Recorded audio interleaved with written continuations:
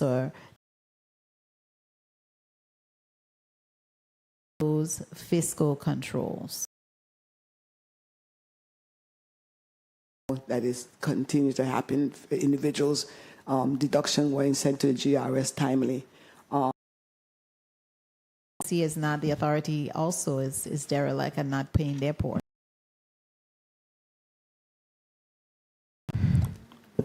When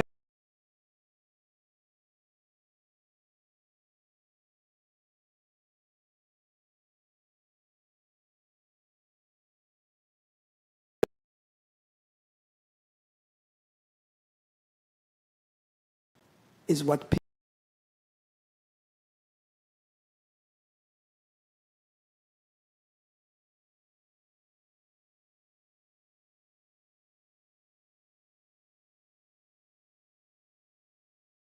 that's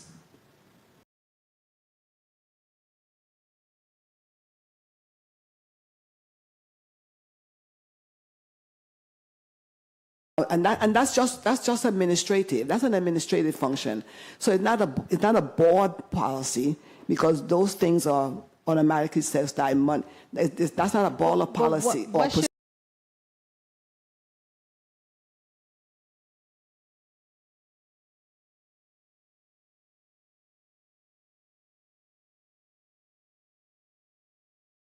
And the board was, and by the next board meeting, make sure.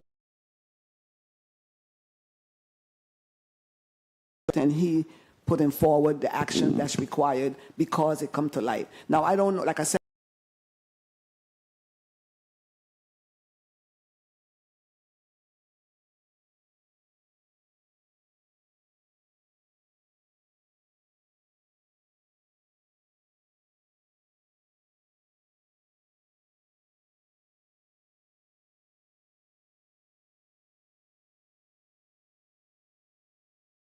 to say something simple, to move.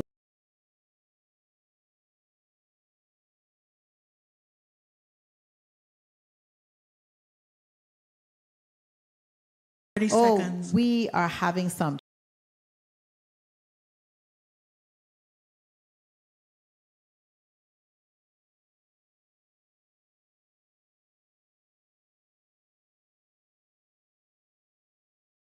That the contractor didn't do.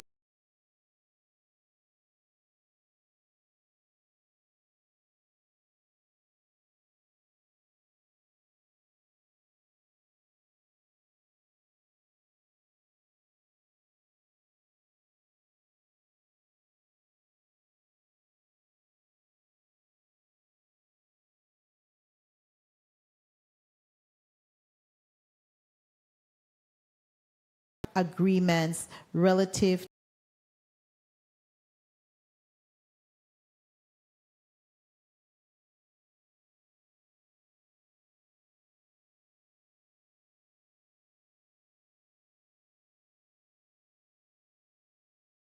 we're told that you have to do this particular project.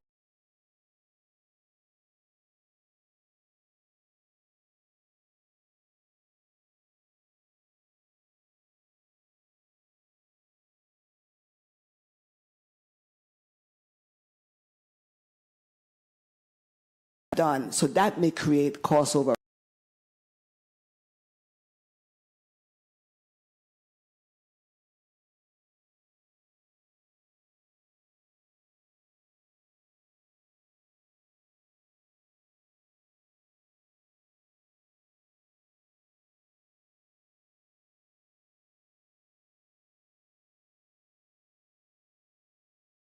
Okay, thank you so much, Senator.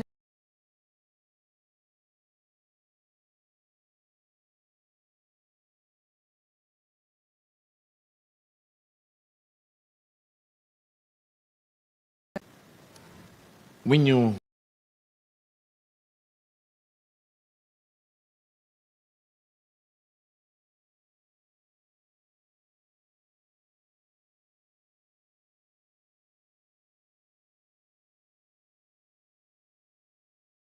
Mr. Man, help out wapa now.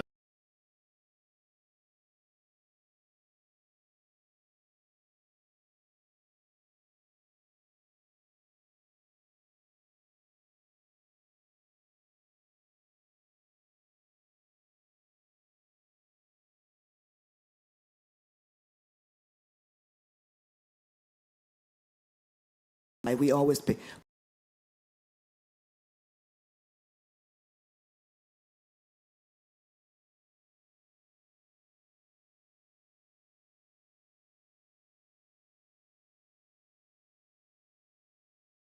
They're not now. Yeah,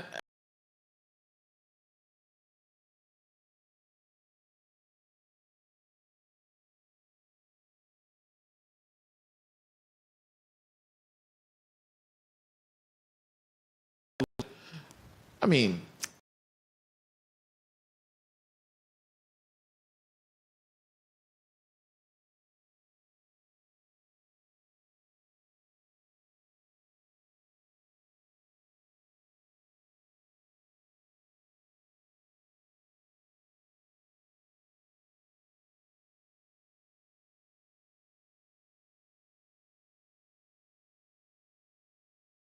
Something that we are seeing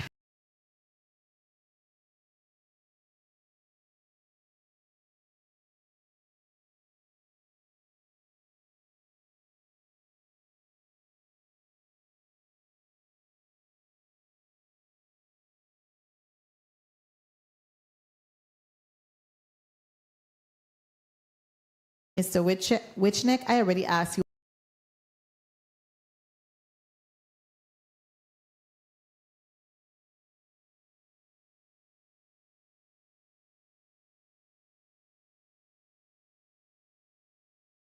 You should have the money there to pay.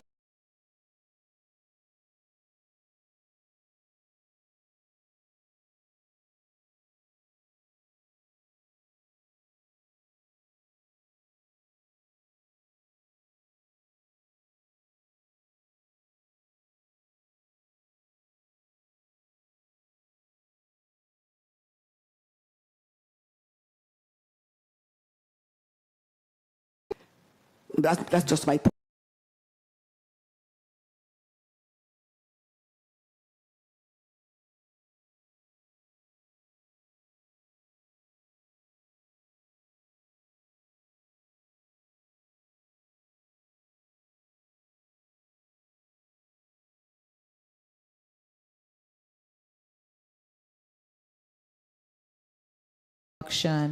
In our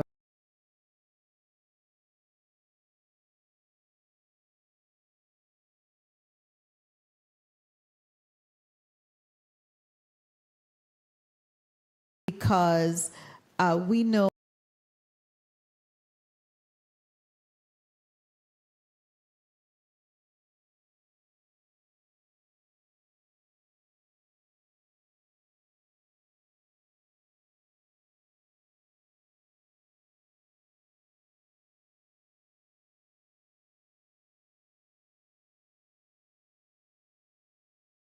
where we are getting affordable.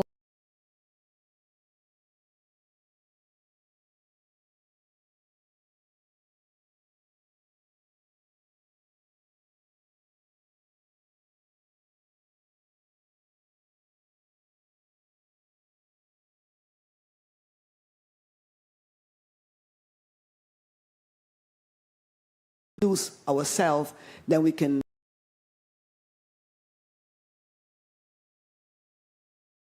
They don't have the finances.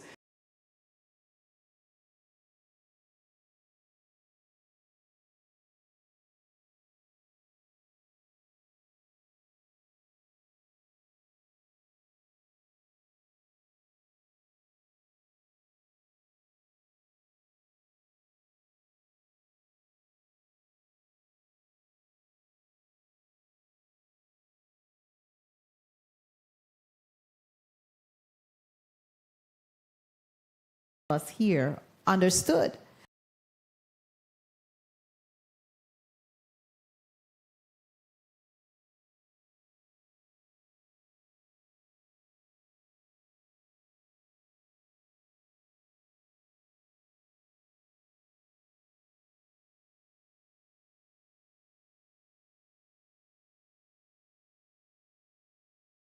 before governors now.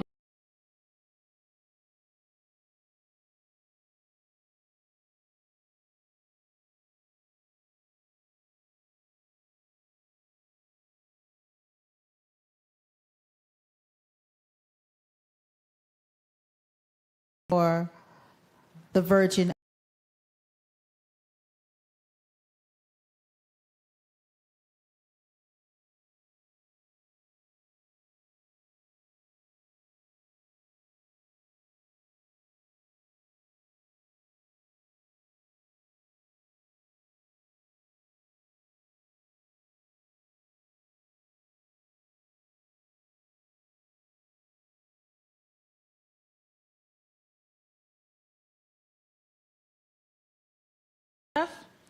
Senator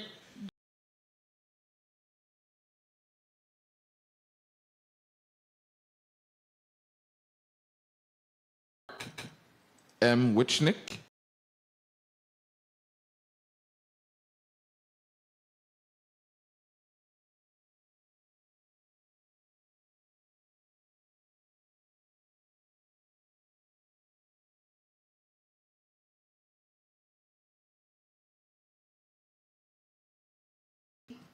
Mark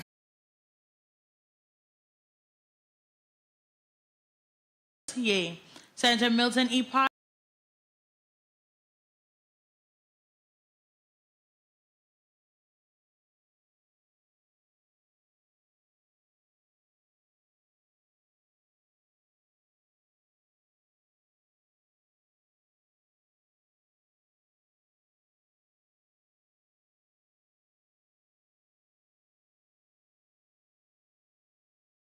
Some of the suggestions y'all have made.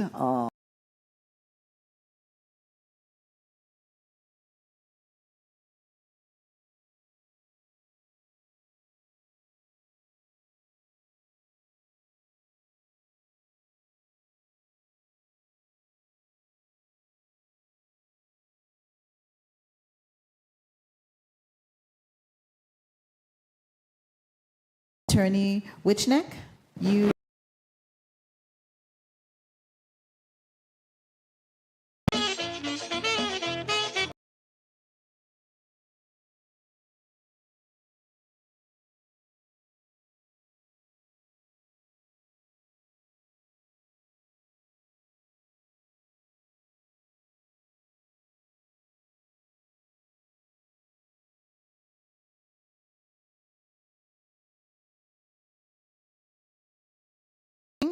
organization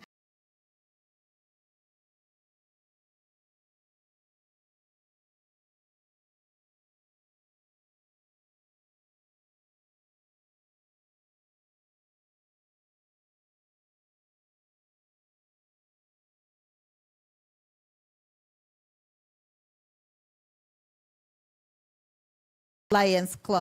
Number 36.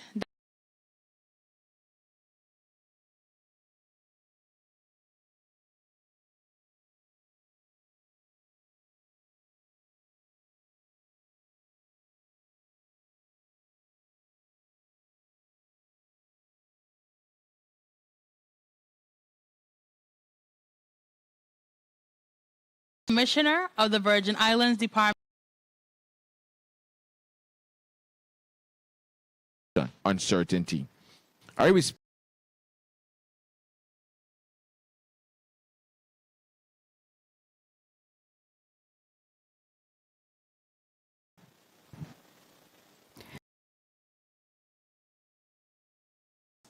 Good day, Senator.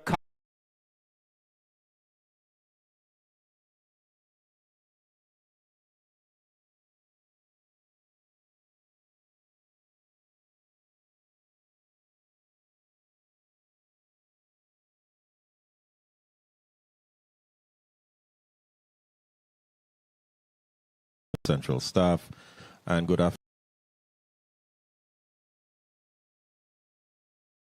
afternoon. The appointment or recommendation of members to be considered by the legislature annually, every January. That's what the law speaks to, but it also provides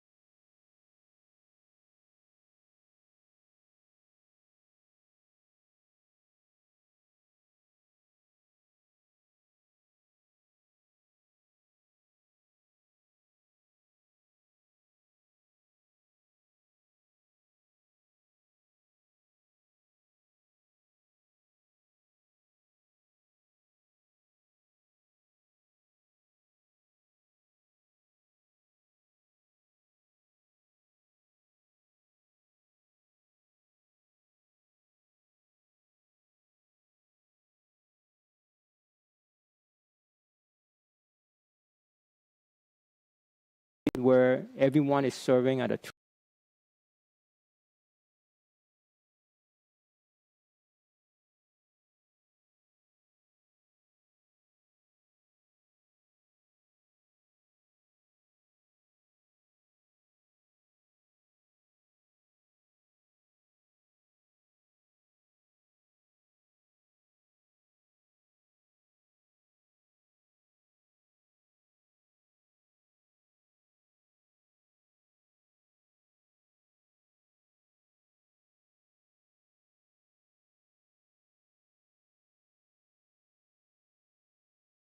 Um,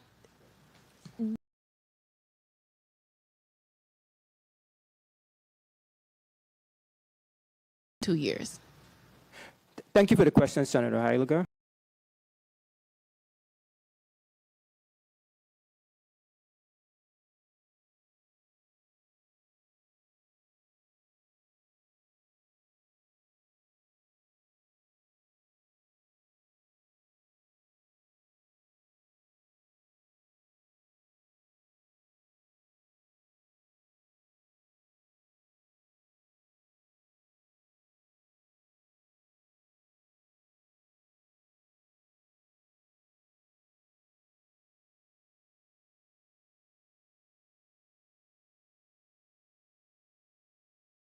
Approved. Mrs. Keone. Wouldn't, because even I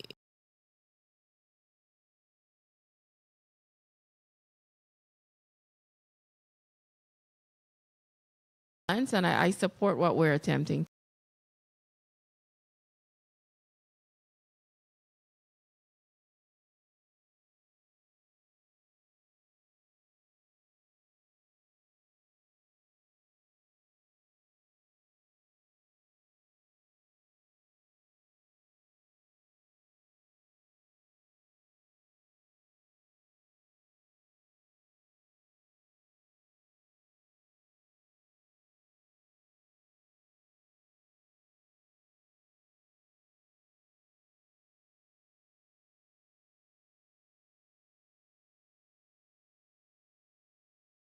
We've been having to do is to have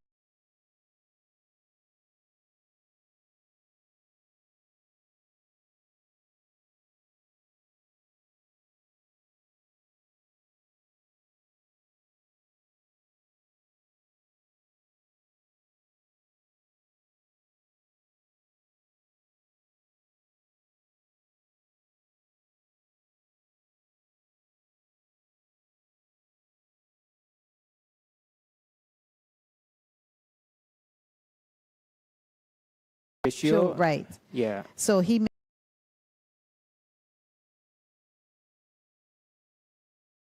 The commissioner, I usually sit on the committee, but we Right. don't like to do that too much.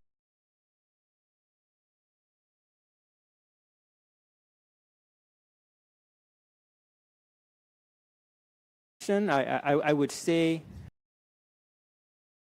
and serve until their replacement. the legislature. Correct. So I understand.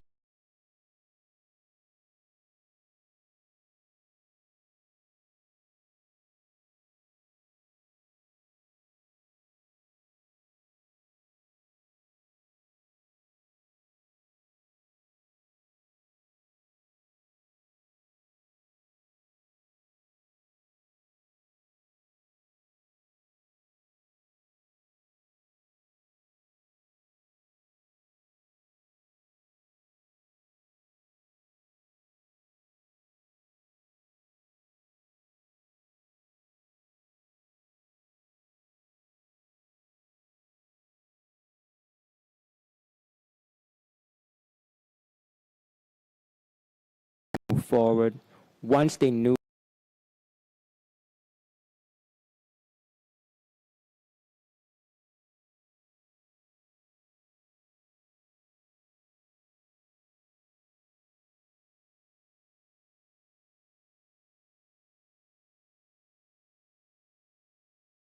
to see the process, like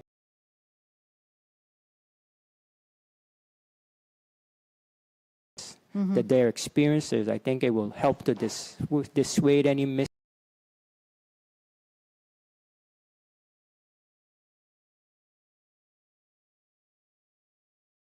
for people to paid 500,000 of it is a love of the Virgin Islands, and that's why they are very much committed to serving on the boards. So I definitely want to commend my colleague for introducing this piece of legislation to just do some cleanup language and extend the time out for all members so that it is the same. There's some equity across the board. Yes. Okay, Senator Lewis, you're recognized for your 3 minutes. Thank you. And Madam Chair, just to so the community could know, because everyone is listening, that when this bill was created, this bill, from time the HPC has been created, has always been the one term. So that's now we're not 2 terms. No. 1 and 2. 1 year and 2 years. So now we're just codifying it to make it two terms, right? 2 2 years. years. Yeah. Sorry, 2 years. I apologize. That's okay. Take my time. 2 years. Yes. Right?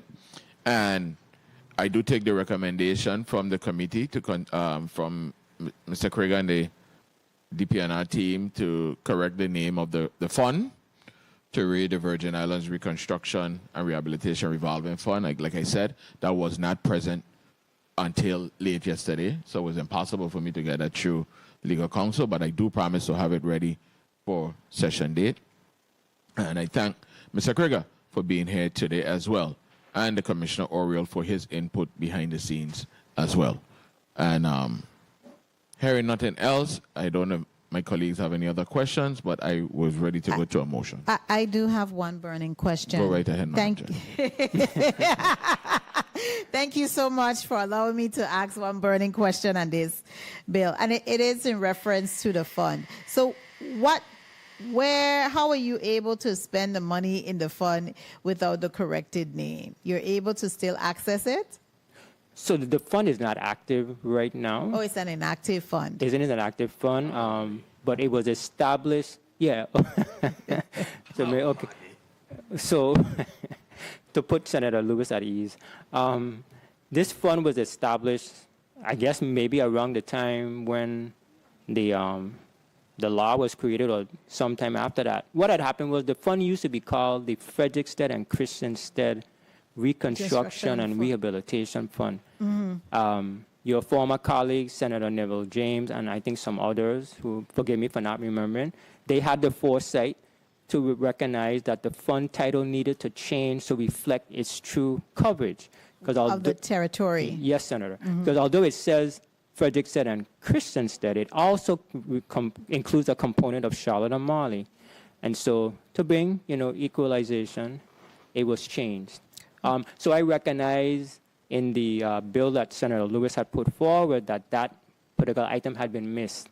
So that's why it was pointed out. But it's already changed legally. It is already changed legally. Okay, good. And that is a vital information to put on the record so that when Senator Lewis brings the amendment, he could actually say, and the record would have reflected why this change is needed and the history behind of it.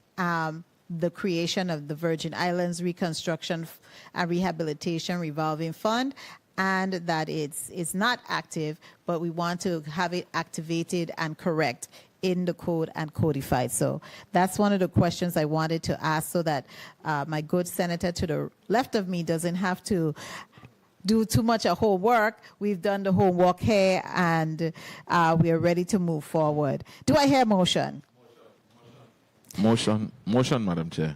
Senator Lewis, you're recognized for your motion. Madam Chair, I move that Bill number 36-0140, an act amending Title 3 Virgin Islands Code, Chapter 22, Section 403, clarifying the term of service for members of the Historic Preservation Commission, be voted upon favorably in this committee, Rules and Judiciary, and reported to the full body for further consideration and action. I so move. Bill number 36-0140 has been properly moved by Senator Avery Lewis and seconded by Senator Angel Boquez Jr. Roll call on Bill number 36-0140. Senator Angel L. Boquez Jr. Yay. Senator Boquez Jr. Yay. Senator Kenneth L. Gittins. Senator Gittins absent. Senator Alma Francis Heiliger. Yes. Senator Francis Heiliger, yay.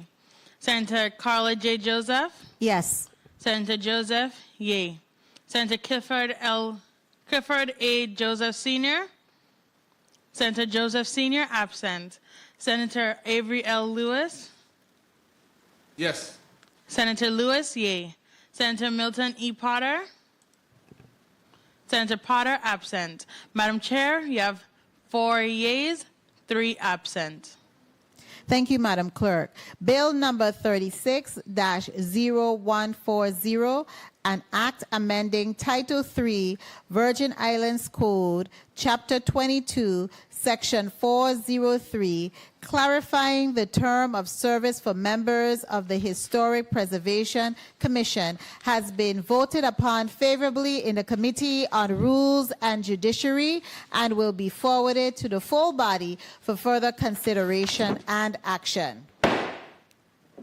At this time, I will allow Mr. Krieger from the Virgin Islands State Historic Preservation Office to place 60 seconds closing remarks. Thank you, Senator Joseph.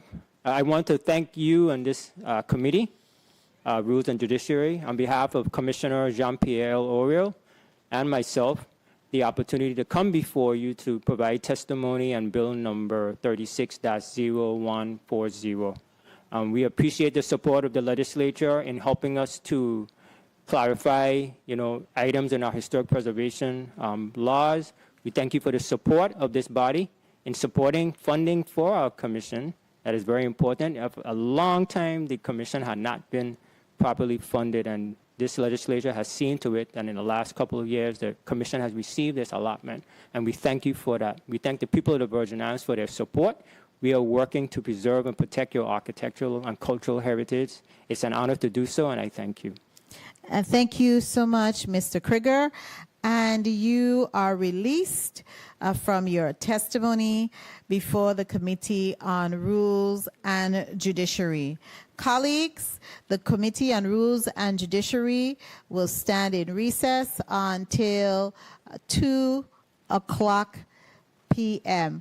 Committee stands in recess until 2 for lunch.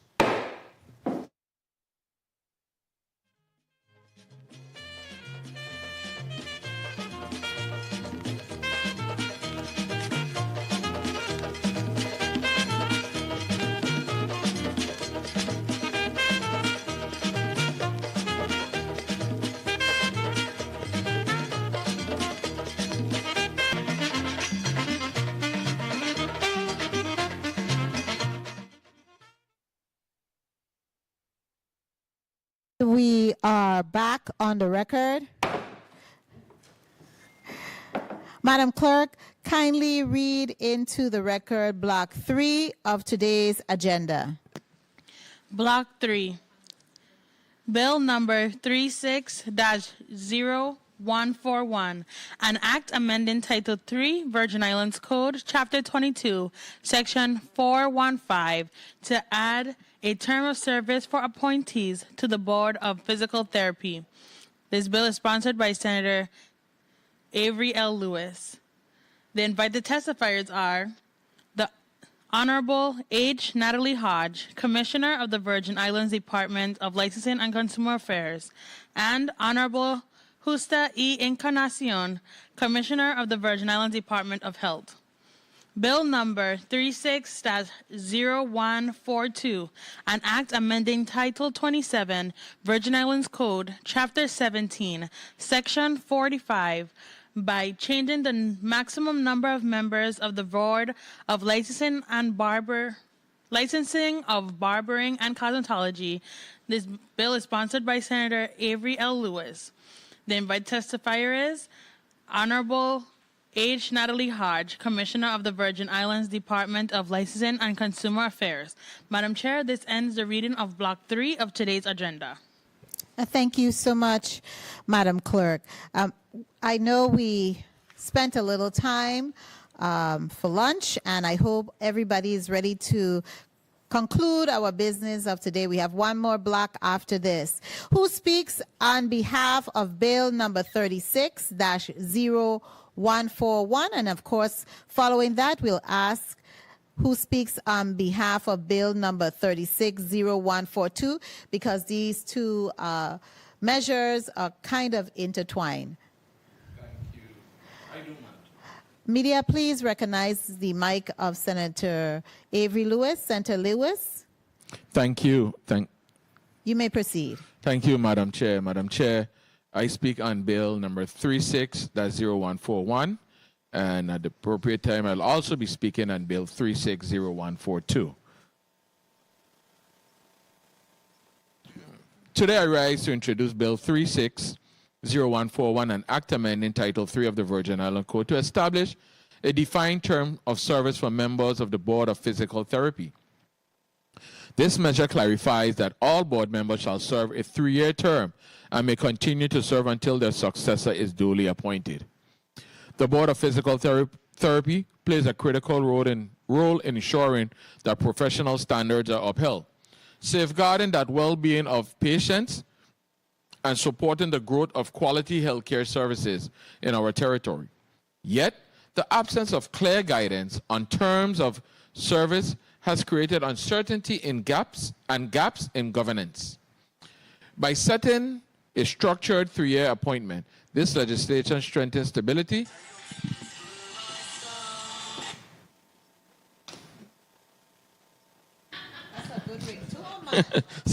sorry about that.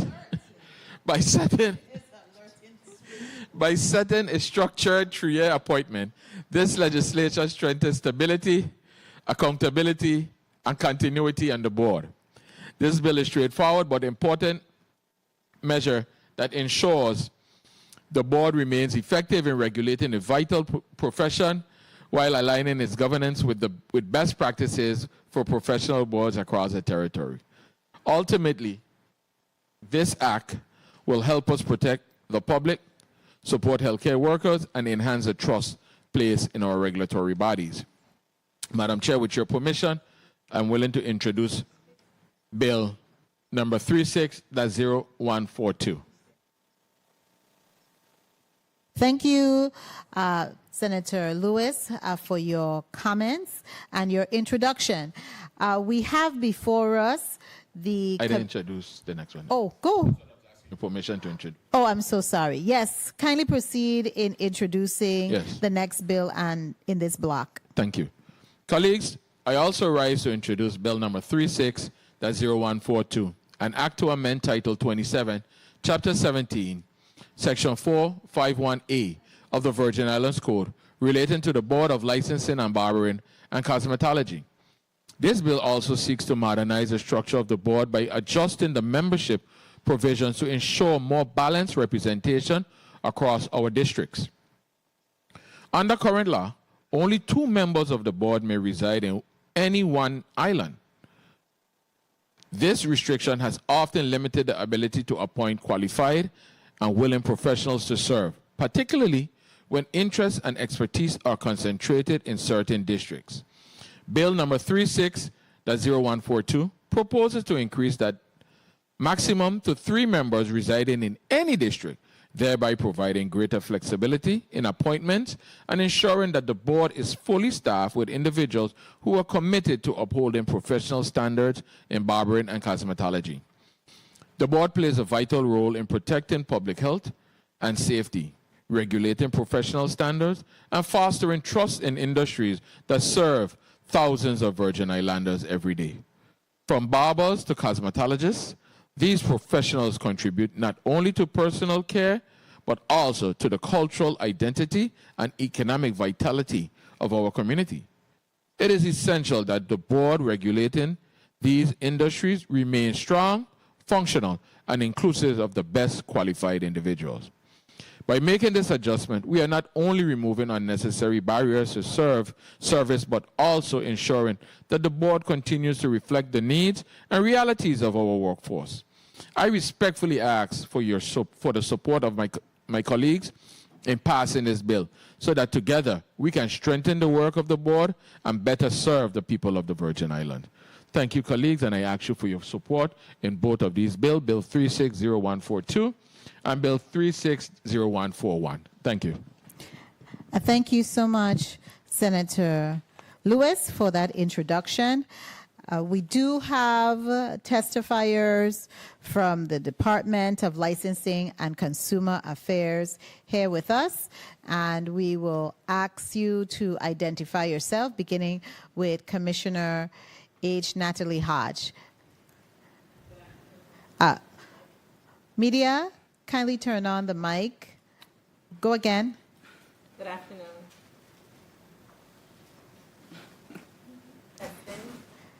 We're not hearing the testifier.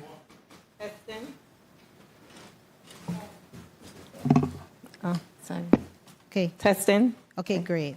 Good afternoon, Natalie Hodge, Commissioner of Department of Licensing and Consumer Affairs. Thank you and welcome, Commissioner Hodge.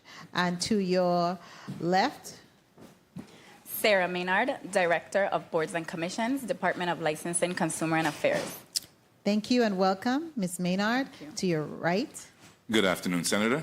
Horace Graham, Assistant Commissioner, Department of Licensing and Consumer Affairs. thank you and welcome, Assistant Commissioner Graham. You can proceed with reading your, certainly you can, Senator Avery Lewis. Kindly recognize the mic of Senator Avery Lewis. Testing. Good afternoon.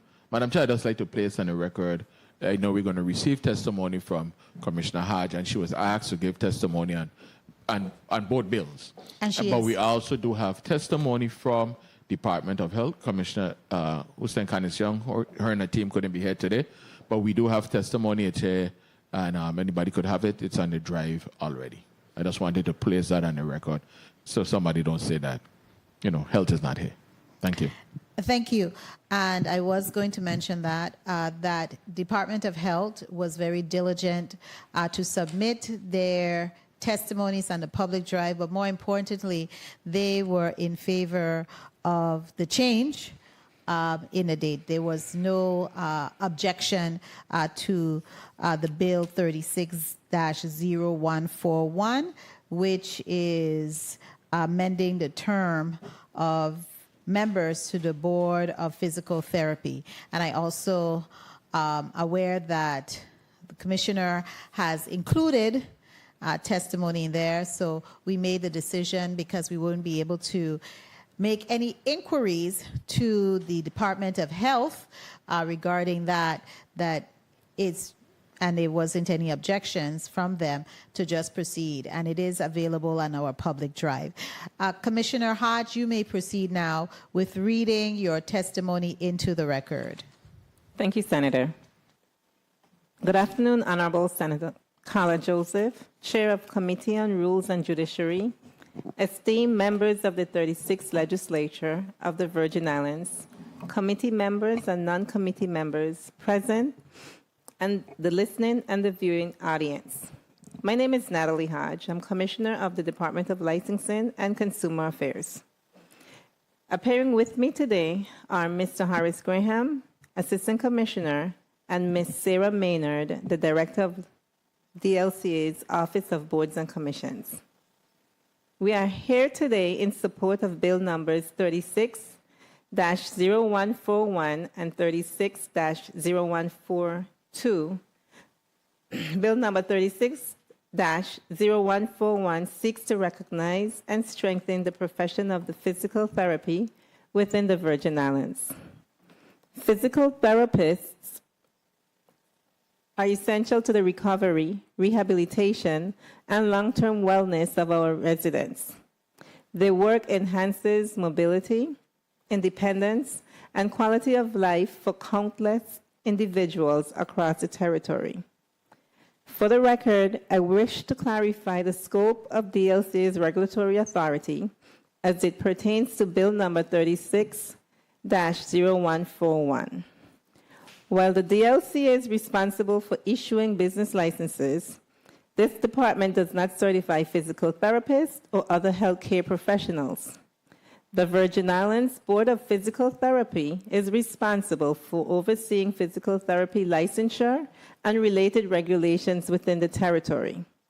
The DLCA interacts with the Office of Professional Licensure and Health Planning to clarify the qualifications and standards required for physical therapists and physical therapist assistants to obtain licensure in the Virgin Islands. Only then do the DLCA process and issue the initial or renewal business license.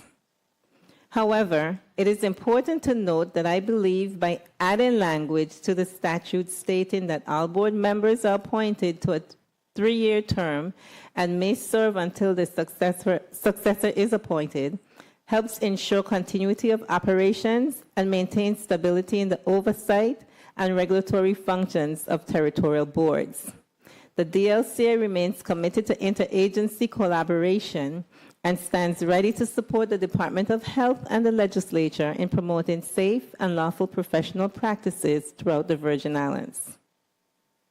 Today, we are also appearing before you in support of Bill number 36-0142, which seeks to change the maximum number of members that can reside in any district to 3 members for the Board of Licensing of Barbering and Cosmetology.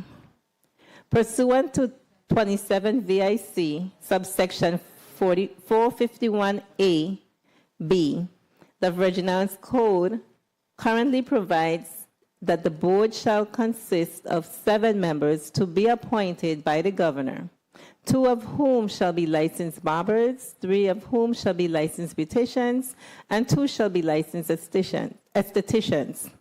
Not more than 2 members may reside on any one island.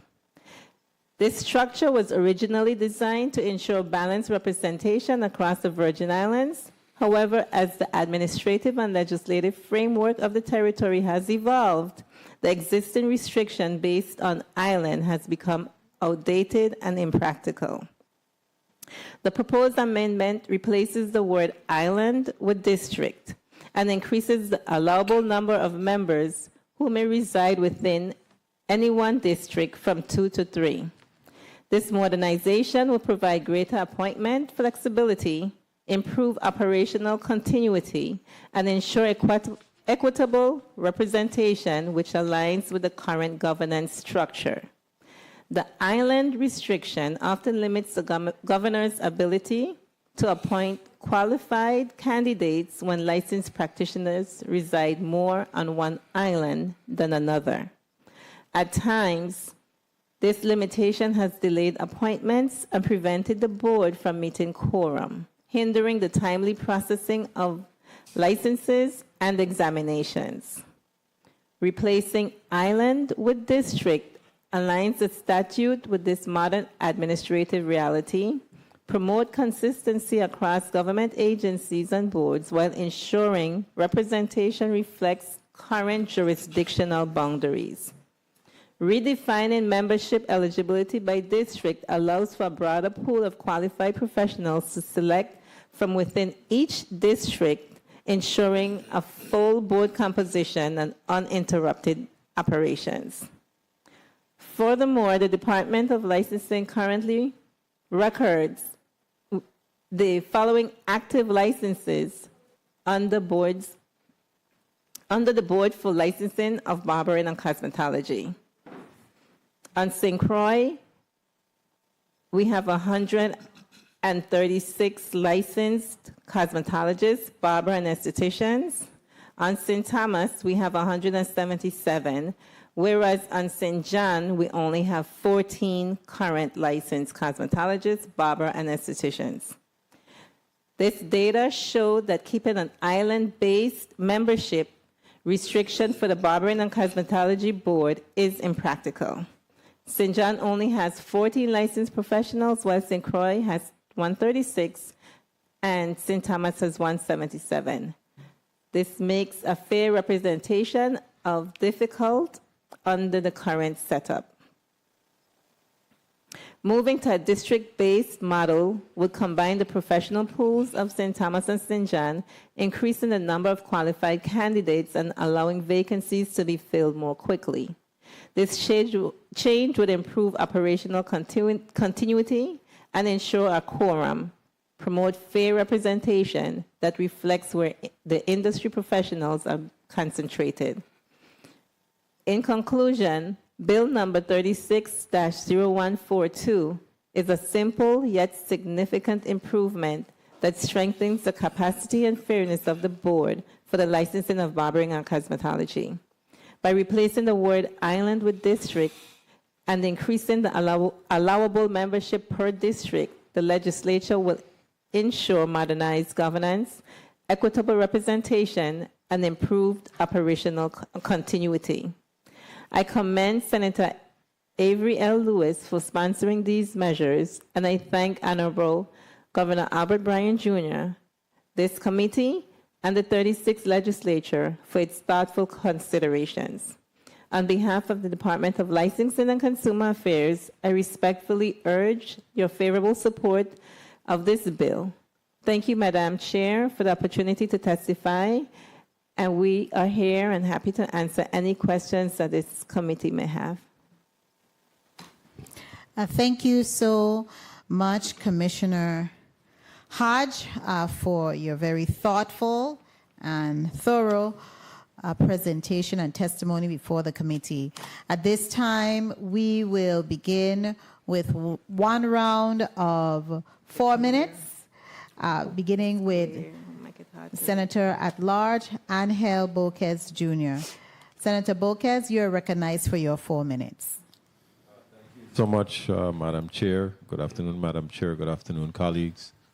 Good afternoon to the listening and viewing audience. Good afternoon, Central staff, and to our testifying panel for bill numbers 36-0141 and 36-0142.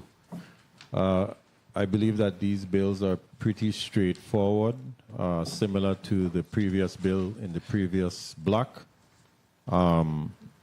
Very easy to understand the intent of what is trying to be achieved, and I don't see any collateral damage in the sense of changing any of these items to reflect the purpose of streamlining the process or processes surrounding these entities.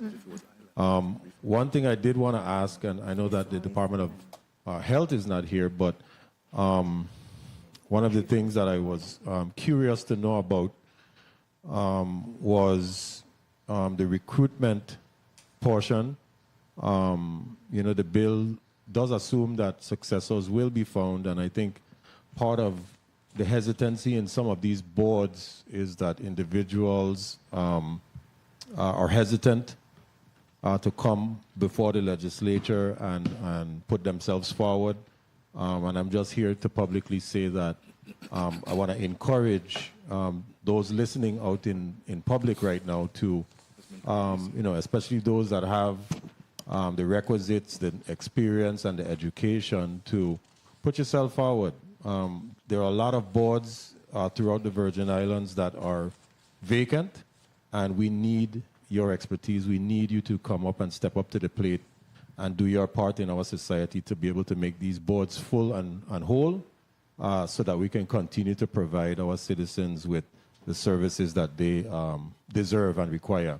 So again, like I mentioned, Madam Chair, both of these measures, I see the intent and what is trying to be achieved. Again, no collateral damage that I can see being taken based on the information. So I look forward to supporting these measures at the appropriate time.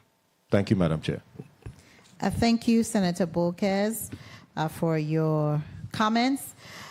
The Chair would now recognize Senator Alma Francis Heiliger for her 4 minutes. Thank you, Madam Chair. Good day to my colleagues, the people of the territory, to the testifiers, to staff. I've listened to the testimony and I have read both of the legislation.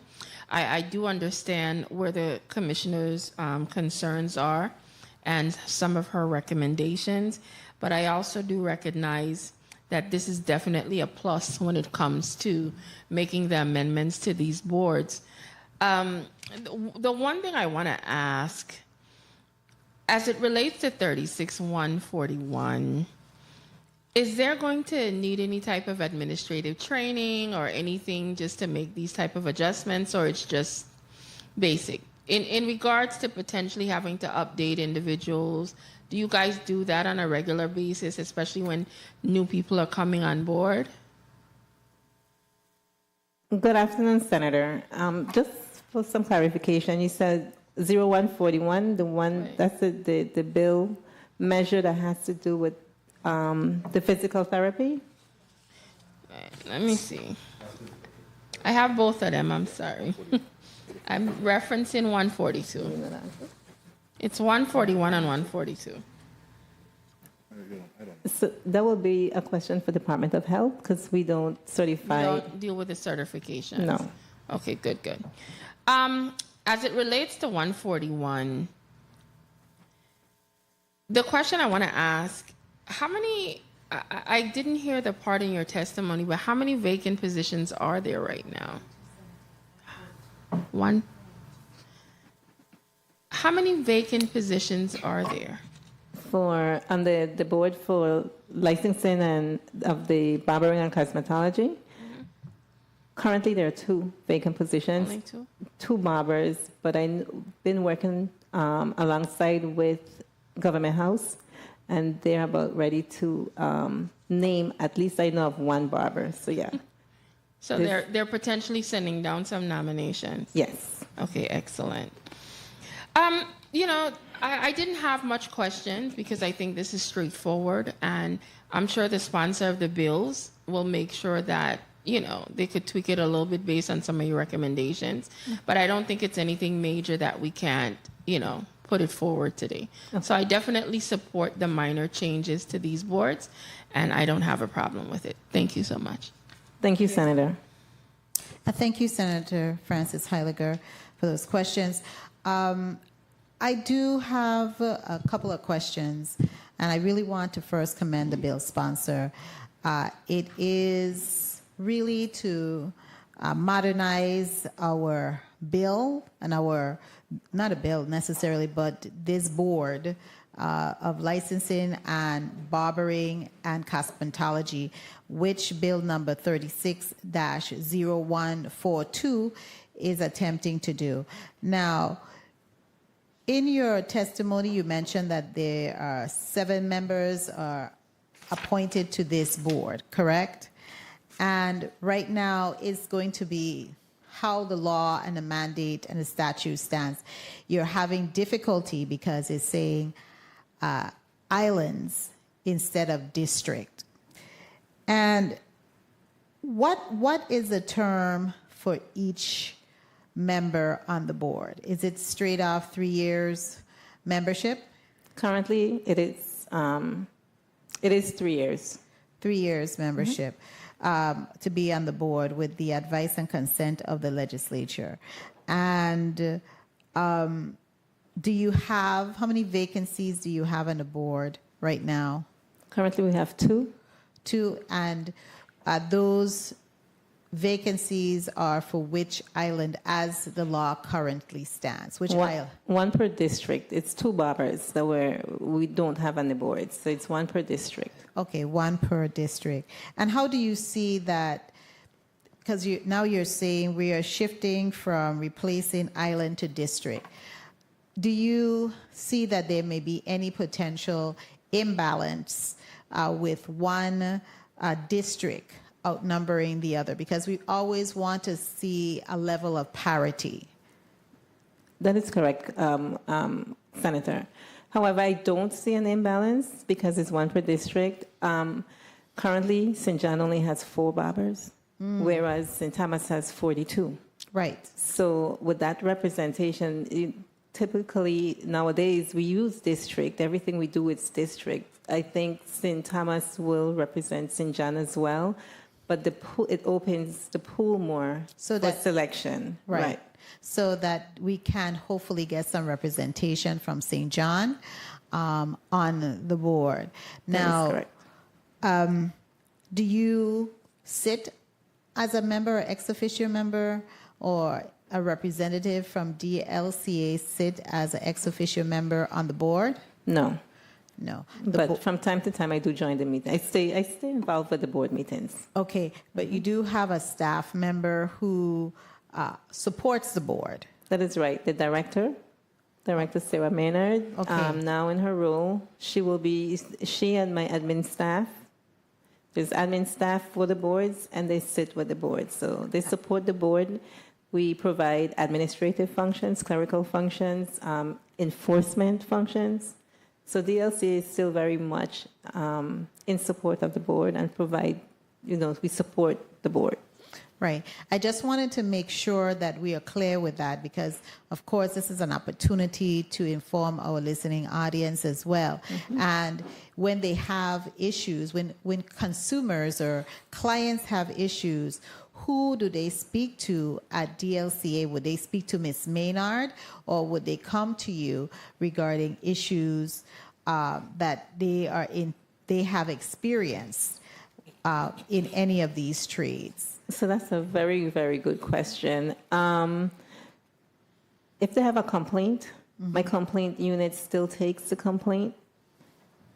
And then once we collect all the information they may need, they know what questions to ask, then they forward it to the board to hear the complaint and make the decision. But the Division of Consumer Affairs is very much involved, the legal division, enforcement division, so the entire agency still backs all the boards. Right, and so the board serves as a mechanism for due processing as well. That is correct. Okay, so it's a very critical board also. Mr. Graham, you wanted to feed in? Yes, just a quick observation. If the listening public wants to know exactly where they can file such complaints, you can visit us on our website at www.dlca.vi.gov and simply select File a Complaint, and we'll be happy to process it accordingly. Wonderful. And this always is an opportunity for you to educate and to highlight and big up your own staff and your capacity to be that entity where our electorate, our taxpayers, our citizenry can go to file complaints. Thank you so much for that information and sharing that vital information. At this time, Senator Avery Lewis, you are recognized for your 4 minutes. Thank you, Madam Chair. And again, good afternoon to the people of the Virgin Islands. Good afternoon, colleagues and testifiers. Commissioner Hodge, I first want to commend you for filling the position of Director of Boards and Commission. This is her first month, so I wouldn't give her the first 20 questions. But, Commissioner, I have a couple questions, if I may ask. As it pertains to boards, how many boards total does DLCA is under DLCA? Total? 8. 8 boards. Mm-hmm. Is all of them fully filled? No. Okay. Well, I guess through the chair, I would like to ask if at some point in time, could you provide me with a listing of the vacancies? Because I think along with you, we could best help you advertise in these positions. And, I have to agree with a little bit with not a little bit, but with the senator at large. I think at times people are just horrified for coming in this institution. And I want to assure them, at least with this senator, this is the place to come, feel comfortable. We're going to ask a pertinent question, be respectful, and, we're going to get through this process because I do depend on the experts for the knowledge. If I have a leak at home, I'm not calling the electrician, I'm going to call the plumber. Right. If I need my hair cut, I definitely are going to the plumber. So, just in all fairness and seriousness, we do need the expertise, and we don't need nobody here insulting anyone's intelligence and integrity and so forth. So I am just putting it out there that times have changed, and this is a place to be where we're asking you the pertinent questions and making sure that you're going to be committed to the work of the people of the Virgin Islands. So if you could just provide me that information, I'd be able to assist you. Will do, and we appreciate that. We find, I've observed through the last couple of years, the 35th, 34th, 36th legislature, you guys have made it very painless. So thank you for that. Thank you. Thank you. I really didn't have no more questions because I just think this bill was very straight. These two bills were very straightforward, and all your recommendations are already in there. So, I mean, if you have any more, feel free, and we could make those adjustments. Thank you, Senator. Madam Chair. Thank you so much, Senator Lewis. Is there any other burning question? Hearing none, do I hear a motion? Motion. Senator Lewis, you're recognized for your motion. Thank you, Madam Chair. Madam Chair, I move that Bill number 360141, an act amending Title 3 Virgin Islands Code, Chapter 22, Section 415, to add a term of service for appointees to the Board of Physical Therapy, be voted upon favorably in the Committee on Rules and Judiciary and forwarded to the full body for further consideration and action. I so move. Bill number 36-0141 has been properly moved by Senator Avery Lewis, seconded by Senator Angel Boquez Jr. and Alma Francis Heiliger. Roll call on Bill number 36-0141. Senator Angel L. Boquez Jr. Yay. Senator Boquez Jr. Yay. Senator Kenneth L. Gittins. Senator Gittins absent.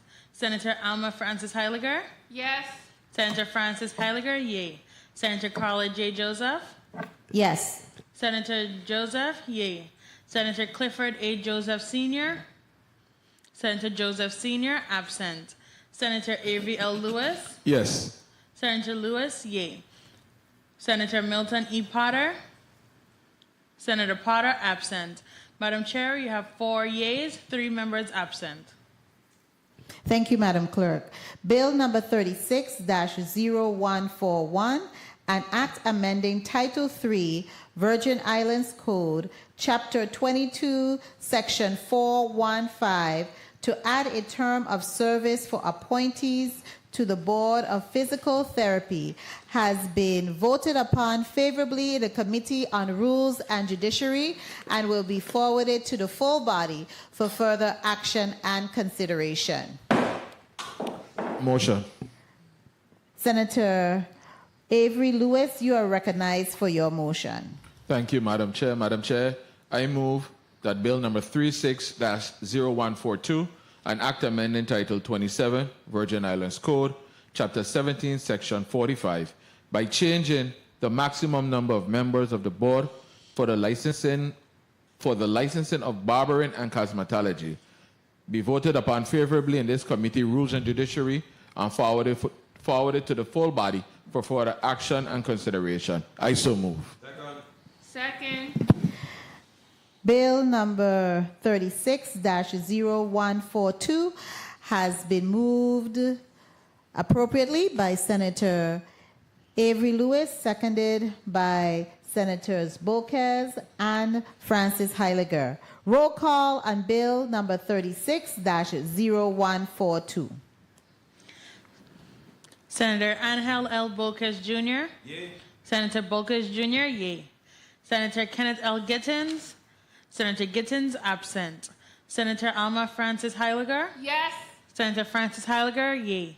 Senator Carla J. Joseph. Yes. Senator Joseph. Yay. Senator Clifford A. Joseph Sr. Senator Joseph Sr. absent. Senator Avery L. Lewis. Yes. Senator Lewis. Yay. Senator Milton E. Potter. Senator Potter absent. Madam Chair, you have 4 yeas, 3 members absent. Thank you, Madam Clerk. Bill number 36-0142, an act amending Title 27, Virgin Islands Code, Chapter 17, Section 45, by changing the maximum number of members of the Board for the licensing of barbering and cosmetology, has been favorably voted upon in the Committee on Rules and Judiciary and will be forwarded to the full body for further action and consideration. Point of information. Senator Avery Lewis, you are recognized for your point of information. Thank you, Madam Chair. Commissioner Hodge, I'd like to thank you and the team for coming here today. And I really have to give you kudos, and I wanted to extend to you and your team. I really don't know who's responsible for it, but I think it's a team effort in Department of Licensing and Consumer Affairs. And being that I am in charge of government operations, Veterans Affairs, Consumer Protection, the kudos goes out to that last food survey. On point. On point. Take it back. That's what we need to see. Stop sending me the paper here, but pet milk, this, no, man. Show me the video, man. Show me the video. I'd like to see, you know. And send Mr. Graham down the aisle with the bow tie, man. Pick up the milk and the cheese and thing, man. I really had liked that. I think the community appreciated that. It was like a different breath of fresh air. Started with St. Croix, St. Thomas, St. John, and so forth. So kudos to that. You always heard it bad, but I have to give you credit when we do great. Thank you very much. I appreciate that. Thank you, Senator. Thank you. Commissioner, we are going to allow you 60 seconds to place on the record your closing remarks. Kindly proceed. Once again, thank you, Senator, for allowing us to be here to testify on these two measures, or at least the one. We want to thank Senator Avery Lewis for reaching out to us on this matter. On behalf of the Board of Barbering and Cosmetology, we thank you and want to thank the staff at the Department of Licensing and Consumer Affairs, the hardworking staff. Thank them for everything they do. And big up to Miss Diane John for that reel she put out and made Senator Lewis extremely happy this good day. Thank you, Diane. And thank you so much. You, as well as your team, are released from testifying before the Committee on Rules and Judiciary. Thank you for all that you do. Madam Clerk, kindly proceed with reading our final block for today, Block 4, into the record. Block 4, bills. Bill number 36-0083, an act establishing a 90-day amnesty period for the waiver of penalties for payment of outstanding property taxes, income taxes, and gross receipt taxes for all tax years to assist taxpayers and businesses recovering from the aftermath of Hurricanes Irma and Maria and Tropical Storm Ernesto. This bill is sponsored by Senators Kenneth L. Gittins and Novell E. Francis, Jr. Bill number 36-0119, an act amending Act number 8651 by reprogramming the appropriated funds to the Department of Sports, Parks, and Recreation to fund the completion of the Randall Doc James Racetrack on St. Croix. Sponsored by Senators Avery L. Lewis, Angel L. Bocas Jr., and Maurice C. James. Madam Chair, this ends the reading of today's agenda.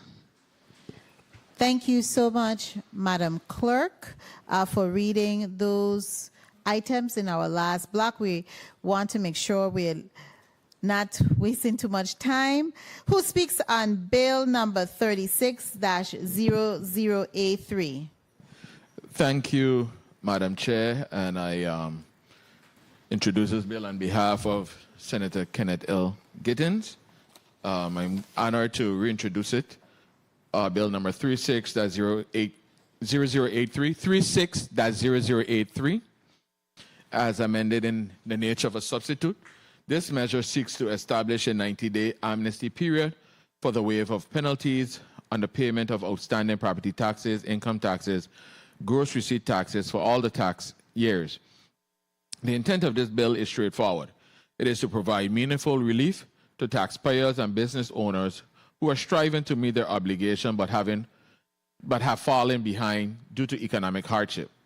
When this bill was first considered by the Committee on Budget Appropriations and Finance on October 7th, Senator Gittins closed his remarks on behalf of himself and Senator Novell Francis, who also signed on to the bill, by expressing deep appreciation for the engagement of his colleagues and input of community stakeholders.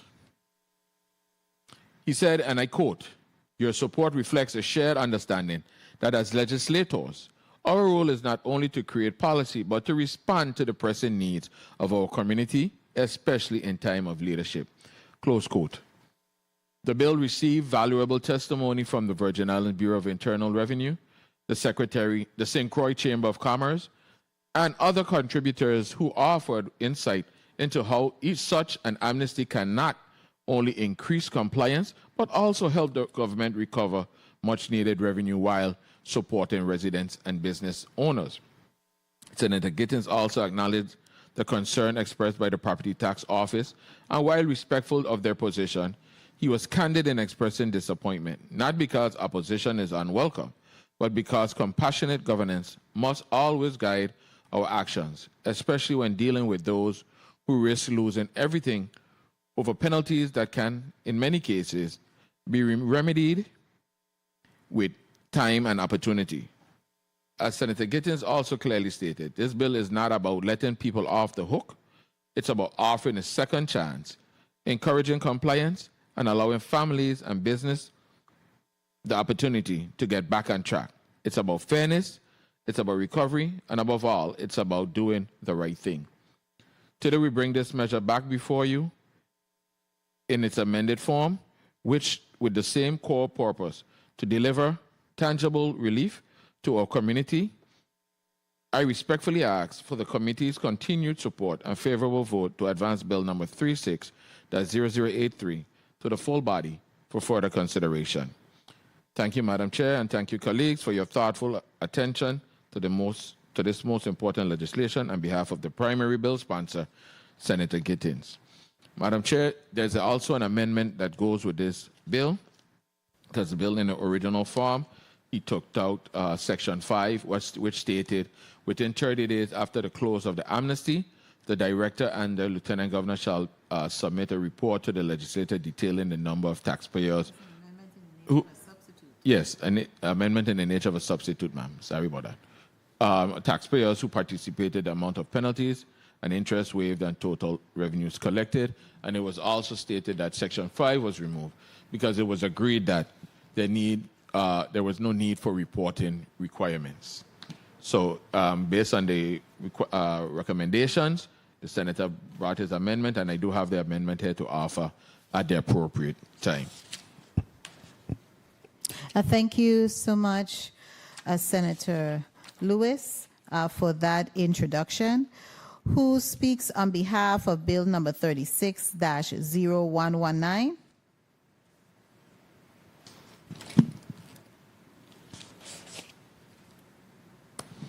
Madam Clerk, I do speak on behalf of Bill... Chair. Madam Chair. Sorry. I do apologize. Madam Chair, it's been a long day. I do speak on behalf of Bill number 36-0119.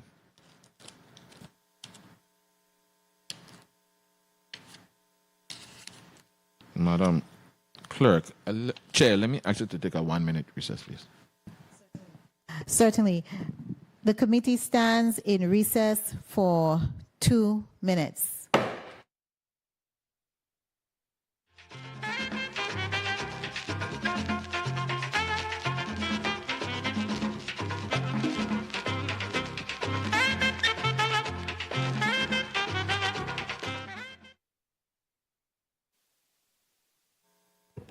And we are back on the record.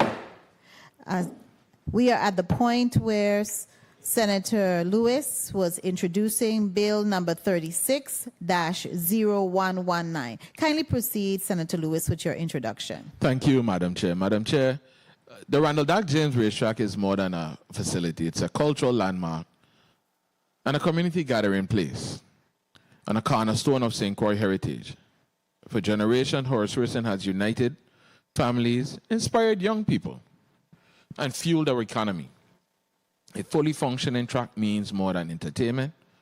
It means jobs, tourism, business growth, and above all, a safe and positive outlet for our youth, keeping them off the streets and engaged in something greater than themselves. In 2016, VIGL Operations LLC was entrusted with the responsibility of redeveloping the racetrack. They were even given a generous grant to complete the work.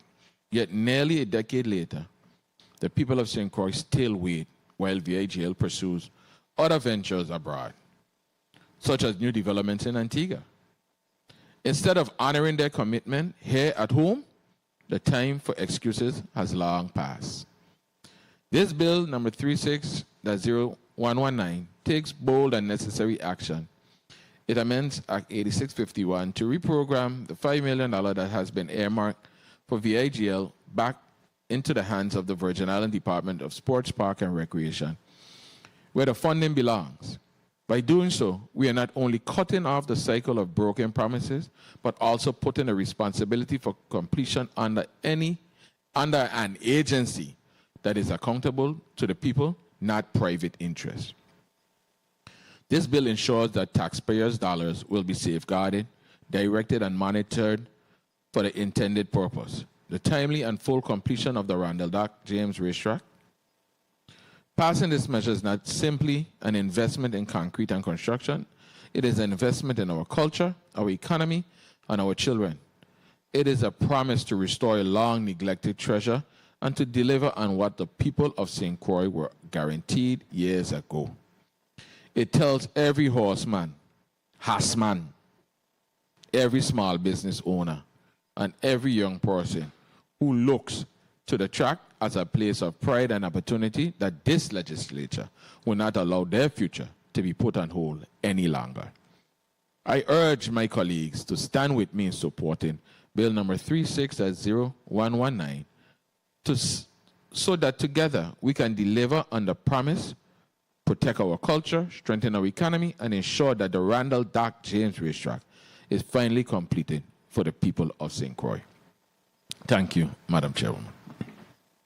Thank you, Senator Lewis, for that introduction.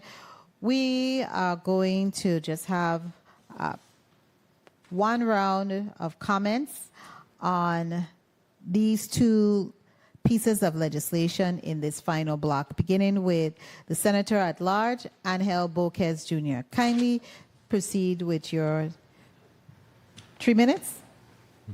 And if you don't have to spend all the 3 minutes, it's fine. You could just reserve the rest of your time and send it back to the chair. Thank you. Thank you so much, Madam Chair. Good afternoon, Madam Chair, colleagues, listening and viewing audience, central staff. Bill number 36-0119, I'm also a sponsor with the primary sponsor on this measure, and I believe that it's a good bill because it empowers the Department of Sports, Parks, and Recreation to immediately move forward with some key preliminary actions, such as site maintenance and preparation, some potential contracting, and of course, project mobilization. What I mean by that is to prime itself to be prepared to go into some sort of contractual agreement that would then move the Randall Dock James Racetrack forward, as mentioned by the primary sponsor. As we all know, this is a major economic and cultural facility that has existed in the Virgin Islands in the horse racing industry that we want to revitalize. And I believe that this infusion of funds at this given point in time will help move that process forward.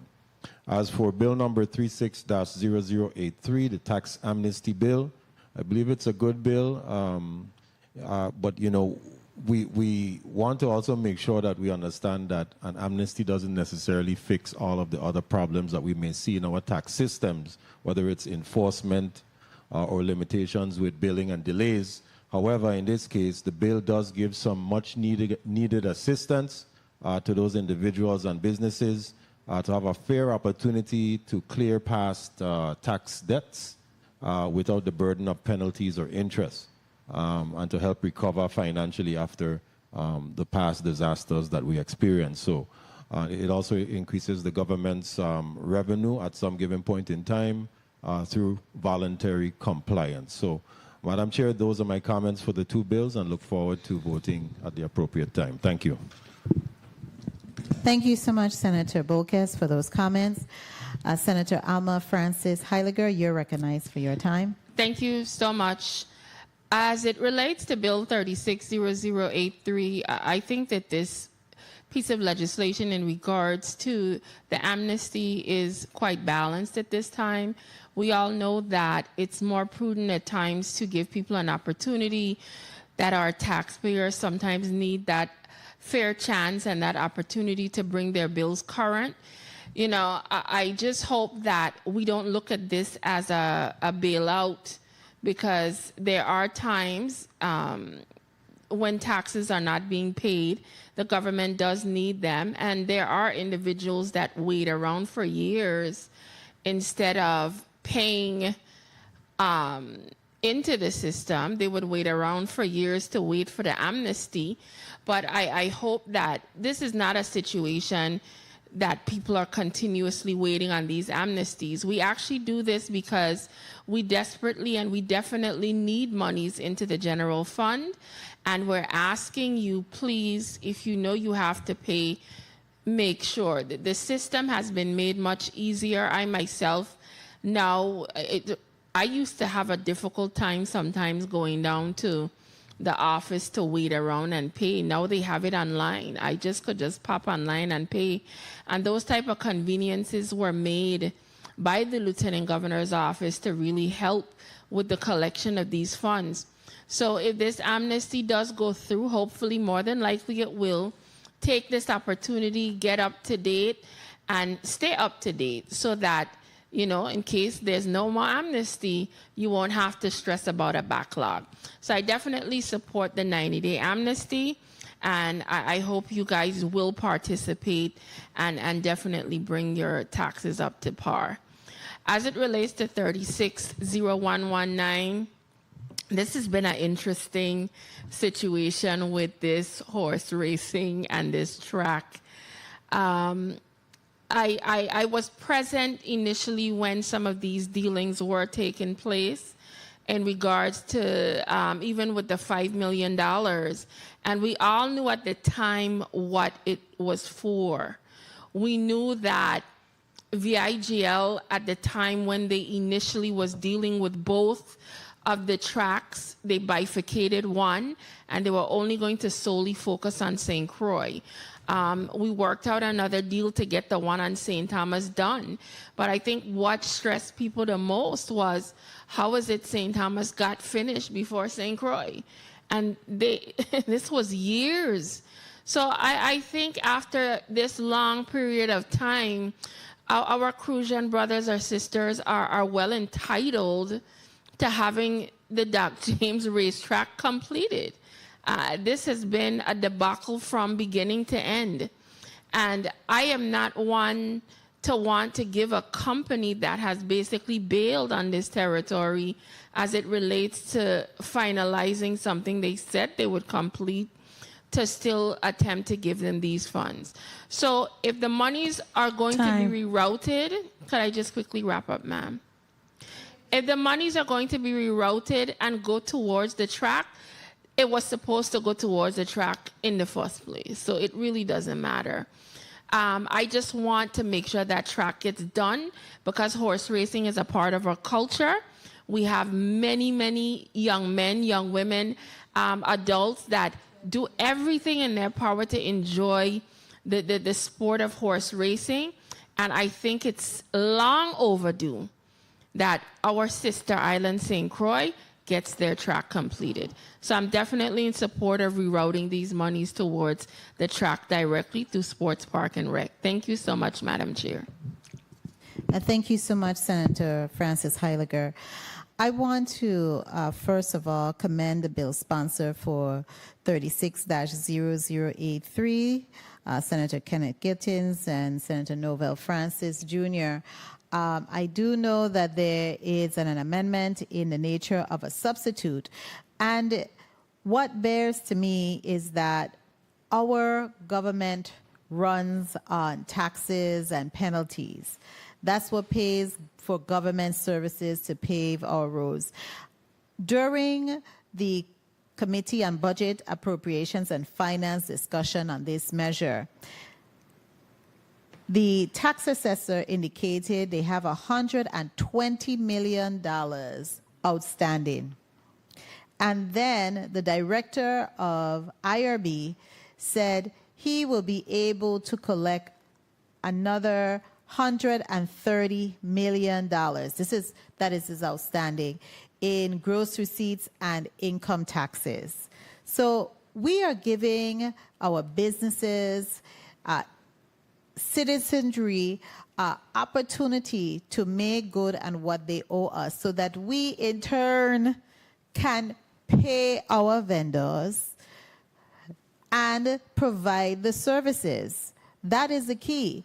It's in order for us to provide these services and pay our vendors and keep the government running, we need this type of stream of income that's coming in. And I'm hopeful that with this tax amnesty, it isn't that we are not going to be able to collect at least $100 or $150 million, that we will see a jump in that amount.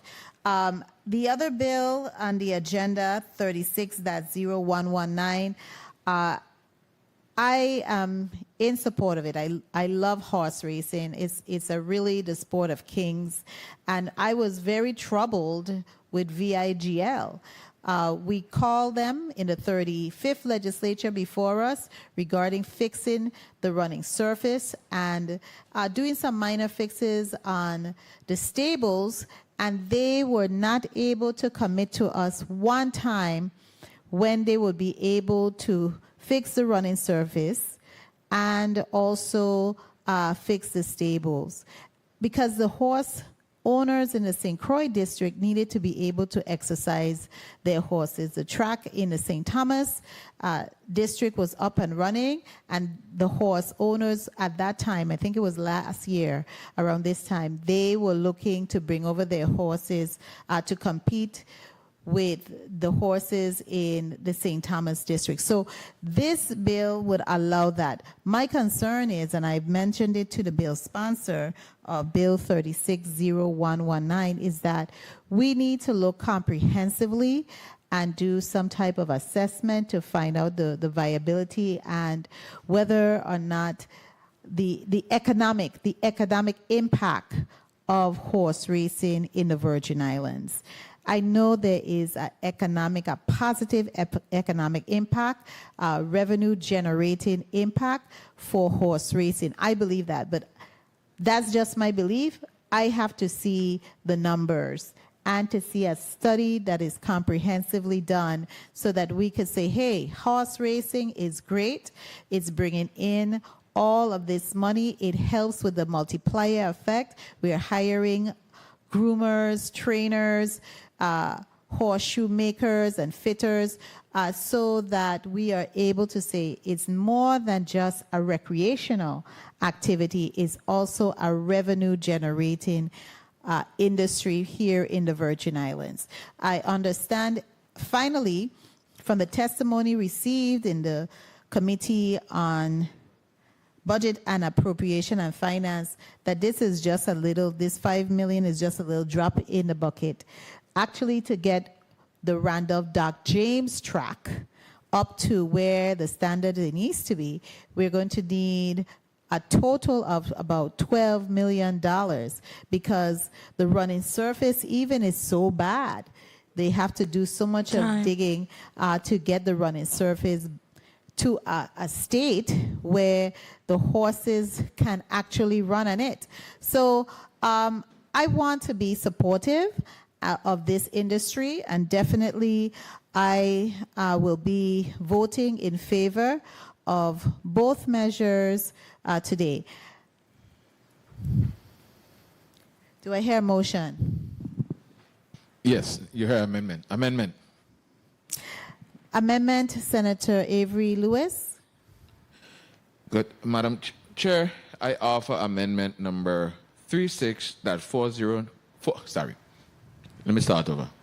Madam Chair, I offer amendment number 36-490, an amendment in the nature of a substitute to bill number 36.0083.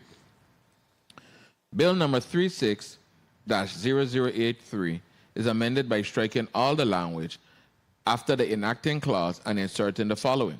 Section 1. The Director of the Virgin Islands Bureau of Internal Revenue, the Director, shall, within 10 days after the effective date of this act, establish a 90-day amnesty period for the waiver of penalties and interest for all tax years, including 1. Penalties and interest on outstanding real property taxes. 2. Penalties on payments of outstanding income taxes. And 3. Penalties and interest on payment of outstanding gross receipt taxes. Section 2.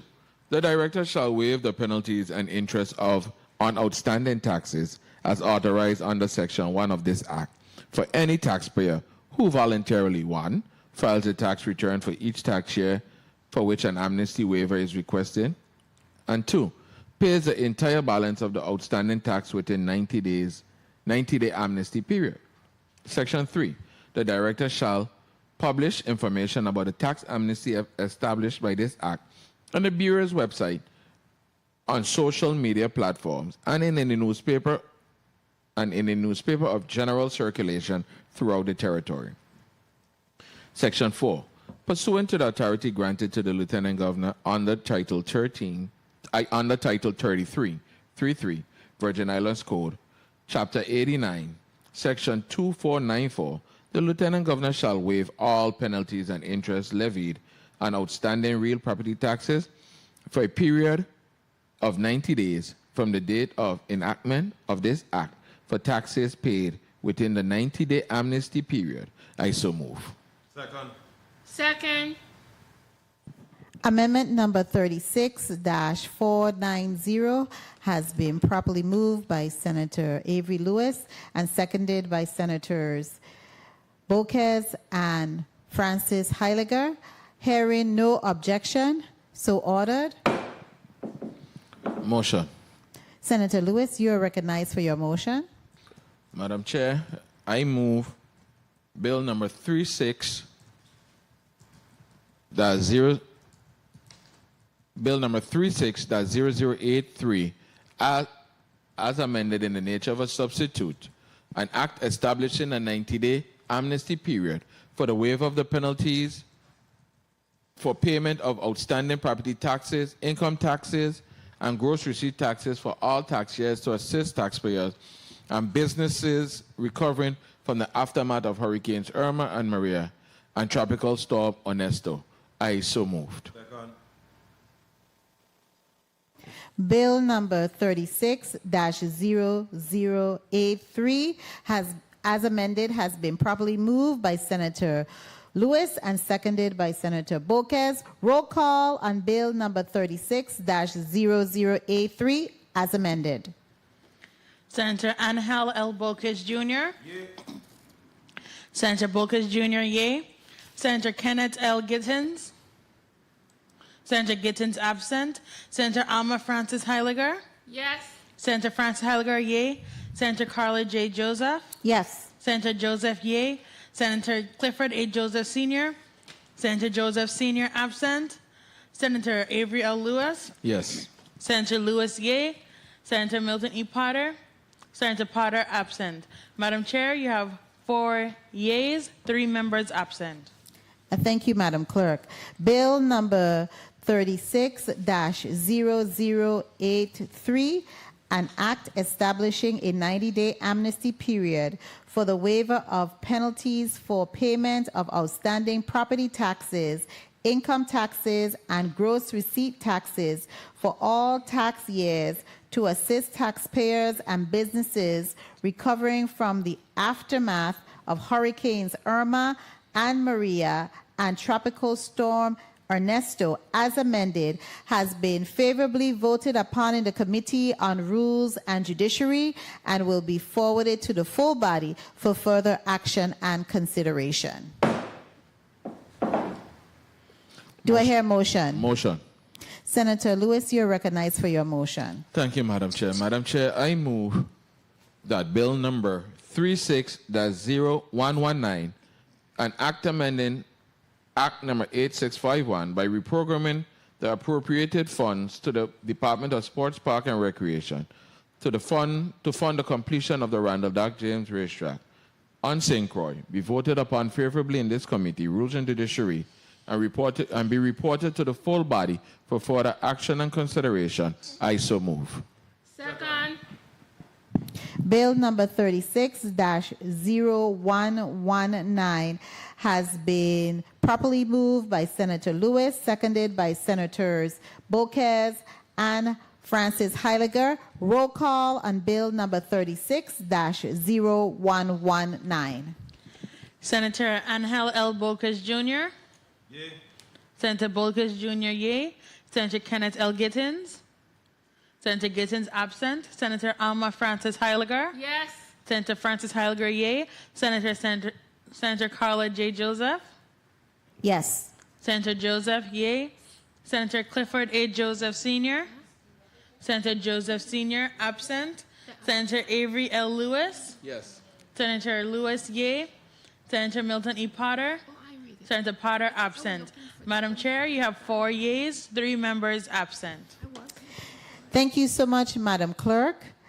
Bill number 36-0119, an act amending Act number 8651 by reprogramming the appropriated funds to the Department of Sports, Parks and Recreation to fund the completion of the Randall Doc James Racetrack on St. Croix has been favorably voted upon in the Committee on Rules and Judiciary and will be forwarded to the full body for further action and consideration. Point of information. Senator Lewis, you are recognized for your point of information. Thank you, Madam Chair. Madam Chair, I'd just like to express thank you to all my colleagues here today for your support. Been a long day, been a handful of us, but I think we accomplished a lot today. And I think teamwork makes the dream work. And I do thank everyone for their support today. It's a great pleasure. I think the community would be pleased with what we have done here today. So I'd just like to say, publicly I express thank you to you, and especially with moving the last 2 bills forward. And I know the Hassman them would be grateful, and now we move to the full body for further consideration and action. Thank you, colleagues, and let's all have a great afternoon. Thank you. Thank you as well, Senator Lewis, for those comments. Colleagues, we have reached the end of our agenda today. I really want to thank my 4 colleagues who stood strong with me today to get the people's work done in the people's house. I really give you kudos for being here and for us being able to work together to get this agenda completed today. I also want to thank our central staff members here, a stenographer, media, sergeant of arms, my senatorial staff, as well as the protocol office, the executive director office, for all you do behind the scenes to get this business, this legislative business shown to our people so that they can have an opportunity to view and understand the proceedings. The committee, before I go, I would also like to put a little plug here to encourage persons in the St. Croix district to definitely attend the U.S. Virgin Islands Innovative Housing Construction Summit. This is being highlighted by Senator Marvin Blyden, and I'm a member of the Committee on Housing, Telecommunication and Infrastructure. And so tomorrow it's going to be held in St. Croix at the UVI Great Hall. Registrations begins at 8:30 and it lasts from 8:30 to 4 p.m. Today, they should be winding down now. It was held at the UVI Innovative Center. I was there earlier this morning. I got some vital information from some of the contractors there. Didn't have time to stay the whole day because we had to do the people's business, and this is a priority for us. So definitely, if you have time tomorrow in St. Croix, I would urge you to go to the Great Hall for the USVI Innovative Housing Construction Summit. The Committee on Rules and Judiciary meeting for Thursday, October 23rd, 2025 is hereby adjourned. Good meeting, good meeting.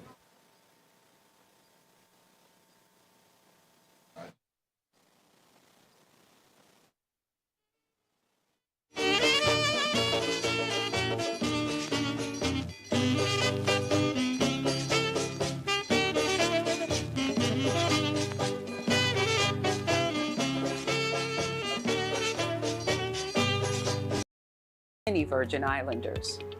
And at times out of reach. I'm here to say that building your home is attainable. In collaboration with the Virgin Islands Territorial Association of Realtors, we've met with private and public stakeholders, researched solutions, and found modern technologies that can cut our building costs by at least 40% while maintaining quality.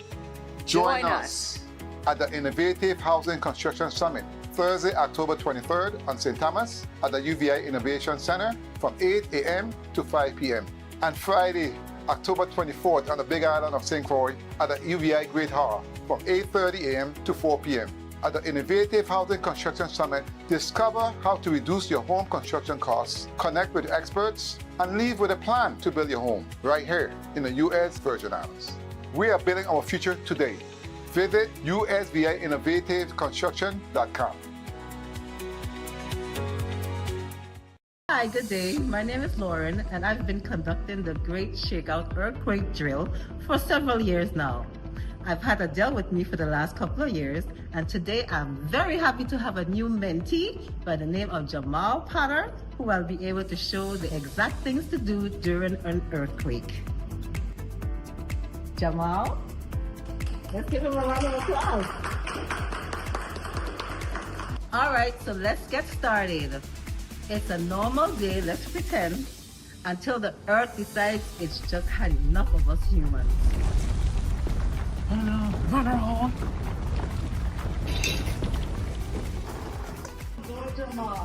No, you're supposed to stop, cover, and hold on. Don't worry. The first time that happened to me, I hold an umbrella over my head. Stop, cover, and hold on. That sounds like a dance move.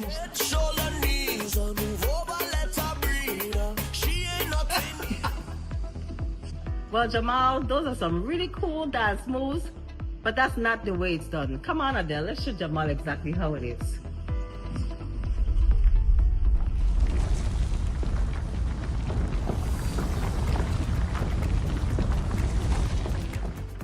Well, you know, Jamal, the best way to do it is how I showed you, but let's try it your way and put you in some bubble wrap.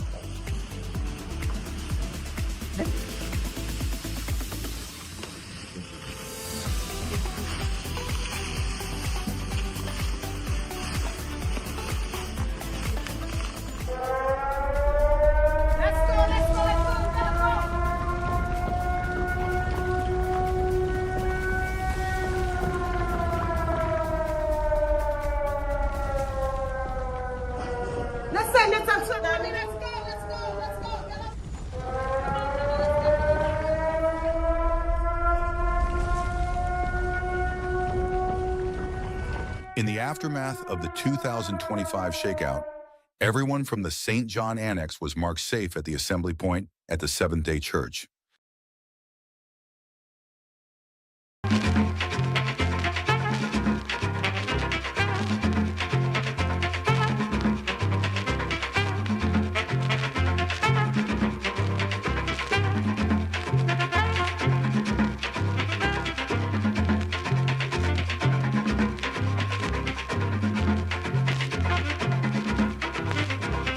Lilo la la le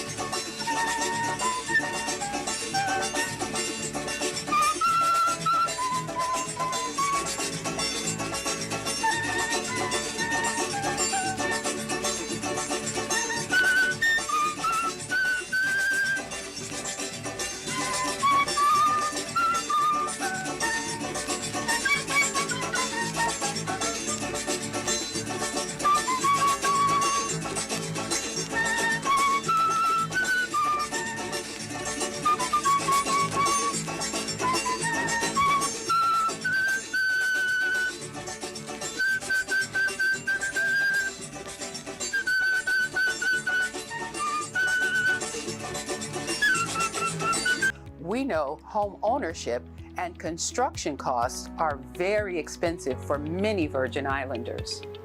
And at times, out of reach. I'm here to say that building your home is attainable. In collaboration with the Virgin Islands Territorial Association of Realtors, we've met with private and public stakeholders, researched solutions, and found modern technologies that can cut our building costs by at least 40% while maintaining quality. Join us at the Innovative Housing Construction Summit, Thursday, October 23rd on St. Thomas at the UVI Innovation Center from 8 a.m. to 5 p.m. And Friday, October 24th on the Big Island of St. Croix at the UVI Great Hall from 8:30 a.m. to 4 p.m. At the Innovative Housing Construction Summit, discover how to reduce your home construction costs, connect with experts, and leave with a plan to build your home right here in the U.S. Virgin Islands. We are building our future today. Visit usviinnovativeconstruction.com. Hi, good day. My name is Lauren, and I've been conducting the Great Shakeout Earthquake Drill for several years now. I've had Adele with me for the last couple of years, and today I'm very happy to have a new mentee by the name of Jamal Potter, who will be able to show the exact things to do during an earthquake. Jamal? Let's give him a round of applause. All right, so let's get started.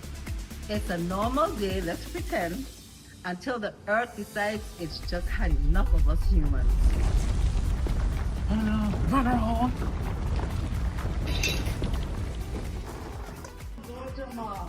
No, you're supposed to stop, cover, and hold on. Don't worry. The first time that happened to me, I hold an umbrella over my head. Stop, cover, and hold on. That sound like a dance move.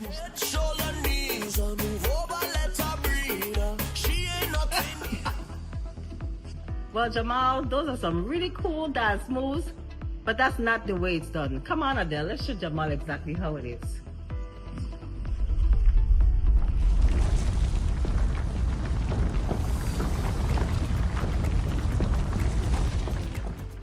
Well, you know, Jamal, the best way to do it is how I showed you, but let's try it your way and put you in some bubble wrap.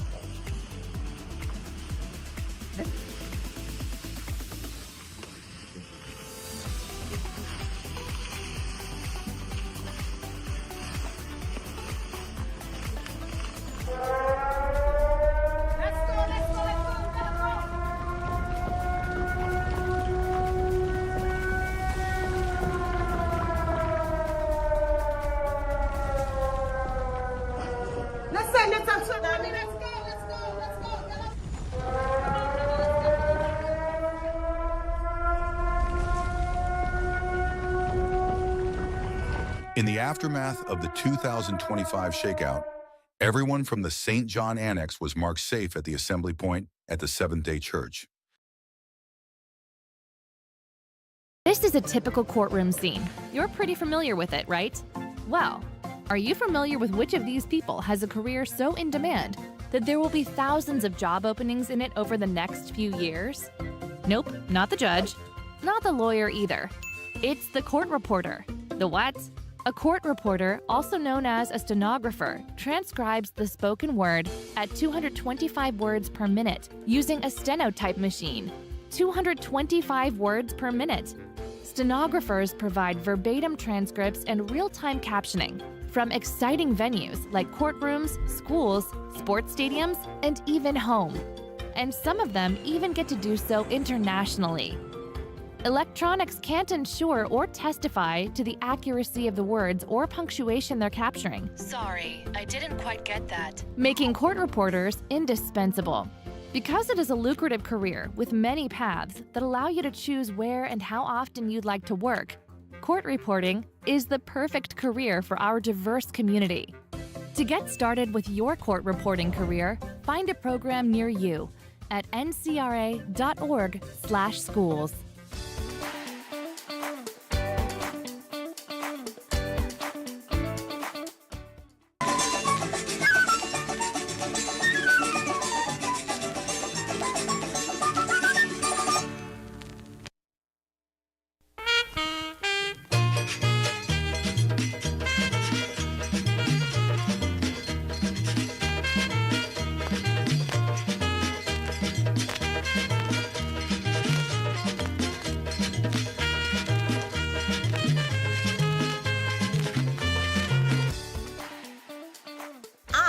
I'm a stenographer. For more information about this amazing profession, call us today at the Virgin Islands Legislature, Office of Legislative Reporters, 340-774-0880, or email me.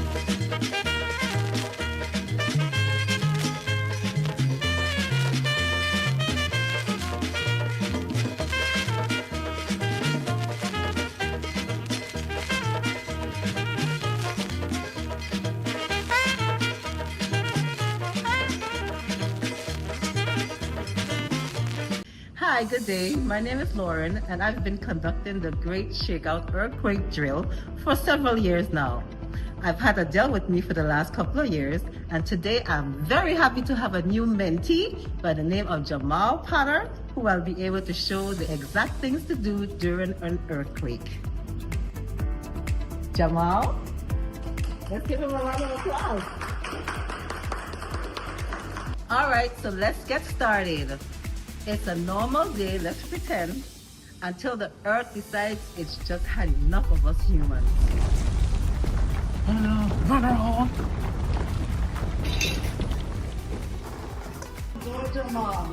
No, you're supposed to stop, cover, and hold on. Don't worry.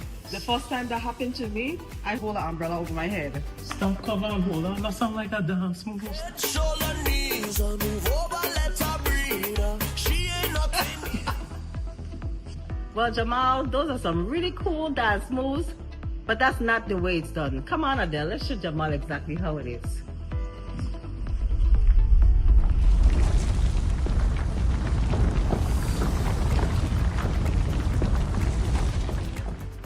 Well, you know, Jamal, the best way to do it is how I showed you, but let's try it your way and put you in some bubble wrap.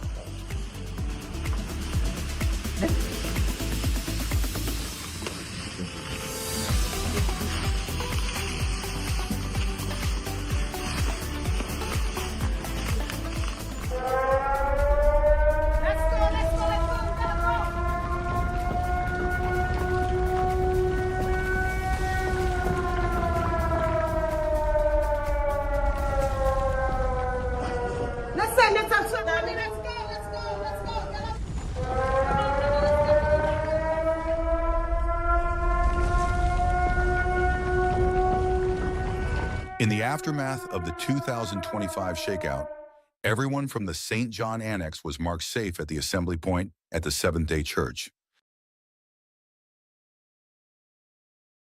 Many Virgin Islanders. And at times, out of reach. I'm here to say that building your home is attainable in collaboration with the Virgin Islands Territorial Association of Realtors.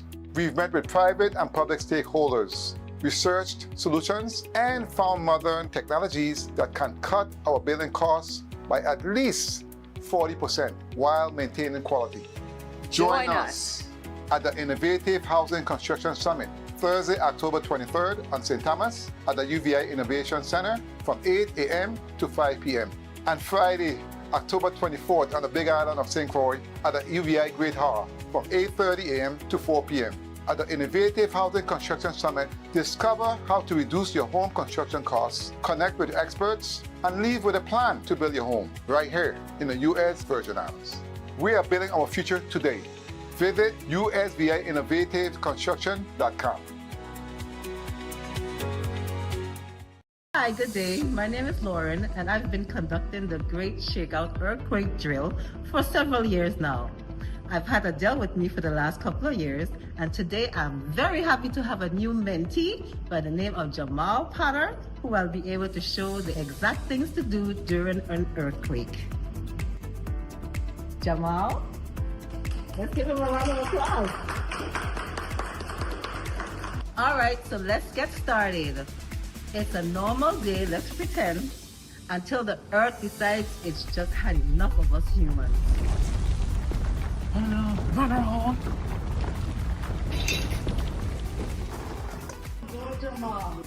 No, you're supposed to stop, cover, and hold on. Don't worry. The first time that happened to me, I hold an umbrella over my head. Stop, cover, and hold on. That sounds like a dance move. Shoulder knees, move over, let her breathe. She ain't nothing. Well, Jamal, those are some really cool dance moves, But that's not the way it's done. Come on, Adele, let's show Jamal exactly how it is.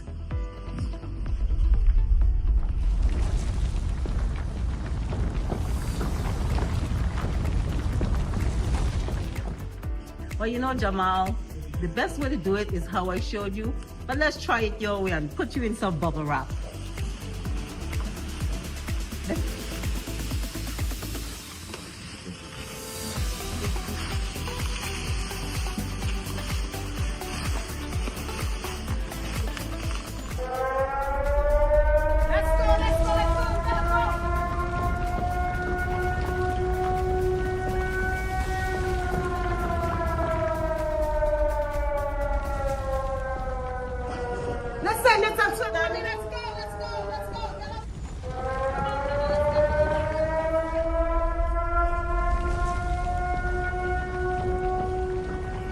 In the aftermath of the 2025 shakeout, everyone from the St. John Annex was marked safe at the assembly point at the Seventh-day Church.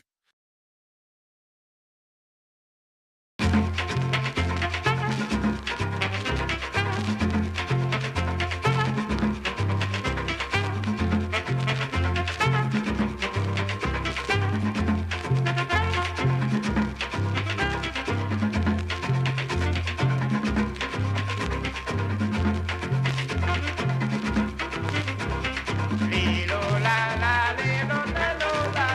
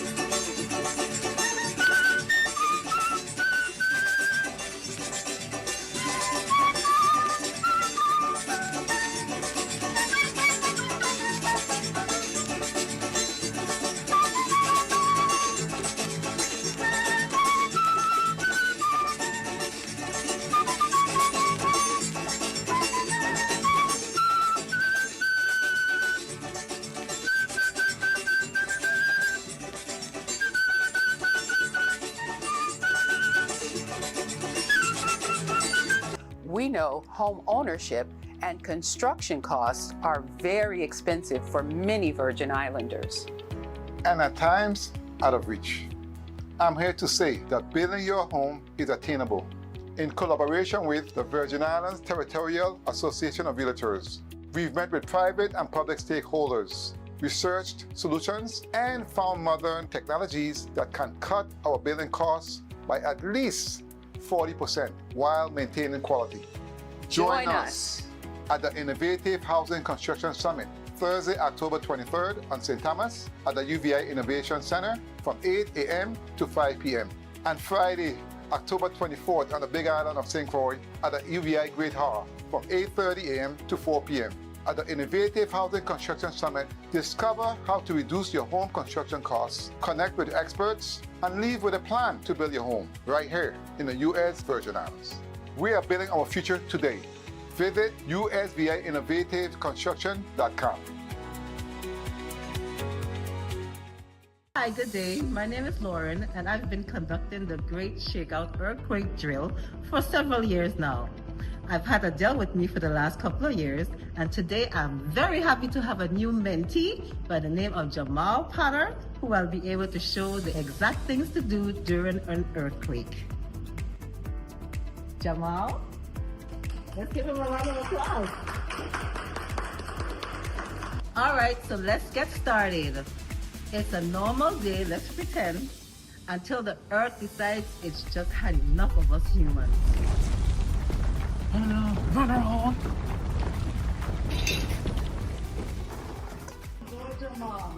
No, you're supposed to stop, cover, and hold on. Don't worry. The first time that happened to me, I hold an umbrella over my head. Stop, cover, and hold on. That sounds like a dance move.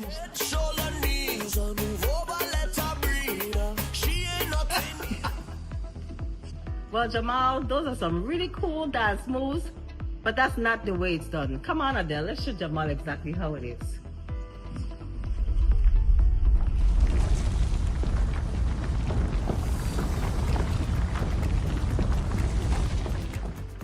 Well, you know, Jamal, the best way to do it is how I showed you, but let's try it your way and put you in some bubble wrap.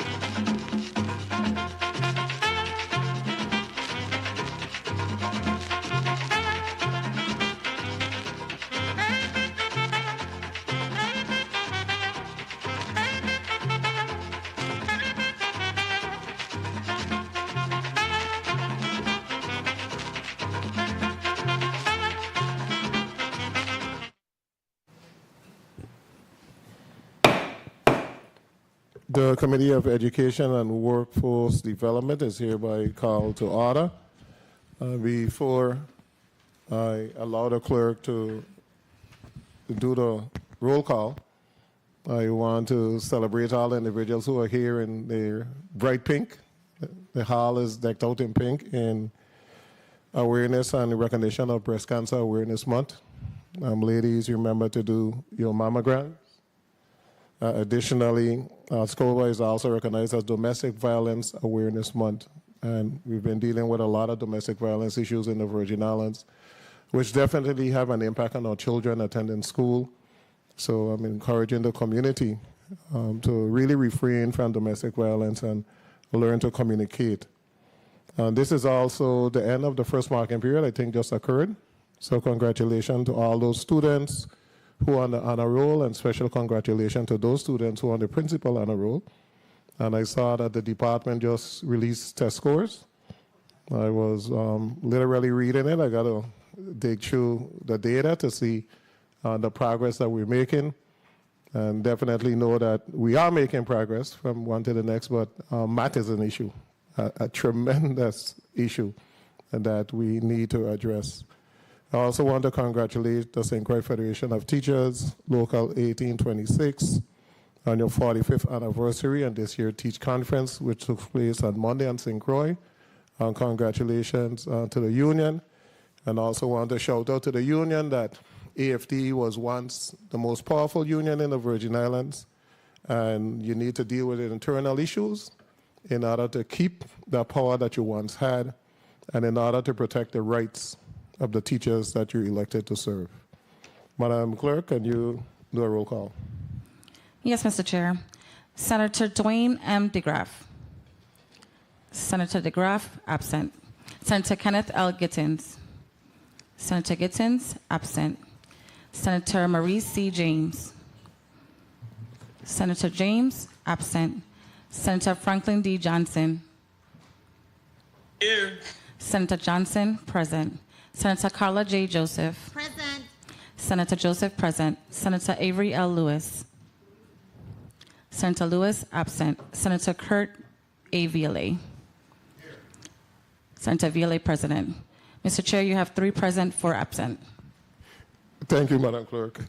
Do you have any correspondence? Yes, Mr. Chair. You may proceed. To the Honorable Kurt A. Viale, Chairman, Committee on Education and Workforce Development. From Avery L. Lewis, Senator, 36th Legislature of the Virgin Islands.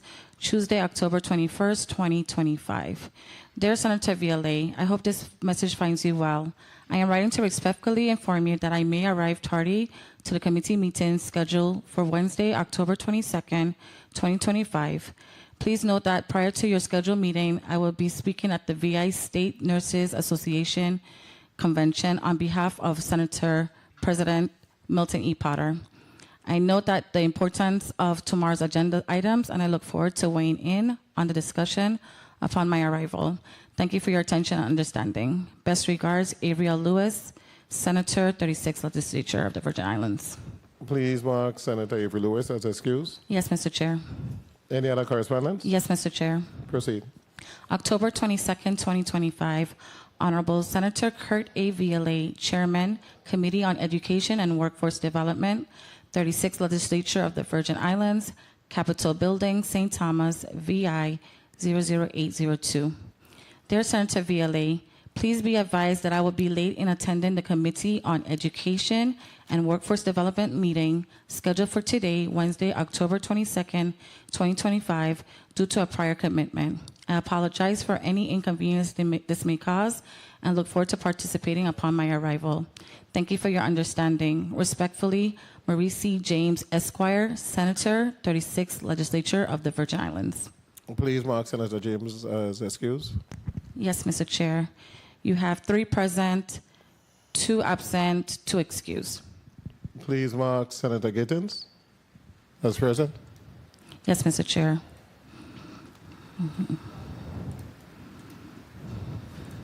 Let me have the roll count again. Sure.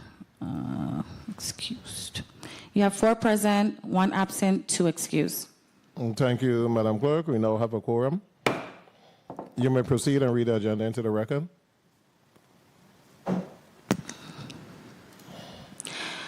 Committee on Education and Workforce Development agenda, Wednesday, October 22nd, 9 a.m., Earle B. Ottley Legislative Hall, Capitol Building, St. Thomas.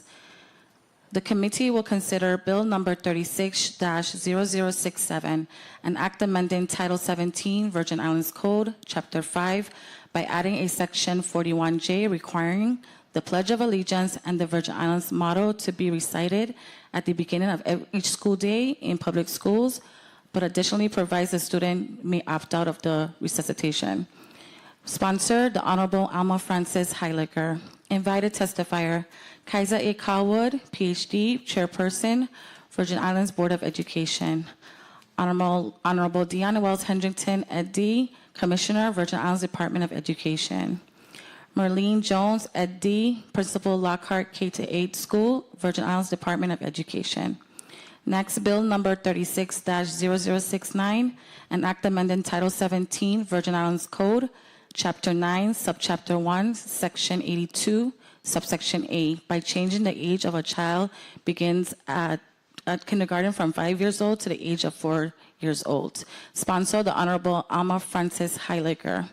Invited testifiers, Kaiser A. Cowwood, PhD, Chairperson, Virgin Islands Board of Education. Honorable Deanna Wells Hendrington, Ed D., Commissioner, Virgin Islands Department of Education. Marlene Jones, Ed D., Principal, Lockhart K-8 School, Virgin Islands Department of Education. Honorable Avril George, Commissioner, Virgin Islands Department of Human Services. Honorable Justa y Encarnacion, Commissioner, Virgin Islands Department of Health. And lastly, Bill number 36-0080, an act amending Title 17, Virgin Islands Code, Chapter 5, mandating a daily morning exercise routine for students in all public schools in the Virgin Islands. Sponsor, the Honorable Alma Frances Heiliger. Invited testifier, Kaiser A. Cowwood, PhD, Chairperson, Virgin Islands Board of Education. Honorable Deanna Wells Hendrington, Ed D., Commissioner, Virgin Islands Department of Education. Marlene Jones, Ed D., Principal, Lockhart K-8 School, Virgin Islands Department of Education. Honorable Justa y Encarnacion, Commissioner, Virgin Islands Department of Health. Brian Young, MD, Pediatrician, Partners for Kids. And Vincent Roberts, Commissioner Designee, Virgin Islands Department of Sports, Parks, and Recreation. This concludes the reading of the agenda, Mr. Chair.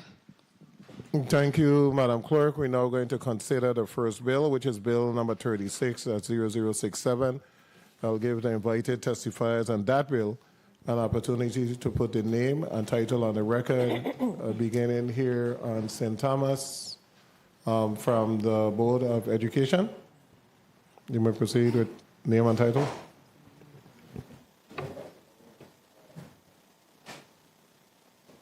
Good morning. Chairman and Senator Kurt VLA of the 36th Legislature of the Virgin Islands. Not your testimony, just your name. My first rodeo. Your first rodeo? Yes. Okay, we'll make it a good rodeo today. My name is Abigail Hendricks, and I am the at-large board member of St. John Board of Education. Thank you for coming. Next. Good morning. Victor Sum III, Assistant Commissioner of Education. Thank you. Good morning. Deanna Wells Hedrington, Commissioner for the Virgin Islands Department of Education. Good morning. Carla Bastion Knight, Superintendent, St. Croix District. Good morning. Dr. Simrity Brown Gums, Deputy Superintendent, St. Thomas St. John District. Good, thank you so much. Now we'll begin with the testimony. We'll take the testimony from the Board of Education first. Oh, hold on. Really? I'm going straight for the testimony. Who speaks to this bill? I do.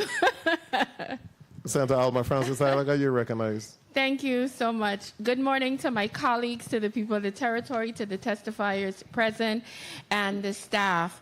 I also would like to extend blessings to everyone during this month of Breast Cancer Awareness Month, as well as Domestic Violence Month. For me, I did have a mother that passed away from breast cancer, so I fully understand the need to continuously educate people on it because it's something that does affect many of us here in the territory and worldwide. Well, when it comes to Bill 36-0067, I graduated from Charlotte Amalie High School in 1991. Next year is going to be 35 years since I have been out of high school. And I kept looking at how our school and our children are functioning nowadays compared to how I was functioning. And I kept having conversation with parents and other individuals that went to school around the same time as I did. And I kept noticing things were different. And I thought to myself, okay, we had the Supreme Court ruling that took prayers out of school. And I fully understand that because religion is very diverse, and to potentially impose one on everyone, blanket, it's a little unfair. So I respect that. But I also noticed that when I was also growing up and several of my peers, we at the beginning of every day would do the Pledge of Allegiance. We would honor the Virgin Islands March. And I thought to myself and had many conversations, would it be something positive that if our children at the beginning of the day, when they started off their day, had a simple mantra to say that would help them get into the right mindset? And this is where this bill came from, because I keep looking at how our children have changed. They're not the same. I mean, even recognizing myself here as a member of this institution, every session we stand and pledge allegiance to this flag. Every session we do representation to the Virgin Islands flag as well. So how is it the adults are doing it and we're not even teaching that to our children? And the main goal for me, whether we do the allegiance, which is also an option, whether we do the Virgin Islands March, I wanted to come up with a motto that resonated and put that mindset in the children that you should always look out for your fellow man. You should always try to respect each other. And this motto simply says, let love, honor, and respect guide our way. Always be mindful of what we think, do, or say. Be kind to all others, no matter great or small. United we stand, one Virgin Islands, proud and tall. Simple. Do you know how much time that took me? 13 seconds. So for us to implement something that's going to take 13 seconds of our children's time to potentially set their mindset at the beginning of the day with something that they could potentially memorize and say, hey, when I'm going to get into that fight, I remember this motto. If I'm going to start that argument, is it fair and right to my fellow student? And that's all I'm trying to do. I am always open to dialogue. I'm always open to potential amendments because anything I put forward is never for me. It is always for the betterment of our territory. So I hope that everyone who has testimony today, I'm open to the conversation. I'm open to potential amendments. And at the end of the day, this is for our children because these children are going to grow up and be the very same adults that are going to be leading this territory. Thank you very much, Mr. Chair, for the time. Thank you, Senator, for that introduction. We'll now go to the testimony, beginning with the Board of Education. Good morning, Chairman and Senator Kurt A. Viale of the 36th Legislature of the Virgin Islands, Committee on Education and Workforce Development. Other esteemed members of the committee, legislative staff, fellow stakeholders, and the listening and viewing audiences. I am the St. John at-large member, Abigail Hendricks Kagan, representing Dr. Kaiser A. Calwood, Chairman of the Virgin Islands Board of Education, and our esteemed member, alongside Sandra Bess, Executive Director, and Kimberly Giroux, Associate Executive Director, who are in the chambers for additional support. I thank you for the opportunity to provide testimony on Bill number 36-0067, an act amending Title 17 Virgin Islands Code, Chapter 5 by adding a Section 41J requiring the Pledge of Allegiance and the Virgin Islands motto to be recited at the beginning of each school day in public schools, but additionally provides that students may opt out of the recitation. The Virgin Islands Board of Education affirms the importance of fostering civic pride and respect for both our nation and our territory. We understand the legislative intent to instill discipline, unite, and tradition. However, as stewards of education and protectors of students' rights, we must respectfully We must respectfully oppose the bill as drafted. First, this proposal creates an undue burden through legislation. The recitation of civic pledges and mottos is not properly suited for codification into law. Matters of daily classroom activity should be guided by school policy and educational practice, not legislative mandate. This bill ventures into areas best left to educators and administrators, not legislatures, particularly when the outcome can be achieved through encouragement, not compulsion. Second, it is important to note that the Virgin Islands does not have an officially adopted motto in its code. We ask plainly who decided upon this motto and on what authority. If a motto is to be recited daily by our children, then it should first be subject to public vetting, legislative adoption, and cultural consensus. Without such legitimacy, requiring its recitation places schools and students in a precarious position.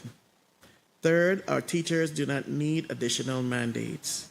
Teachers are already navigating complex instructional demands, managing classrooms, meeting benchmarks, and striving to close achievement gaps.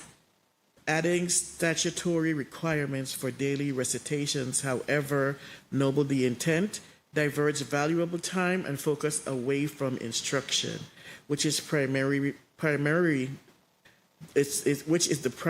purpose of education. Fourth, we must remember that schools already begin with the Pledge of Allegiance in many cases. To layer another compulsory recitation risks redundancy without clear added value. More importantly, we must always think about the rights of students. The Supreme Court of the United States in West Virginia State Board of Education versus Barnett, 1943, made it clear that no student can be compelled to salute or pledge allegiance against their conscience. This bill, if not carefully constructed, threatens to encroach on these long protected rights. The board urges consideration of the unintended consequences.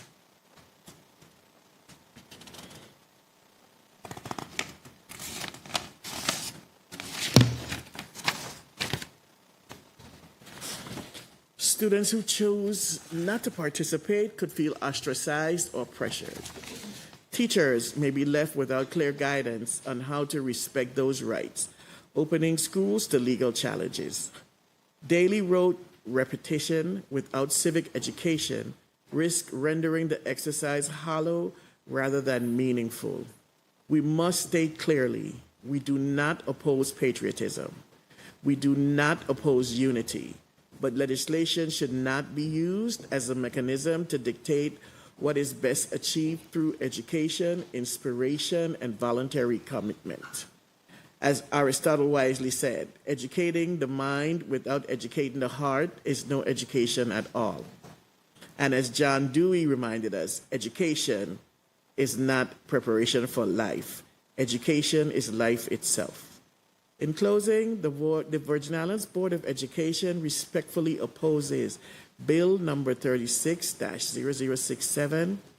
We encourage this body to instead invest in civic education programs, student engagement initiatives, and professional development for teachers that will naturally instill the values of patriotism and unity without infringing upon the rights of our students and burdening our educators with mandates better left outside the legislative chamber. Thank you for your time and careful consideration. Thank you so much for your testimony. Before I go on to the commissioner, I'd like to recognize Senator Maurice James. Thank you for coming. And that is Senator Francis, Senator Noble Francis, non-committee member. Thank you for coming. Commissioner, you may proceed. Also, Senator Dwayne DeGraff, committee member. Okay, we're having a full house now. Thank you for coming. You may proceed. Great morning, Senator Viale, Chairman of the Committee on Education and Workforce Development, and other committee members. I am here representing the Commissioner of Education, the Honorable Dr. Dion Wells-Hendrington, who is privileged to serve as the Commissioner. Thank you for this opportunity to provide testimony on the Department's position on the following bill, Bill number 36-0067, an act amending Title 17 of the Virgin Islands Code, Chapter 5, by adding Section 41J, requiring the Pledge of Allegiance and the Virgin Islands motto to be recited at the beginning of each school day in public schools, but additionally provides that students may opt out of the recitation. The sponsor of this legislation is the Honorable Alma Francis, Senator. Joining me today, in addition to our Commissioner, is the Superintendent for the St. Croix District, Dr. Carla Bashta-Knight. We also have, on behalf of the St. Thomas St. John Insular Superintendent, who could not be here today, Dr. Simra D. Brown Gums. We also have other members in the audience on both chambers to provide support as needed. Additional VID personnel are on standby to provide detailed insights into specific areas if needed. Again, thank you for your unwavering support and the opportunity to testify today. The Department's position on the proposed bill number 36-0067 is as follows. After an internal review of the proposed legislation and consultation with several school administrators, the Virgin Islands Department of Education expresses general support for bill number 36-0067. Our support of this bill is in keeping with 47 out of 50 of the United States, which also require the reciting of the Pledge of Allegiance in public schools. It is important to note that the 1943 U.S. Supreme Court ruling, West Virginia versus Barnett, determined that no school or government can compel someone to recite the Pledge of Allegiance or salute the flag. Therefore, the Department proposes that clear exemptions for students or staff who wish to opt out be included in this bill. The Department posits that Section 41J, the reciting of the Virgin Islands motto, is in keeping with Title 17, Section 41C of the Virgin Islands Code, requiring the inclusion of Virgin Islands and Caribbean history in all grades. The Department would also respectfully suggest including the Virgin Islands March as part of public school morning activities, and would augment the inclusion of Virgin Islands history and tradition as stipulated by law. In the following information, you'll see under data and research, the table below depicts schools that conduct the singing, playing, or recitation of the Star-Spangled Banner, the Virgin Islands March, and or the Pledge of Allegiance. So we have here a table that shows by district how different schools throughout the territory recite the Pledge or the Virgin Islands March. Some schools do it as a whole school activity. Some schools do it within classes. It is a daily morning assembly in many schools, or part of a daily morning assembly in many schools. Some schools do it twice a week. Some schools do it not at all. But most particular elementary schools are involved in the recitation of the Pledge, the singing of the Star-Spangled Banner, and the Virgin Islands March. The anticipated benefits or adverse effects. While the intent of such a policy may be to promote unity, respect, and civic understanding, its implementation must be handled with care to avoid infringing on students' rights or alienating those with differing beliefs. Requiring the recitation of the Pledge of Allegiance and the Virgin Islands motto at the beginning of each school day in public schools can promote, encourage, and foster a sense of unity, belonging, and civic identity, particularly within the Virgin Islands community. It also helps establish a routine that sets a positive tone for the school day. More importantly, this practice familiarizes students with territorial symbols and supports an understanding of historical context, government, and democratic principles. Additionally, it provides an opportunity for cultural affirmation, and the Virgin Islands motto reflects local heritage, pride, identity unique to the territory. The policy may also have adverse effects. Students who choose to opt out may face bullying, peer pressure, or social isolation, and could be unintentionally labeled as unpatriotic or disrespectful. In such environments, students may not feel fully free or empowered to exercise their right to opt out. Moreover, some students or families may object to pledging allegiance or reciting mottos on religious, political, or cultural grounds, potentially leading to the marginalization of students from diverse backgrounds. Required cost and resources. The department anticipates no new fiscal appropriation or significant resources will be required to implement the requirements of Bill number 36-007. The proposed activities reciting the Pledge of Allegiance and the Virgin Islands motto can be absorbed into the existing framework of the daily school schedule, utilizing existing school public address systems or classroom procedures. The primary resources needed will be administrative and communication-based, requiring staff time to develop and distribute clear, updated policy guidance to all school administrators and personnel. This guidance must ensure consistent implementation while unequivocally protecting the legal rights of students and staff to opt out, thereby mitigating any potential adverse social effects noted above.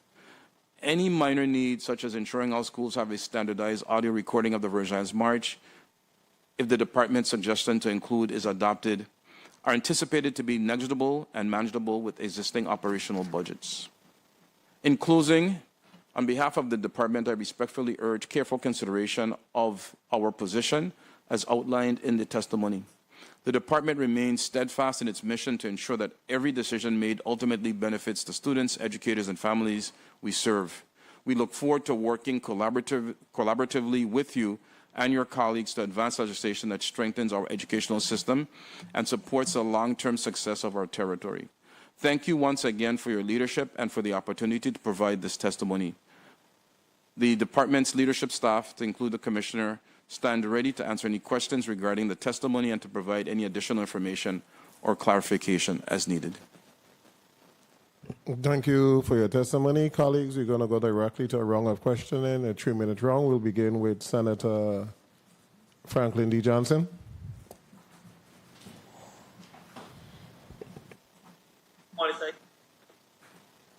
Much, Mr. Chair. I don't know. We're hearing good morning you. To the testimony. Good morning to my colleagues. Good morning to the listening and viewing audience. Are you hearing me in St. Thomas? Yes, we are. Thank you very much.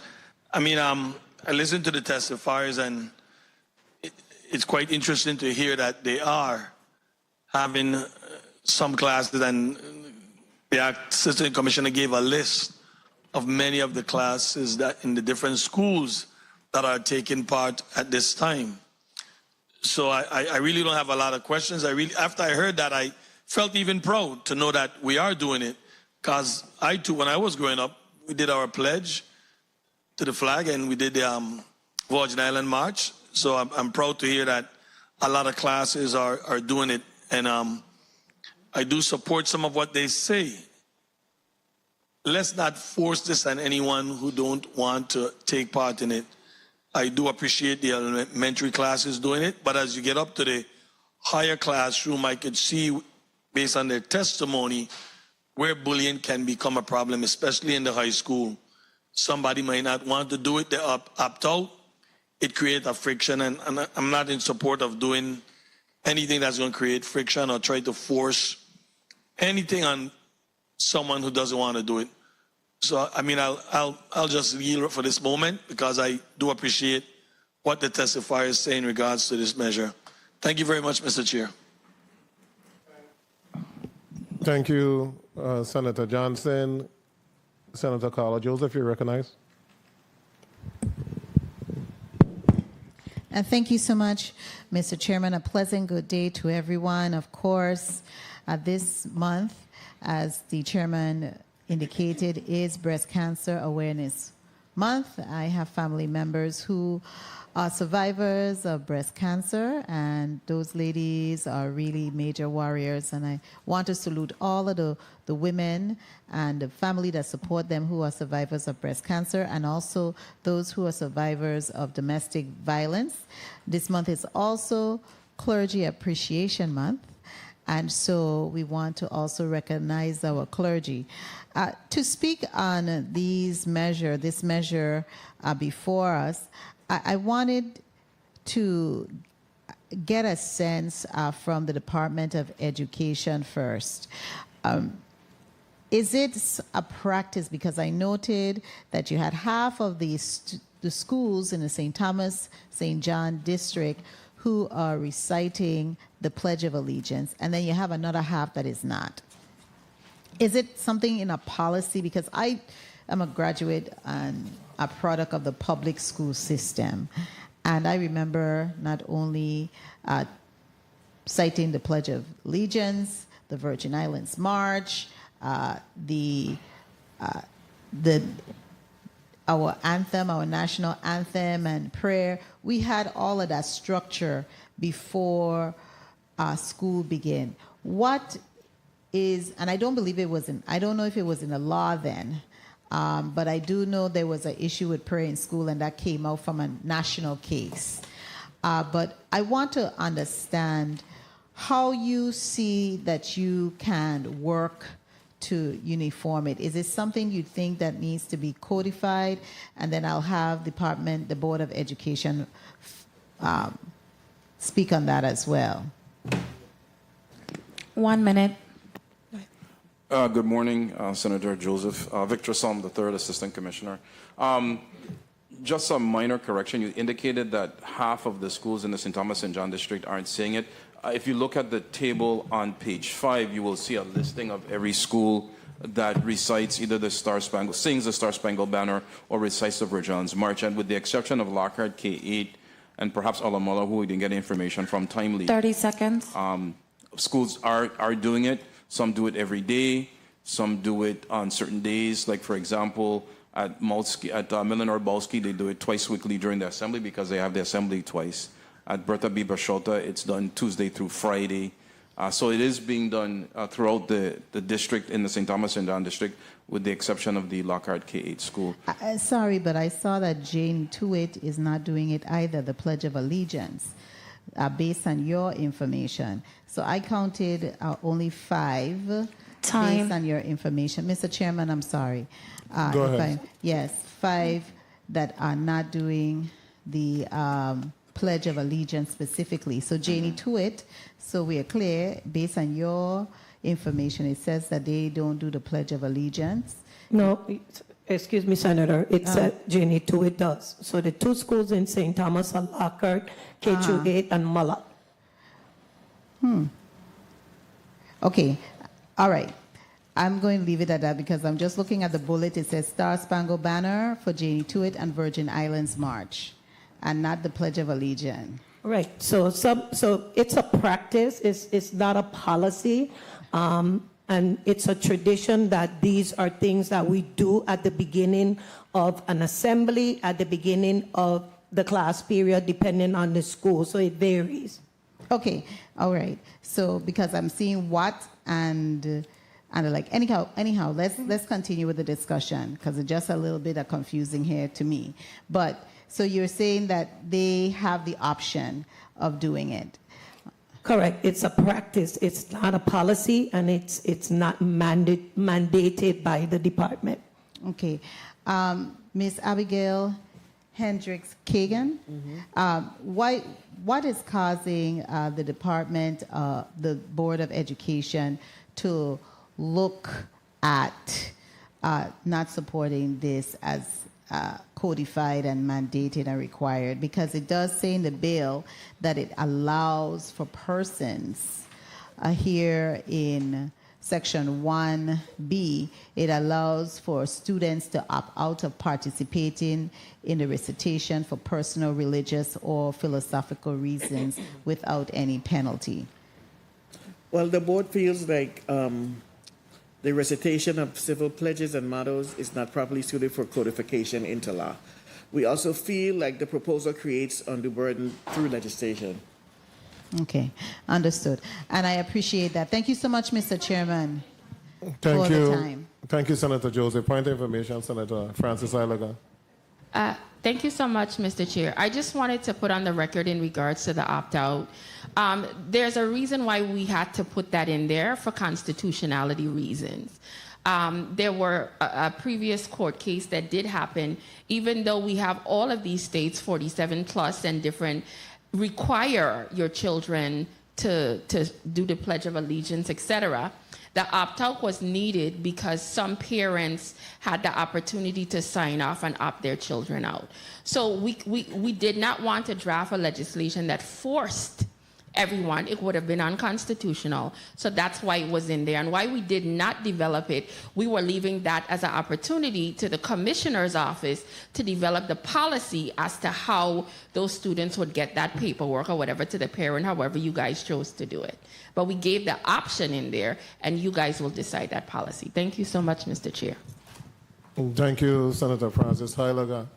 The 1943 U.S. Supreme Court ruling, West Virginia versus Barnett, determined that no school or government can compel someone to recite the Pledge of Allegiance or salute the flag. There's also some case history in which a teacher in Texas was sued and a $90,000 settlement was paid because the teacher made the students write the Pledge of Allegiance. So just putting that out there. What prohibits the department from just making it a policy instead of having to codify it? Nothing. Okay. Thank you so much. Senator Kenny Gittens, do you recognize? Is there? No. Senator Mary James?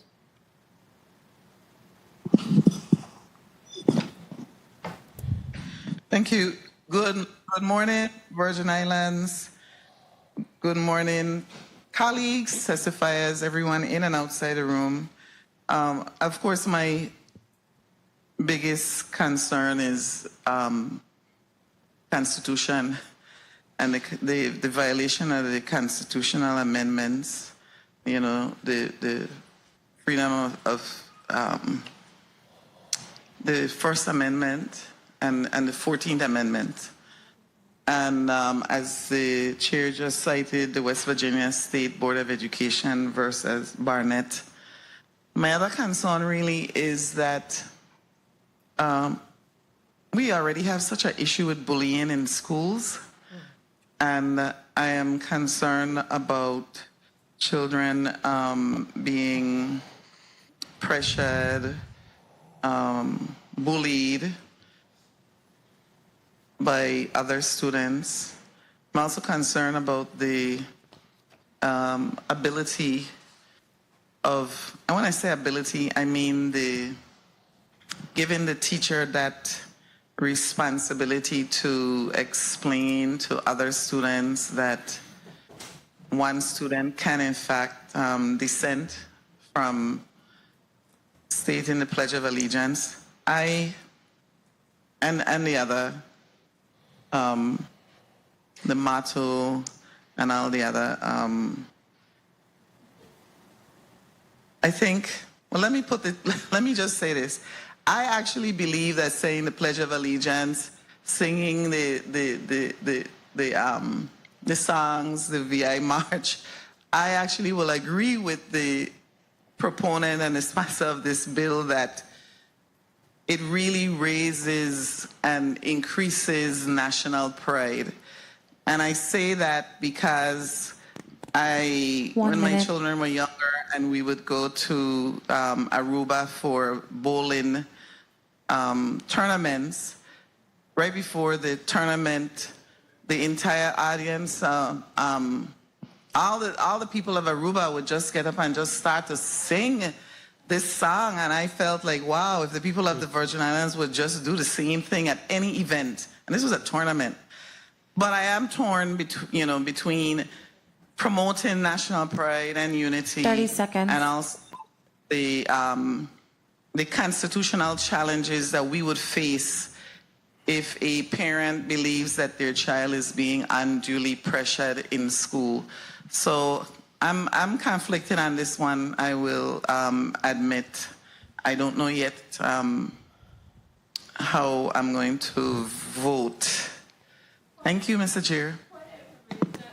Time. Thank you, Senator James. Point of information, Senator Heilaga. Thank you.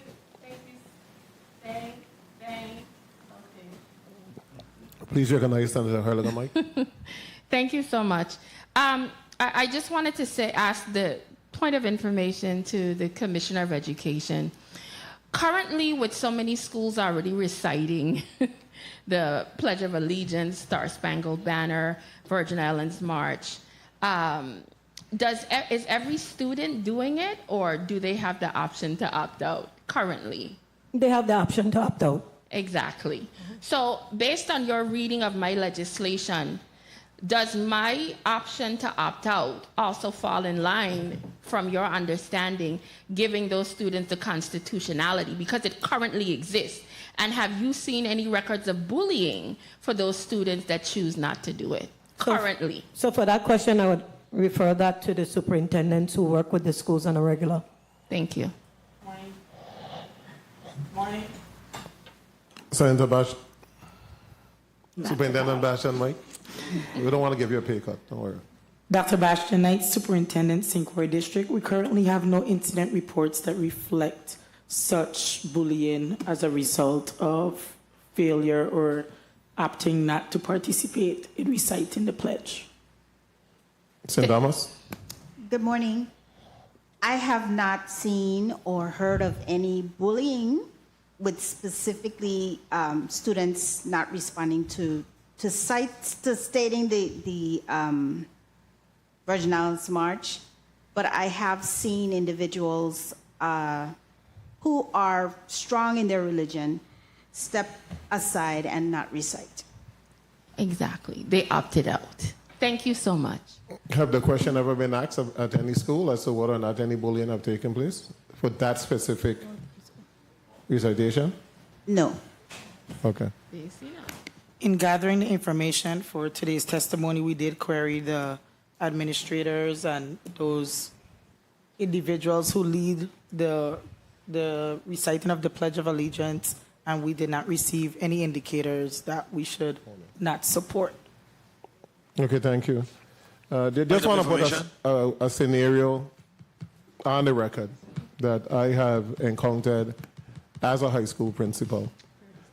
Individuals who join the armed forces and go away for service, when they join a special unit, the armed forces send a representative from the mainland to the high school, and they do a thorough review of that particular student.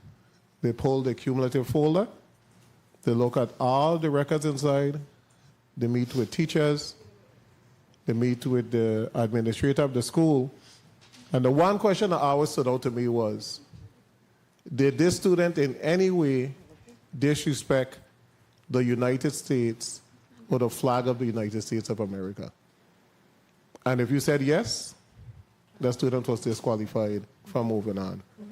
My worry, and I'm just putting it out there, I'm not in a debate, I'm just telling you facts as to what took place. My worries are students who are opting out in elementary school are opting out because of the parents' belief. And as they move on, they're opting out because of the parents' belief. And a child could become 18 years old, and now they have their own belief and they want to join the armed forces, and they're saying that I want to move on in this particular direction. And that one little incident could come back to harm them. Whether we want to acknowledge or don't acknowledge, it could come back to harm the student as an adult as they move on, especially if there's an opt-out document in the cumulative folder. They would automatically not move on to that sensitive area that they want to go to. So I'm just putting that out there. Senator Gittins, you're recognized. Point of information. Point of information, Senator Johnson. Thank you very much. I would like to ask the superintendents, because I look at the chart, and in the chart, when it reflects to the high school level, it says JROTC only. So I'm trying to find out if the high schools, if the classroom them, because none of your chart says that. One of them even say over the intercom. So I'm trying to find out in the high school grouping if they do it in the classroom them on a daily basis. Bastian Knight, Superintendent, St. Croix District. Currently, as reflected in the chart, at the St. Croix Educational Complex, the ROTC, they have their flag ceremony every morning, and they participate in that Pledge of Allegiance and all the other items listed. As for the 3 other schools that are listed as none, they currently don't participate in that daily activity, but it's nothing that can't be added that affects their daily schedule if it's directed via policy or codified. It just needs to be added. It's just currently not a practice at that school, and it's a practice without penalty, so they opt whether they're going to do it or not. And my reason for asking that question is because when we start having conversation about bullying, I think if there are going to be any bullying. It will happen in the high school classes where somebody might feel like, oh, use a CC, whatever they want to call you, whatever name they want to call you for doing it. But that's where I will think the bullying probably would come from. And that's why I was questioning if it's happening in a high school on a daily basis. I can see it happening in the elementary as the school said they're doing it. But once we start going to the high school, I think that's where these conflicts could come in. So just want us to be wary and pay attention to that. Thank you very much, Mr. Chair. Thank you, Senator. Senator Gittins, you're recognized. Thank you, Mr. Chair, and good morning to all. Mr. Chair, I must tell you first off that I'm a bit jealous that you have over there all dressed up, and we don't even have a balloon here, man. But thank God we're wearing our pink. But you know, as I review the bill before us, Bill 360067, you know, it makes me wonder whether or not we're addressing a real gap or if it's more symbolic. And while I understand what the bill sponsor is trying to do here, I still am a bit concerned. So first off, let me ask the Department of Education or the board, with the existing schools, are there any policies in place currently that covers voluntary recitation of the allegiance or the Virgin Islands motto? No, Senator, there's nothing, no policy in place that says that our schools must do that. All right. Board of Education? There are no policies that I'm aware of. All right. And Commissioner, have you discussed this with your legal counsel as to how this bill may impact students' First Amendment rights, especially with the freedom of speech and religion? No, Senator. 1 minute. All right, so we probably don't know what are the potential implications for student climate and student inclusivity as well if this measure is implemented. Have you given any thought to that? Senator, so if there is a measure or any type of policy that's implemented that violates a student's rights, they have the option to opt out. So right 30 now, seconds. as you can see from the chart, there's some schools that opted out and there's some schools that make it a daily practice.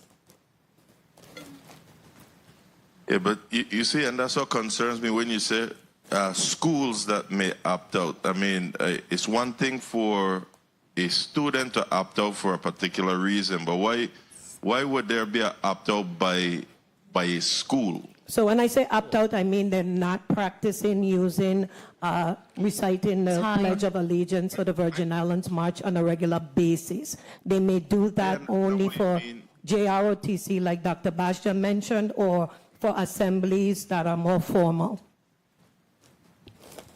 I understand what you mean by opt out. I'm just wondering why would it be by school rather than not student? I wouldn't be able to answer that, Senator. That would be a question for the superintendent. Superintendent Bastia? Bastion Knight, Superintendent, St. Croix District. I don't have that specific information, but what I would like to add that it's a practice and it's actually part of the junior ROTC curriculum that the students partake in that posting of the flags, retrieving the flags at the end of the day, and they do say the Pledge of Allegiance. And it isn't correctly reflected in this chart, but the St. Croix Central High School, the principal just texted me that it is a practice every afternoon or daily, and they remove the flags as well as it's supposed to be done with the GROTC curriculum. It's just not being done in the individual classrooms. All right.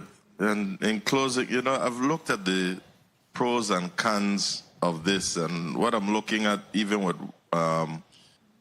one of the cons, is that even with the opt-out provision here, there may be implicit pressure or social stigma against students who choose not to participate.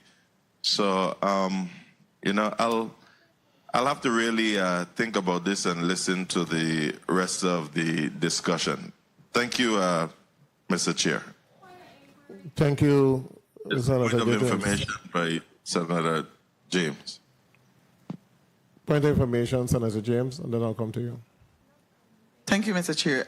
I just had a question on where I saw that individual classrooms daily. What happens if a teacher decides to opt out? Thank you, and anyone can respond on that. Thank you, Mr. Chair.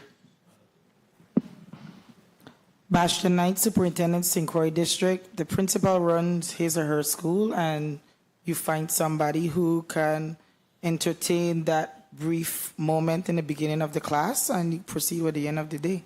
That teacher has that right, and in that case, she'll make it aware to her school leader, and they make the necessary adjustments. Thank you, Senator James. In reference to the high schools and the high schools reciting the pledge, a lot of times it's just a management issue. It's extremely hard at the high school level to get all the students in the first period class on time. And, you know, a lot of the teachers' focus are just, you need to get settled, you need to take yourself out, and we need to begin to work. Right. And just that simple item is time consuming. And if you look at the attendance and the tardiness of high school students, you will see that most first period teachers are saying that a large percentage of the students come late on a regular basis.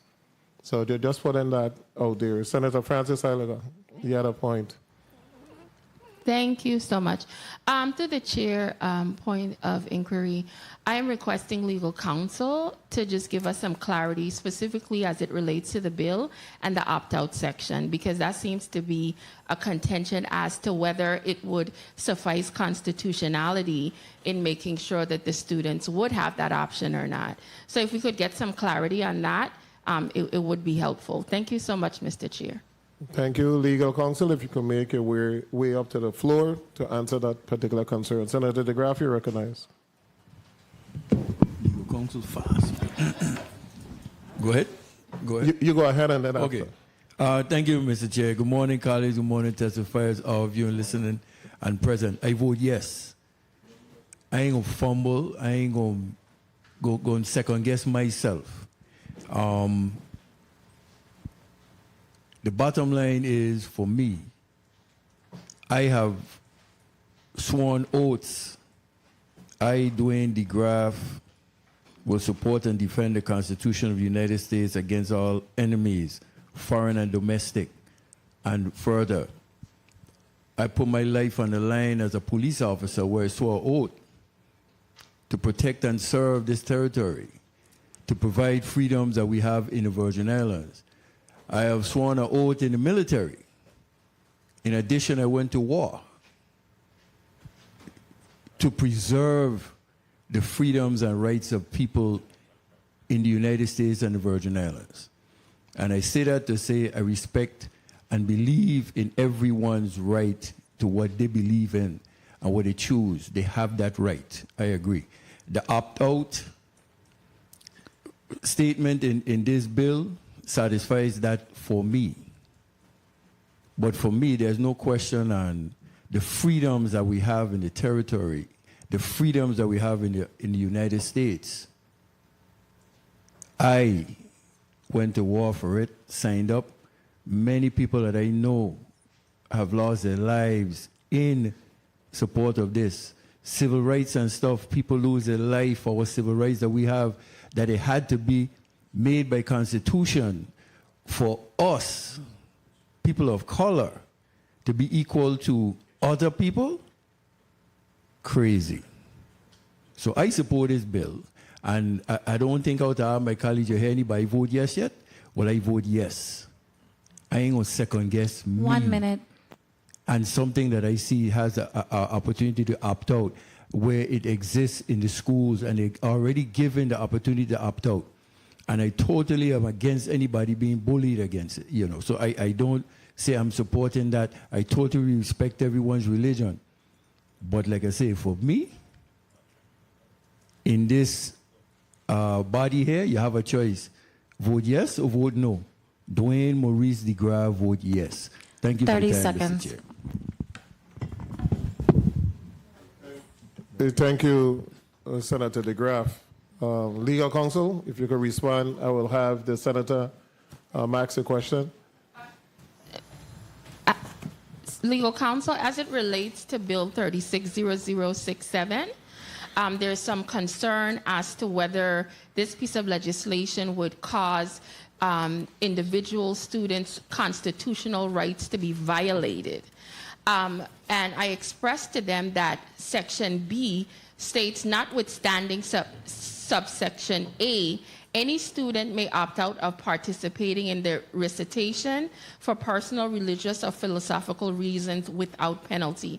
Would that statement erase any issues of constitutional violation if they choose to opt out? Through the chair. Through the chair. Please recognize legal counsel Mike. Through the chair to Senator Alma Francis Heiliger. The second part of the proposed legislation does not really accomplish that a clear intent that there is a way out. Because the bill itself, reading the first part of it, emphasizes that they must recite. So if somebody overlooks the second part, they are left with the impression that they have to. So it's in the formatting of the legislation that to me is a concern going forward. Okay, just for clarity, the constitutionality was one of my major points that I needed cleaned up when I requested legal counsel for this drafting. So are you stating that we should include the way they should opt out in the legislation?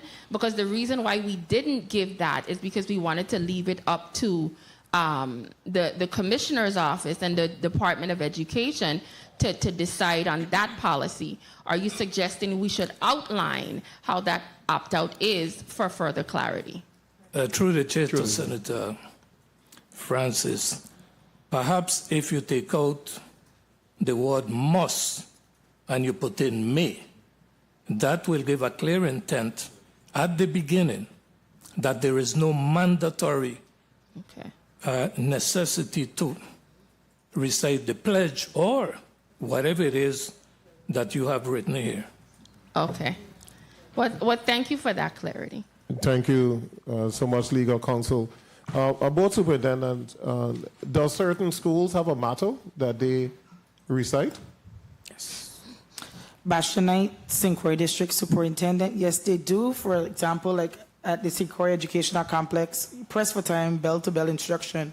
When you walk in the gates of the St. Croix Educational Complex, it's playing the school song, everything is playing over the intercom as the students shuffle through the gates and go to their classrooms. Okay. And there's some elementary schools, I think, on St. Croix that have a motto. Yes, they do. Okay.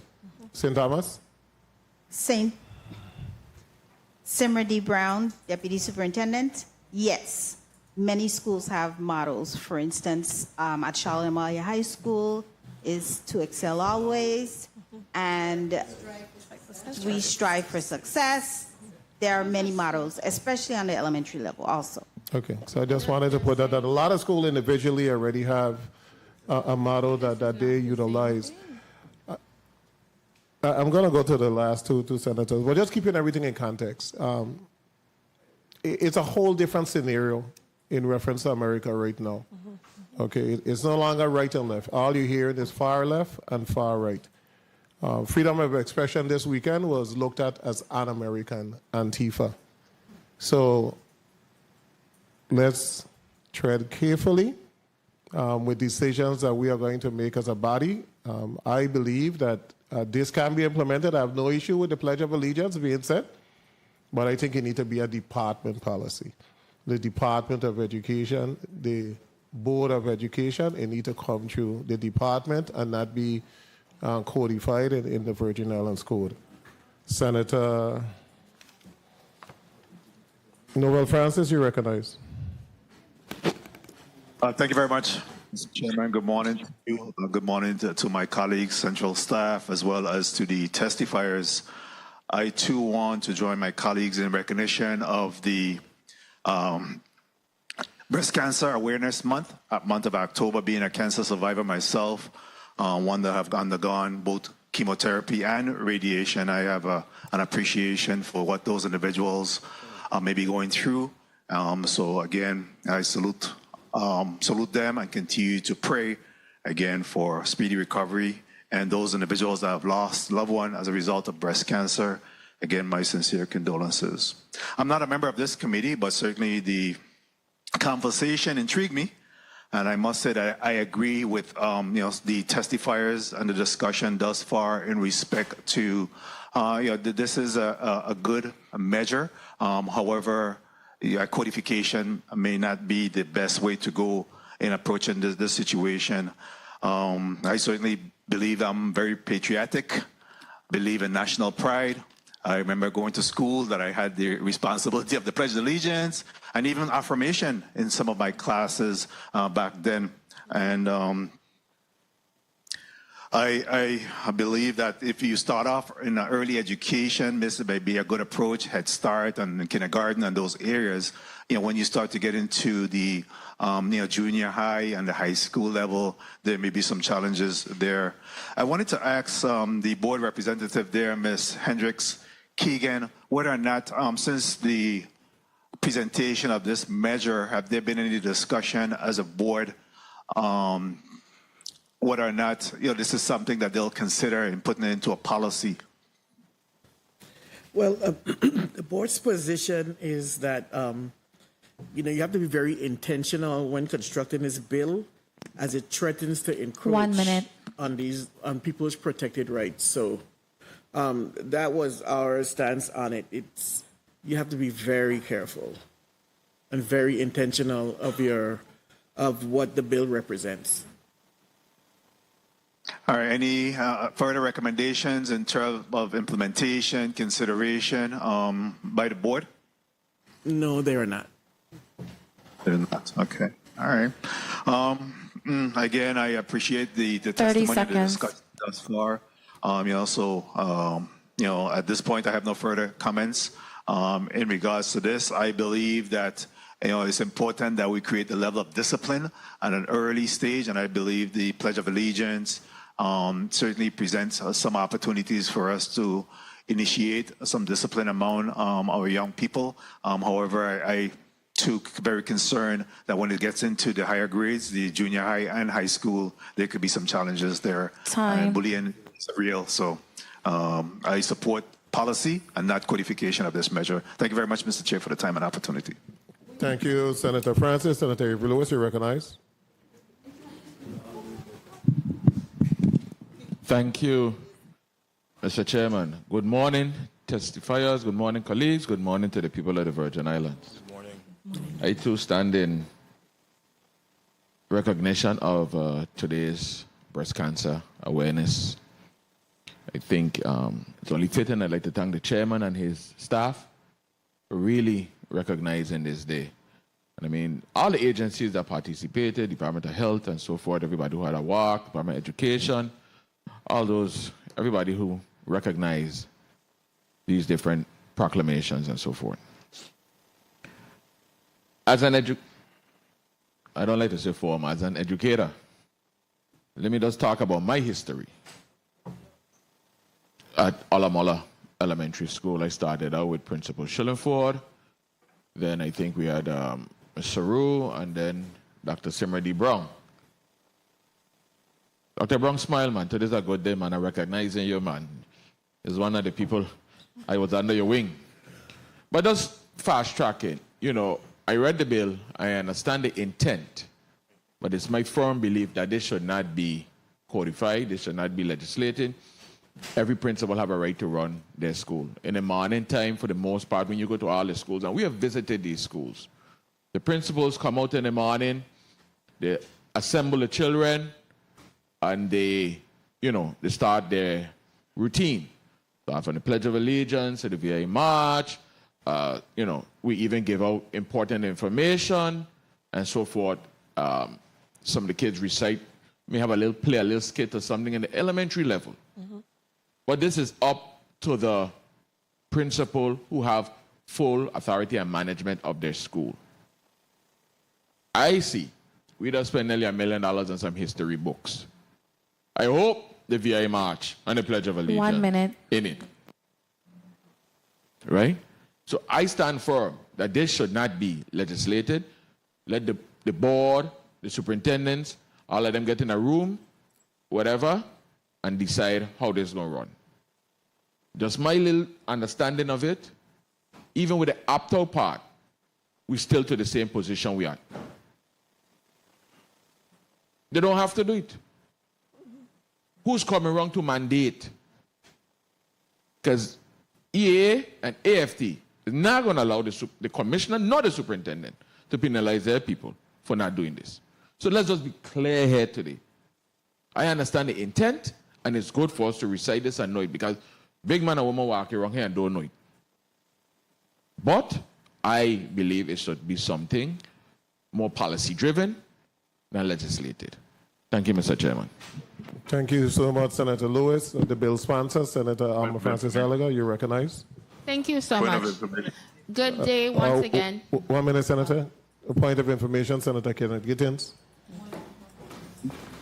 Thank you, Mr. Chair. So I wanted to just state before the bill sponsor that I'm really like in the middle with this, because I understand exactly what she's trying to do. So what I would suggest, if she's amenable, is that maybe what we should look at is mandating that the Board of Education creates a policy to this extent, rather than us directly codifying the matter. So I'll listen to her side now and see if we will be amenable in just directing the Board of the Board of Education to create the policy. Thank you. Thank you, Senators. Bill sponsor, Senator Halliger, you recognize. Thank you so much once again. Good day to my colleagues, the people of the territory, and to the testifiers. Once again, I do appreciate all the testimony here today, the responses from my colleagues, their concerns, as well as some who have given support to the legislation and some who have major concerns. When I make decisions to bring pieces of legislation forward, I look at them holistically. And the main things that are sticking out right here is you're concerned about bullying, you're concerned about legal constitutional rights. Those are the two main things I keep hearing is the biggest issue. And those things could be solved. Those things could be solved very easily. We had legal counsel suggest, hey, change must to may. That would resolve one of any concerns you have. And the other one speaks to the issues of bullying. And when you have so many schools already reciting it and you don't see any issues of bullying, what exactly are the concerns? It's almost like we're creating a phantom concern that even though they're doing it right now, the concern doesn't really exist. Now, if there's a situation where people are concerned that if a student formally opts out and say, well, okay, they do a paper or whatever, it could be a situation where the parent comes in and you just put it on a list and say that child, they don't have to sign off on anything. You could come up with ideas to make sure there's no document floating around to say that I, the parent of such and such and such, opt out of this. you know, you just make the classroom aware, and that could be something could be done internally.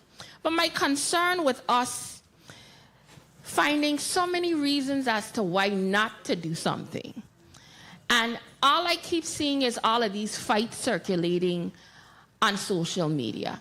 All I keep seeing is these children beating one another. All I keep seeing is these arguments. And the time that it takes out of a teacher's day to have to break up these fights, call monitors, pull in the police, the time that it has to do for these constant interruptions. You're trying to convince me that a 13-second motto or stopping and for 60 seconds to say the Pledge of Allegiance and a motto is going to so disrupt these children's lives that somehow you're going to emotionally damage them. They can't go. The logic from some of the things I've heard, I don't agree with. But what I do agree with is majority rule. I've never had a problem with it. But what I would like to ask the Commissioner of Education, because the schools do this at will, some do something here, some do something there, the two questions I want to ask: why was there never a policy implemented if, based on your testimony, you do see the importance of this with the students? And do you think that it should be done by policy, or if it's codified and set in stone to become a part of their daily lives? That's what I need a little bit of clarity on. So in reference, thank you, Senator, in reference to it being a policy, as indicated before, it has been a practice, and generally principals run their respective sites. And so there was never a need in my mind to create a policy that says everybody has to do it. It has been a practice. I've been in education 33 years, and I know when I was a principal, we recited the pledge, we did the Virgin Islands March at the assemblies, the morning assemblies, like most elementary schools currently do. Now, do I think it needs to be a law? Not necessarily. Okay. It needs to be a policy. And the policy, as indicated before, can come from the Board of Education. It doesn't matter where it comes from, but it may be time for a policy to be put in place because the practice seems a little bit distorted in terms of how many schools are doing it. So for me, it could be a policy from the board that says this is what we should do, and then we implement whatever the policy is. So that's my take on it. Thank you so much for that. So as one of my colleagues suggested that the bill could be amended to allow for the Board of Education to create that policy, which would be then disseminated across the entire United States Virgin Islands in unison, so it won't be some doing it, some not doing it, etc. But one of the things that they expressed is they don't support doing it at all. So to mandate and ask them to do something that they're clearly saying they don't care to do. Now, we as legislators can do that. And I'm hopeful they will follow the law. But do you see if the bill was amended to, instead of this becoming a situation where the Department of Education would take the helm versus the Board of Education creating a policy, would it be a situation of you guys just executing the law versus still holding on to your stance? Well, majority rules, like you stated. So if it's presented to the board and we vote, depending on which way the vote goes, then we would adhere to the policy. Okay, so we could draft a law to put it in you guys' hands. It's negotiable. Oh, okay. Well, thank you so much for your thoughts on that. Okay, I just want to quickly wrap up. Oh. My time is up? Oh, I wasn't sure. Your time was up, but go ahead and wrap up. Well, I just want to quickly wrap up and say thank you to everyone that came. And this is what bills do. When we bring them forward to the public, we have a dialogue. And through these conversations, they could either be amended or further developed. So with the dialogue that we've had here with my colleagues along with you guys, I could see where we could improve it to make sure that it's standardized across the United States Virgin Islands, because I think our children have an opportunity to not only understand repetitive as well as respect of each other, that could even help how they go through their entire day and make sure that they have a better education and not take away from some of these unfortunate incidents that we continuously see throughout the schools. We want better human beings in our territory, and if these types of policies and laws will do so, I am willing to push them forward. So thank you very much. Thank you. Point of information. Senator Alma Francis. I got a point of, before I go to the point, Member Hendricks, laws are not negotiable. If the legislature mandate that this is what the board need to do, the board need to do it. The board can't have a vote and say they're not going to do it. So the laws of the legislature, exactly that, laws. It's not debatable, it's not negotiable, it's just something that needs to take place once that measure passed. Senator Maurice James, you recognize. Thank you, Mr. Chair. That's right. Final, thank you. I just want to first of all thank legal counsel for showing where there is a violation with the Constitution, and I'm glad that the sponsor sees it, because it says all public school students must, and that was my concern. You know, at times I try to be very diplomatic here in the Senate, but I appreciate legal counsel's pointing out the inconsistency. I also want to ask the superintendent, well, I believe it's the superintendent. Someone talked about the fact that students could opt out, but I noticed that on the data provided by the Department of Education on the island of St. Croix Central High School, St. Croix Educational Complex High School, John H. Woodson Junior High, and St. Croix Career and Technical Center have no recitation of the Star Spangled Banner, Virgin Islands March, or Pledge of Allegiance, except for JROTC at Complex. Therefore, there is no data on whether students at the high school would in fact opt out or be bullied or pressured. It is at those levels. I still agree with the sponsor that we need to instill national pride, but rather than requiring all public school students, as stated in A, we perhaps need to now change that to public schools. And then have B. Well, those are my suggestions. I'm actually turning it into an attorney right now here. Sorry about that. Thank you, Mr. Chair. Bye. Thank you, Senator James. Attorney James, you could talk to the sponsor of the bill and make some recommendations as to how we're going to move forward. Point of information, Senator DeGraff. Thank you, Mr. Chair. In regards to the information that came out here and, you know, how legal counsel said that if we add may, it may change the whole process and everything. I think with the information in the back and forth, the discourse, and in consultation with the bill sponsor, who is not a member of this committee, she asked that we hold the bill in committee. So I motion. Motion, Senator DeGraff.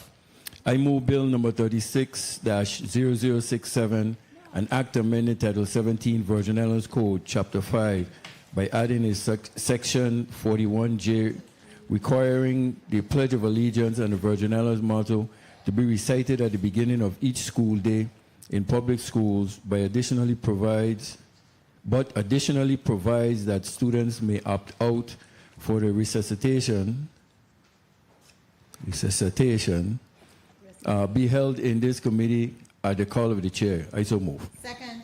Motion made by Senator DeGraff, seconded by Senator Carlo Joseph. Roll call.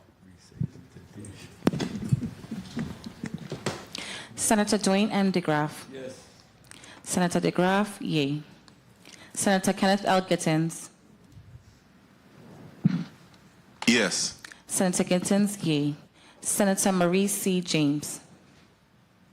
Yes. Senator James, yea. Senator Franklin D. Johnson.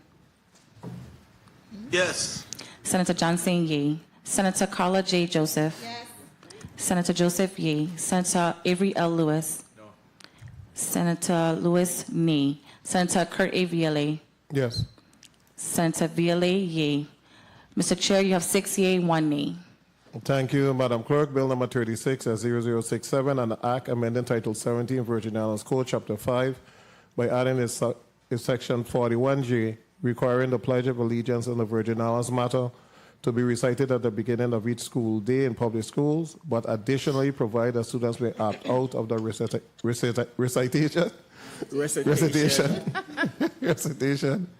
will be held in the Committee on Education and Workforce Development at the call of the chair.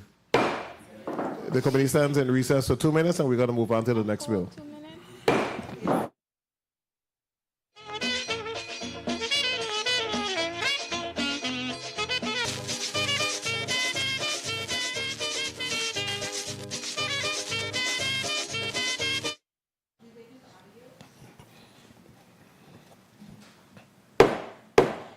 The Committee of Education and Workforce Development is back on the record.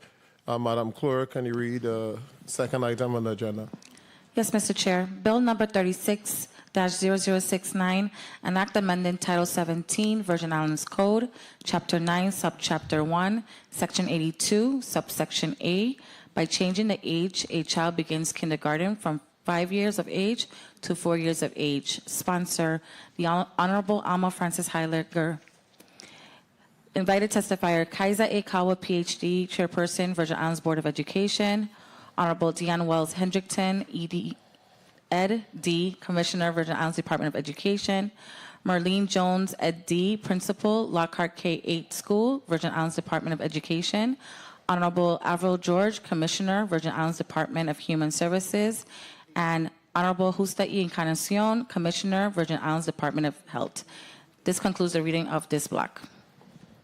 Thank you, Madam Clerk. Those new individuals who just came into the well, who didn't have an opportunity to put the name and title on the record, I'm going to allow you at this time. To my left here, left and right. Oh, let's start with Assistant Commissioner. Good morning, Nicole Cragwell-Sims, Assistant Commissioner, Virgin Islands Department of Health. Thank you. Next. Recognize the mic in there. Go ahead.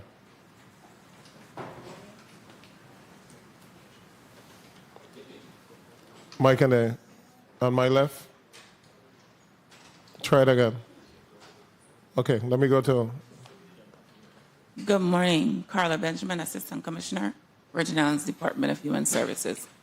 Okay, thank you. On St. Croix.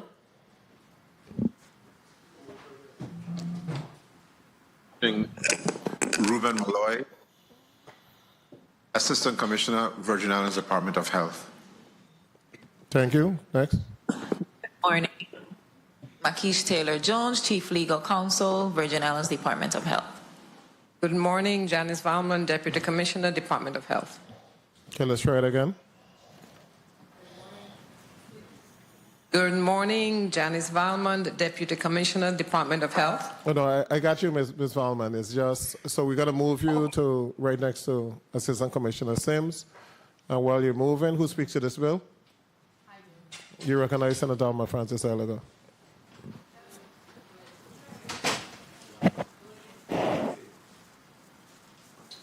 Hello. Okay, it's on. Good day to my colleagues, to the people of the territory. Good day to the testifiers and staff. I offer bill number 360069 because I think as we progress in life, I think we need to make adjustments as it relates to how we attempt to educate our students. In doing quite a bit of research and speaking to many individuals, parents, teachers, I had conversations with other states, I did a lot of research in looking at how other countries and how advanced their students are, and like ages, and looking at various things. And one of the things that I kept noticing, that even if it was not dictated specifically at age 4, there were many countries that had structurally organized classes and schools where children, some of them started from age 3, 4. And by the time they started to get to the formal education side of it, whether it's kindergarten and first grade, they were so well prepared. And as I see our children, the 5-year-olds and the 4-year-olds of today are nowhere near what I was at 4 and 5 when I was at that age. With the advent of technology, the way we have advanced in society, our children are more smarter, they're more knowledgeable, they're more computer oriented.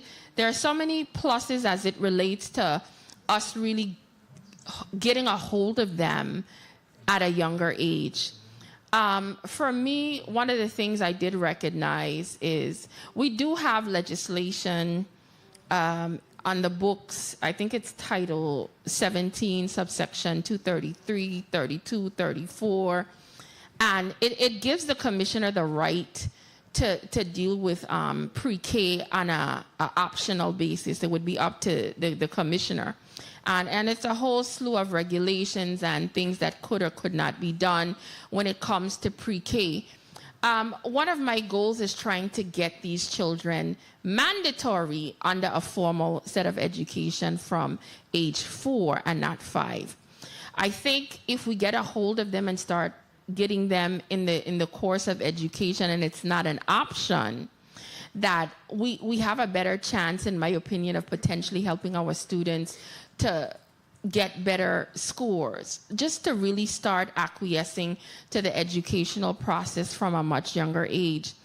And speaking to so many people, there was one factor that stuck out with everyone: utilization of bathrooms. That was the one thing so many people kept saying. We believe the kids could come in from 4. We're concerned about them knowing how to use the bathroom. That was their biggest issue. And that was something I'm open and willing to discuss and have that conversation as to how that is something that we could adapt to, or would we make amendments to the code that if something is so egregious, we would allow the commissioner to then step in and say, okay, that child might, whatever. I don't mind. I'm open to conversation. That's what I love about having these hearings, because as a senator, I could put forward a piece of legislation, but with the dialogue, we could find ways how to improve it and best suit everyone possible. So the goal of this legislation has always been for our children to be better, for our children to have an earlier option to education, for our children to have an opportunity to grasp things at a much earlier age. Because when you look at the statistics of where we are as a nation compared to other nations, it concerns me. So for me, I want our VI children to be at the top. I want us to excel. And this was one of the ways, from doing research and speaking to various individuals, was a way of getting a hold of them. But once we have the structures in place, whether it's education on trying to get the parents to know, hey, your child might be mandatory going to, whether we choose pre-K or kindergarten from age 4, they might start preparing for learning bathroom breaks a whole lot earlier than they might have done when they say, okay, I have till age 5. So it's a lot of things that could be done, might involve public education, but the long-term goal for me is our children to get into the system as early as possible, that we could get them as educated as we can, because I ultimately want them to do better. So I am open to the conversation today, and I look forward to the dialogue. So thank you very much for the time, Mr. Chair. Thank you, Senator Francis Heiliger. Let's try the mic again. Good morning. Masika Lewis, Department of Human Services, Administrator for the Office of Head Start. Okay, thank you so much. So once again, we're going to start with the Board of Education. And then we'll move on to the Department of Ed, Department of Human Services, and then last, Department of Health. You recognize. Good morning, Chairman and Senator Kurt VLA of the 36th Legislature of the Virgin Islands Committee on Education and Workforce Development. Other esteemed members of the committee, legislative staff, fellow stakeholders, and the listening and viewing audiences. I am Abigail Hendricks, St. John at-large member of the Board of Education. I'm representing Dr. Kaiser A. Calwood, the chairman of the Virgin Islands Board of Education, and our esteemed members, alongside Sandra Bess, Executive Director, and Kimberly Giroux, Associate Executive Director, who are in the chambers for additional support.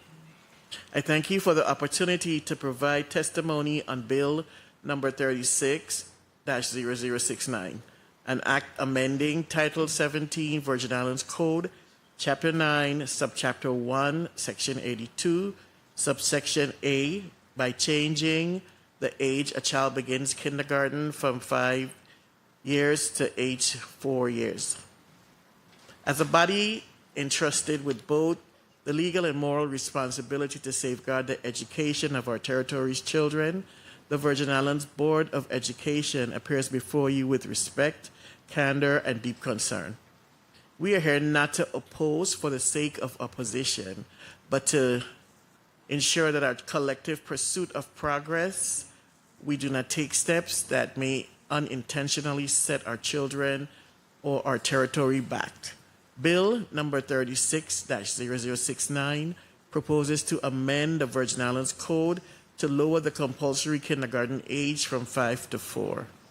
At first glance, this may appear to be a bold step towards expanding early education, but when examined closely, the law already speaks to this matter. Section 233, Title 17, Chapter 20 of the Virgin Islands Code establishes the framework for a pre-kindergarten program. It charges the Commissioner of Education with setting eligibility rules, ensuring proper teacher-to-child ratios, defining program standards involving parents, coordinating health screenings, and aligning pre-K with elementary education. Importantly, this program is voluntary and a recognition that at 4 years old, children develop at different paces and families must retain the right to choose what is best for their child. Bill 36-0069 conflicts with this statutory framework and risks destabilizing programs that are already carefully regulated by law. The compulsory education law fixes age 5 as the standard because it balances developmental readiness with educational opportunity. Research and common sense alike confirm that not every 4-year-old is ready for the social, emotional, and academic demands of kindergarten. For those born in the later months of the year, September, October, November, compulsory enrollment would mean beginning the school year nearly an entire year before they are developmentally ready. Children are not served by laws that force them into classrooms before they can thrive there. Indeed, the wrong beginning can dampen curiosity, weaken confidence, and strain families. We must also speak plainly about our workforce and infrastructure. The territory faces a shortage of qualified early childhood educators, and many who are currently serving are eligible for retirement. Our classrooms are not uniformly equipped for 4-year-olds, and our curricula are not designed for this age group. To mandate early kindergarten under these circumstances would be to build an unsteady ground. And beyond our local resources, we must consider federal partnerships. Head Start, which serves many 4-year-olds, ties its funding to very specific populations and outcomes. A compulsory shift would overlap and possibly jeopardize that federal investment, particularly in the current political climate where every dollar is contested. None of this is to deny the value of early childhood education. On the contrary, we affirm it. The evidence is overwhelming that high-quality pre-K and Head Start programs improve the outcomes of a child's lifetime. That is precisely why we advocate for strengthening pre-kindergarten and Head Start rather than mandating kindergarten at age 4. We encourage you to invest in expanding access, recruiting and training more teachers, upgrading classrooms, and aligning curriculum across the pre-K to K transition. This is how we build capacity and honor both the letter and the spirit of our existing laws. In conclusion, as a board, we stand in firm opposition to Bill number 36-0069 in its current form. It conflicts with Section 233, Title 17, Chapter 20, risks federal funding, disregards developmental readiness, and burdens an already strained workforce. Yet, in offering our opposition, we do not close the door to collaboration. On the contrary, we extend an invitation. Let us together craft policy that honors the wisdom of our laws, protects the well-being of our children, and strengthens, not fractures, the foundation of early education in the Virgin Islands. As Aristotle once reminded us, educating the mind without educating the heart is no education at all. In that spirit, we urge this body to move forward with both wisdom and compassion, ensuring that our decisions are not only lawful, but just, not only ambitious, but sustainable. Progress is not achieved by speed alone, but by building wisely, deliberately, and with the child always at the center. That is the motivation we bring to you today, and that is the safe space we hope to create in this chamber, one where the truth is spoken, concerns are heard, and solutions are found. Thank you for your time and consideration. Thank you, Member Hendricks. Testifiers, before you put anything on the record, please state your name because we have a new recorder. You're recognized, Commissioner. Dr. Dion Walls Hedrington, Commissioner for the Virgin Islands Department of Education. Good morning, Chairman Kurt VLA, Vice Chair Senator Avery Lewis, other committee members, Senator Maurice James, Senator Dwayne DeGraff, Senator Franklin Johnson, Senator Carla Joseph, and other members of the 36th Legislature. Today, I am privileged to not only serve as the Commissioner of Education for the Virgin Islands, but to have an opportunity to provide testimony on the department's position on the following bill.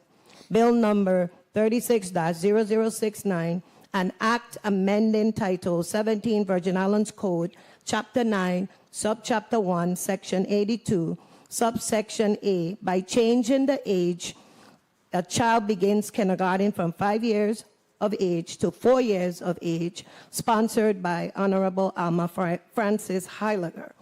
Joining me today are Assistant Commissioner Victor Sohm III, Dr. Carla Bastion Knight, St. Croix Superintendent, and Dr. Simra Brown Gums, Deputy Superintendent for the St. Thomas St. John District. Additional VIDE personnel will be on standby should we need to get further clarification to any of the questions. After extensive review of the proposed legislation and consultation with some of our pertinent sister agencies, the Virgin Islands Department of Education does not support the bill number 36-0069 for the following reasons. Starting kindergarten at 4 years old is possible, though often younger children benefit from a later start to develop social and emotional maturity, which are crucial for academic success and overall well-being.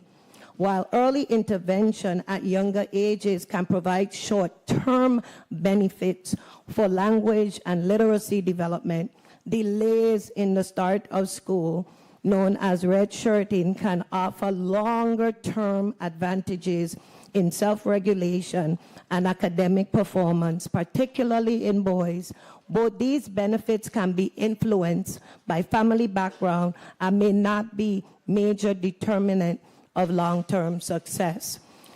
Data and research. Standard factors to consider when a child should begin kindergarten include individual child's readiness, whether the child is multifaceted, encompassing academic, social, and emotional preparedness, family and child care experiences, factors like family background, prior quality health care experiences can have a more significant impact on the child's long-term success than age of entry alone. Demographic differences, there may be differences in the outcome of redshirting for boys and girls, with some research suggesting it being more beneficial for boys. And then short-term versus long-term effects. While some advantages of redshirting are short-term, others, particularly in the areas of self-regulation, can be long-lasting, according to a Stanford study. Additional research findings from the National Institute of Child Health and Human Development study on early child care, December 2007, of more than 900 students nationwide were analyzed to examine the effects of age to entry to kindergarten on children's functioning in early elementary school.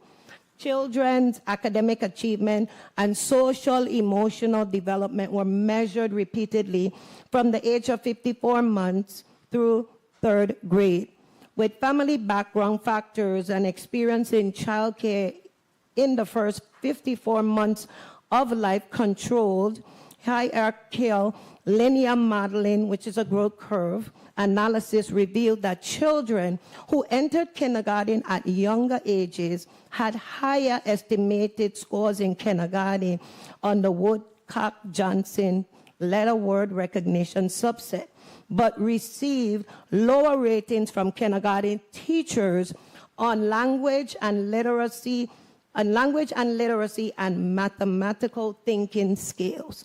Furthermore, children who entered kindergarten at older ages showed greater increases over time on that same test to include letter word recognition, applied problems, memory and sentences, picture vocabulary, and outperformed children who started kindergarten at younger ages on that same test from 54 months to third grade.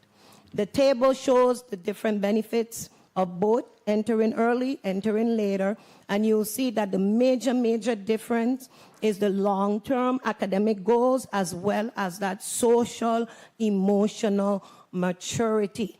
And that's something that really plays a significant impact on that child's success. Required costs. Changing the mandatory starting age for kindergarten from 5 years to 4 years would be contrary to the territory-wide public preschool program mandated by law, and would be detrimental to federally funded Head Start programs operated by the Department of Human Services.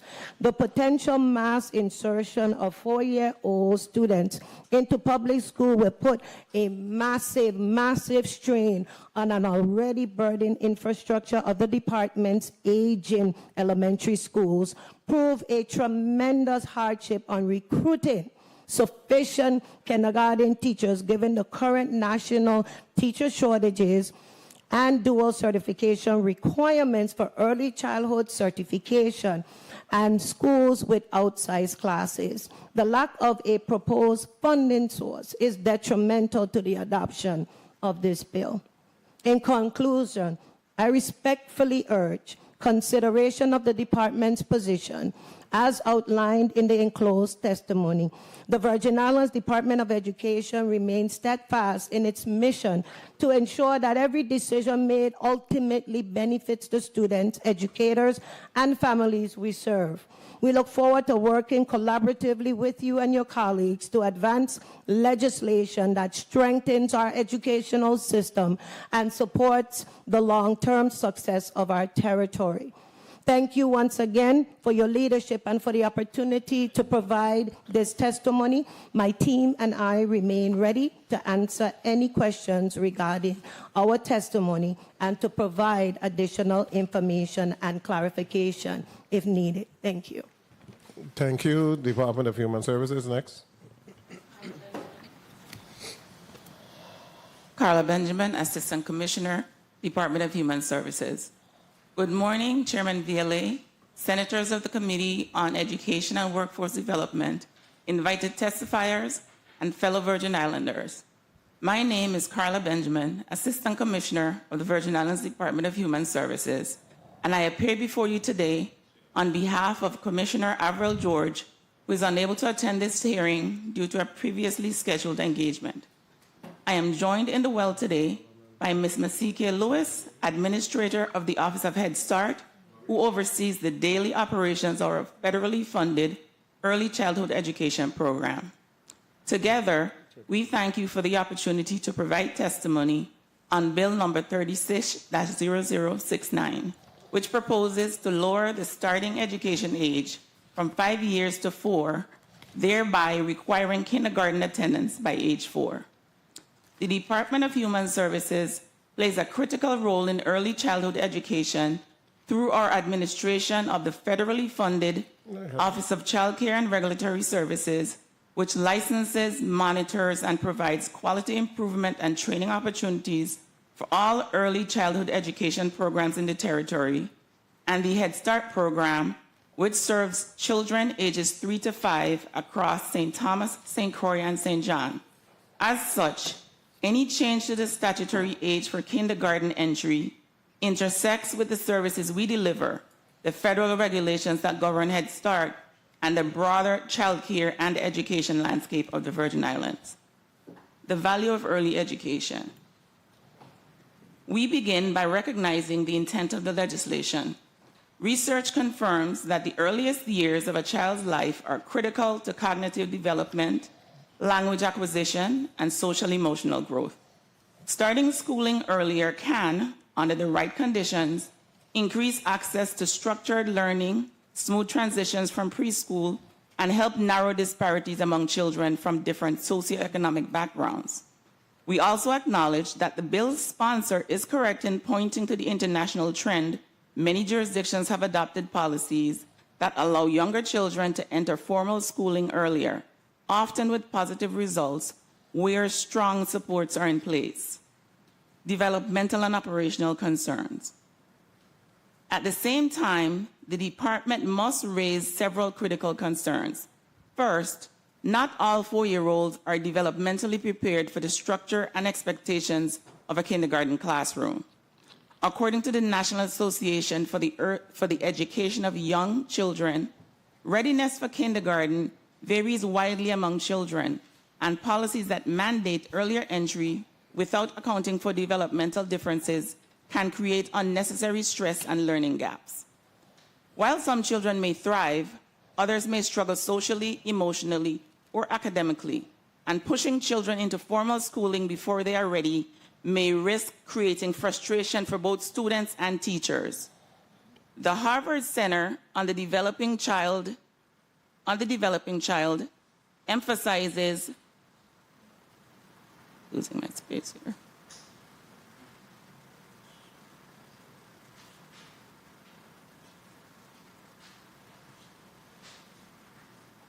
The Harvard Center on Developing Child emphasizes that strong social emotional foundations built through play-based early learning settings are critical predictors of later academic success and self-regulation in school.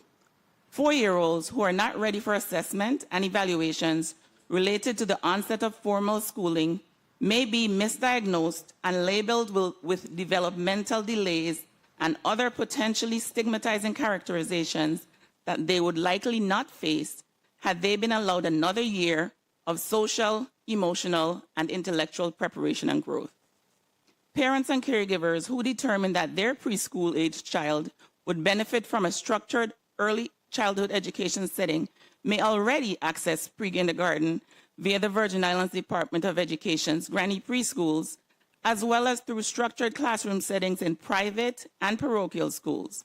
Additionally, Head Start exists precisely to provide a bridge for children during these formative years, offering individualized instruction, social emotional development, health and nutrition supports, and family engagement in ways that are not replicated in public school settings. Federal studies have shown that children who participate in Head Start programs demonstrate significant gains in vocabulary, early literacy, and social skills before kindergarten entry. If 4-year-olds are shifted wholesale into kindergarten, Head Start's enrollment of second-year students, which are 4-year-olds, would decline significantly, and this in turn would affect the program's federal funding allocation, which is based on enrollment levels. As of this month, the Virgin Islands Head Start program is operating at 91.9% of its funded enrollment of 637 children, with 586 currently enrolled. Of that number, 53.4%, which is more than half, are 4-year-olds. In the St. Thomas St. John district, there are 249 children enrolled, of which 60.1%, or 151, are 4-year-olds. In the St. Croix district, there are 337 children enrolled, of which 48%, which is 162, are 4-year-olds. The passage of this bill would therefore be very detrimental to the Head Start program, as it would directly eliminate a majority of our current student population and destabilize the funding and staffing that sustains it. At this time, DHS is actively managing 5 major Head Start construction projects across the Virgin Islands.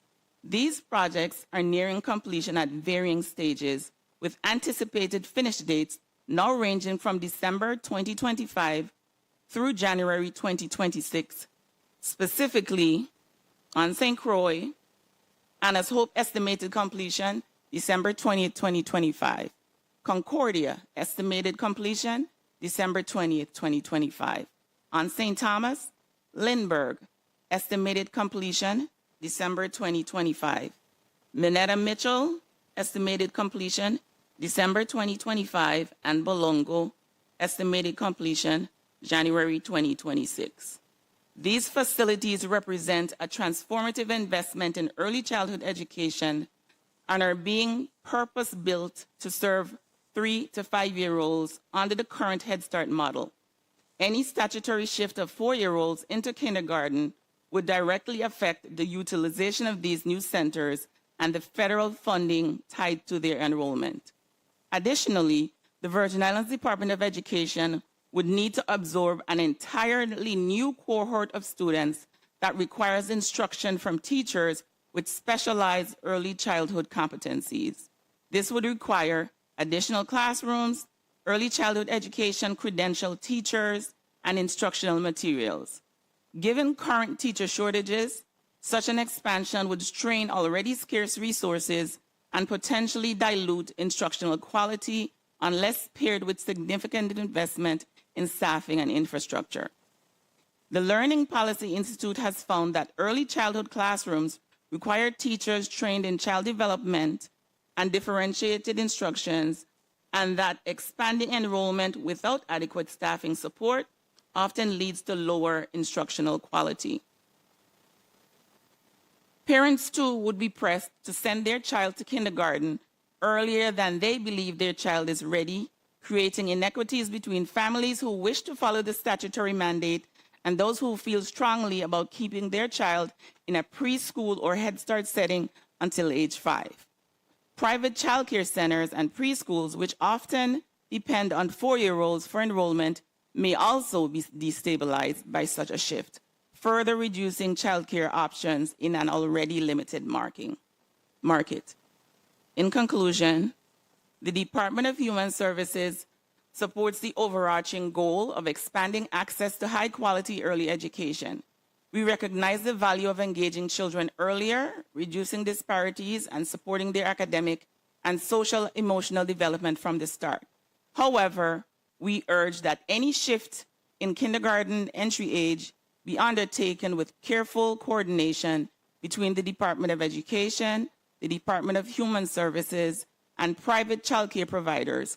Such a change should be accompanied by thorough analysis of its impact on Head Start and federal funding streams and a realistic assessment of the resources required to ensure that our youngest learners thrive. We stand ready to collaborate with this body and with our education partners to ensure that the best interests of Virgin Islands children and families remain at the center of any reform. Myself and Ms. Lewis are here for any questions. Thank you for your testimony, Department of Health.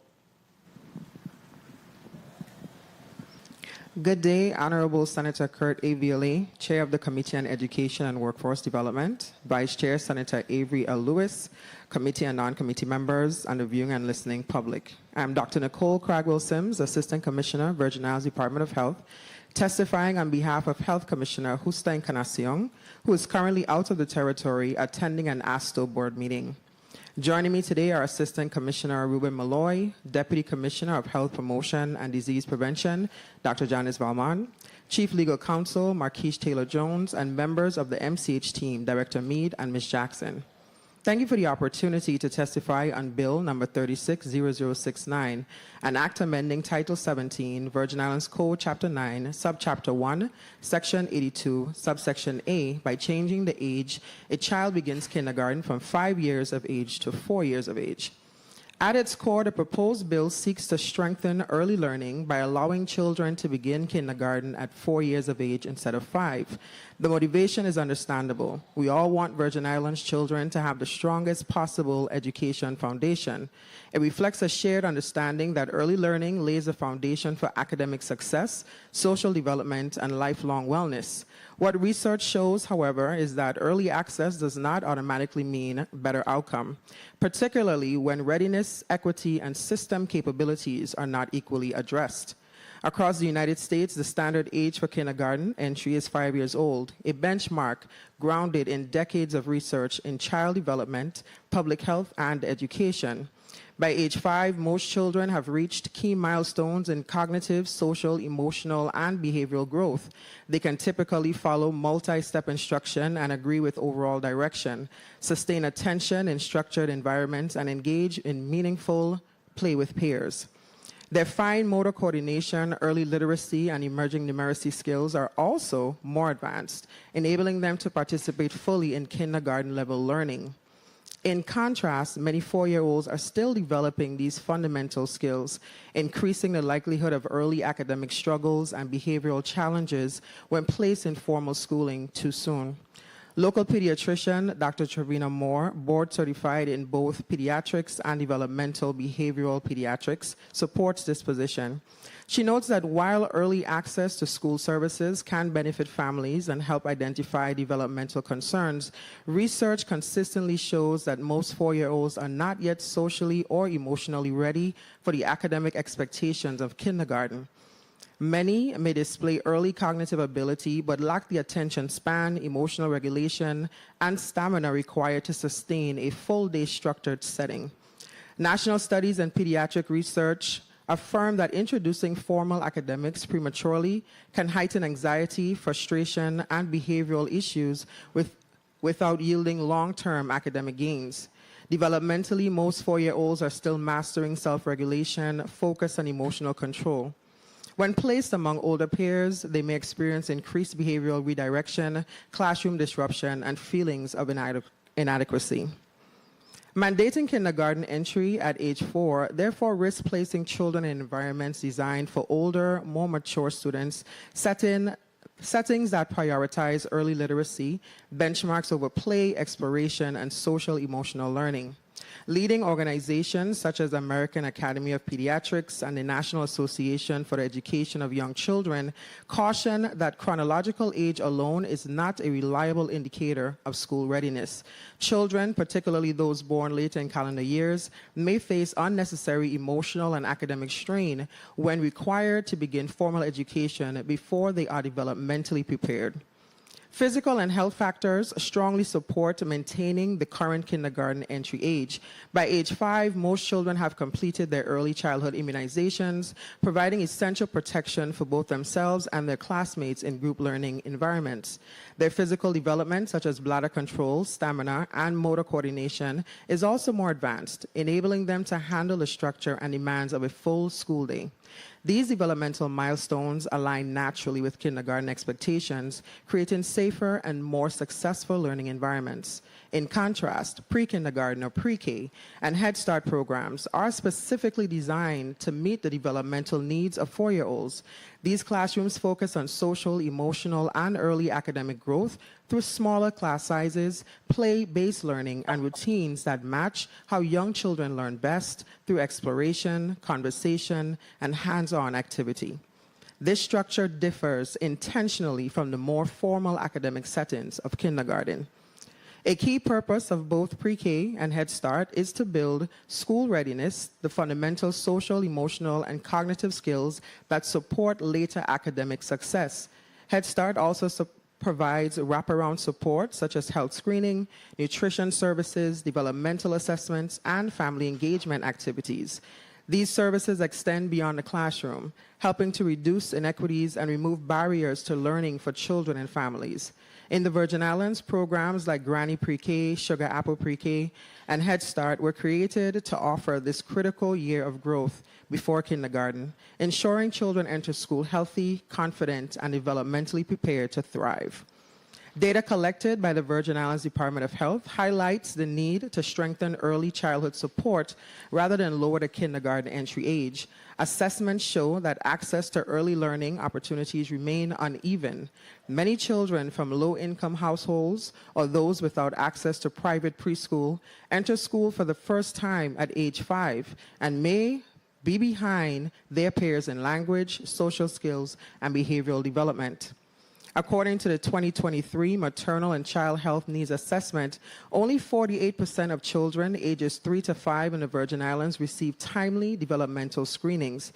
This gap underscores the urgent need to expand structured early learning environments that can identify and address developmental delays before kindergarten. The same assessment found that 21% of children ages 2 to 5 are classified as overweight or obese, reinforcing the critical role early childhood programs play in promoting physical activity, healthy nutrition, and preventative health habits before children reach school age. While early learning programs such as Pre-K and Head Start provide valuable developmental and health benefits, access is not universal. Eligibility is based on age and in some cases income, yet not all qualified children are able to enroll. Limited capacity and resources disparities continue to create barriers, particularly for families in underserved or low-income communities. These findings point to a clear policy direction rather than lowering the kindergarten entry age. Efforts should focus on strengthening and enhancing access to high-quality education, early education childhood programs that meet the developmental, social, and health needs of every young learner. Research supports this approach. A longitudinal study published in Pediatrics 2020 found that the skills children bring to kindergarten, such as vocabulary, math knowledge, and classroom engagement, predict academic performance, health behaviors, and grade point averages well into adolescence. Similarly, a well-known Stanford University study compares children who entered kindergarten at age 5 with those who delayed entry until age 6, found that the older group demonstrated 73% lower levels of inattention and hyperactivity into adolescence, illustrating the lasting behavior benefits of additional developmental time. Further assessments of state kindergarten cutoff policies across the United States confirm that older kindergarten entrants generally experience stronger academic and behavioral outcomes throughout their early school years. As we all work to improve educational outcomes in the Virgin Islands, maintaining age 5 kindergarten entry is a developmentally sound and equitable policy. This policy reflects extensive development science, public health standards, and educational research. It ensures that our children are more prepared to meet classroom expectations. It aligns with national health standards and allows pre-kindergarten programs for 4-year-olds to focus on essential readiness skills. This is about giving our children the strongest possible start. By keeping kindergarten entry at 5 years old and expanding early childhood support, we can work together to build a healthier, more successful future for our young people. This concludes our testimony. Thank you for your time and for your commitment to the well-being and future of the children of the Virgin Islands. We welcome any questions the committee may have. Thank you for your testimony, colleagues. We're going to go to a 3-minute round, but before we go to that particular round, Title 17, subsection 82, compulsory school attendance, age of pupil exceptions. A, all children shall commence their school education by attending an approved kindergarten from the beginning of the school year in the calendar year in which they reach their 5th birthday. So that means that if the student is going to reach 5 years old in November, they start school at 4 years old in August. Okay, so they could make 5 up to December 31st, and they're going to start school in August. The bill proposes to strike 5th and insert 4th.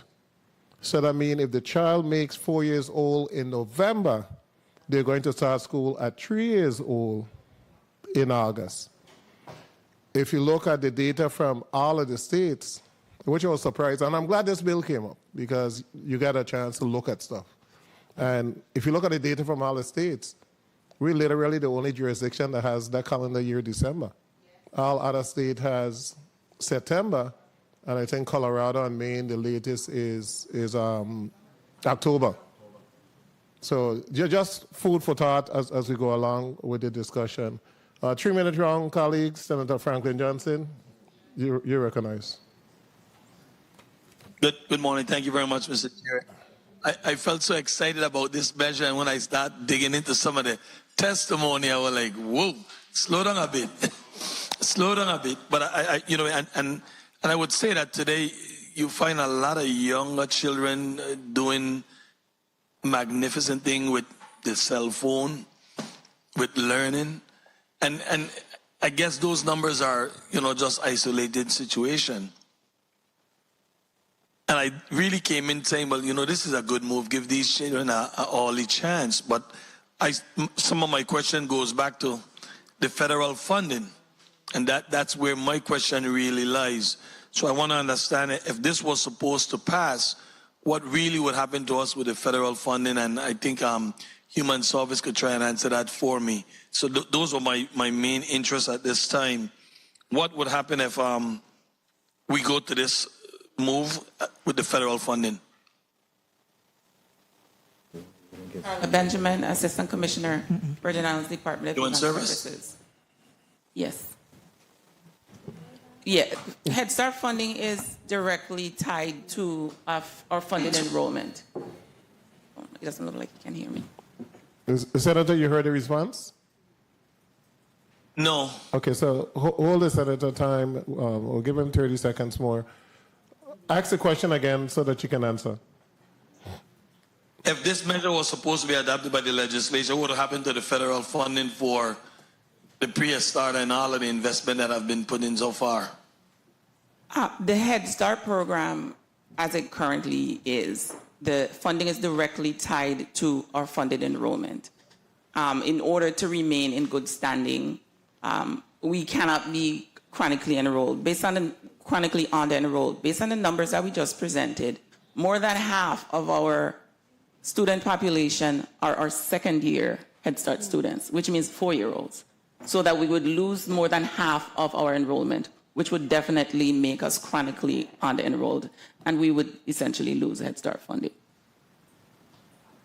And then to the Commissioner of Education and I think Department of Health, I keep hearing some data, but nobody giving me a timeline as to when this data was achieved. When was these datas, when did they came out? What year time frame? The data that was used in the testimony was from December 2007. And I think Department of Health gave some data too. Yes, so the data recording the testimony came from the 2023 MCH. 1 minute. All right. Thank you very much. I really appreciate, and I said these are some very good discussion, and I appreciate the testifiers with those enlightening information. Thank you very much, Mr. Chair. Thank you, Senator Johnson. Assistant Commissioner Benjamin, what's the total in federal funding we receive for Head Start? Currently, it's above $10 million. $10 million? Yes. The teachers in Head Start, are they 100% funded or 50% funded in terms of the federal general fund? The program itself is funded by both funding streams. Some are 100% federally funded, some are locally funded, because they can't all be sustained on the grant, without a grant. Okay, so some of the teachers and paras are 100% federally funded, and some are a combination of local, federal, and some are all general fund. Correct. Okay. The same thing goes for your food service program in the Head Start? Yes. Some federally funded? Correct. Okay. Commissioner, Yes, Senator. are any of your kindergarten teachers federally funded? No, none of our kindergarten teachers are federally funded. Pre-K is federally funded. Okay. So the classification of kindergarten would mean that you would have to utilize general funds to hire all of these additional teachers and paras that you need. Correct. Okay, thank you so much. Point of information, Senator Avery Lewis. Thank you, Commissioner Wells Huntington. Good morning again. What's morning. your current, not enrollment? Pre-K? No.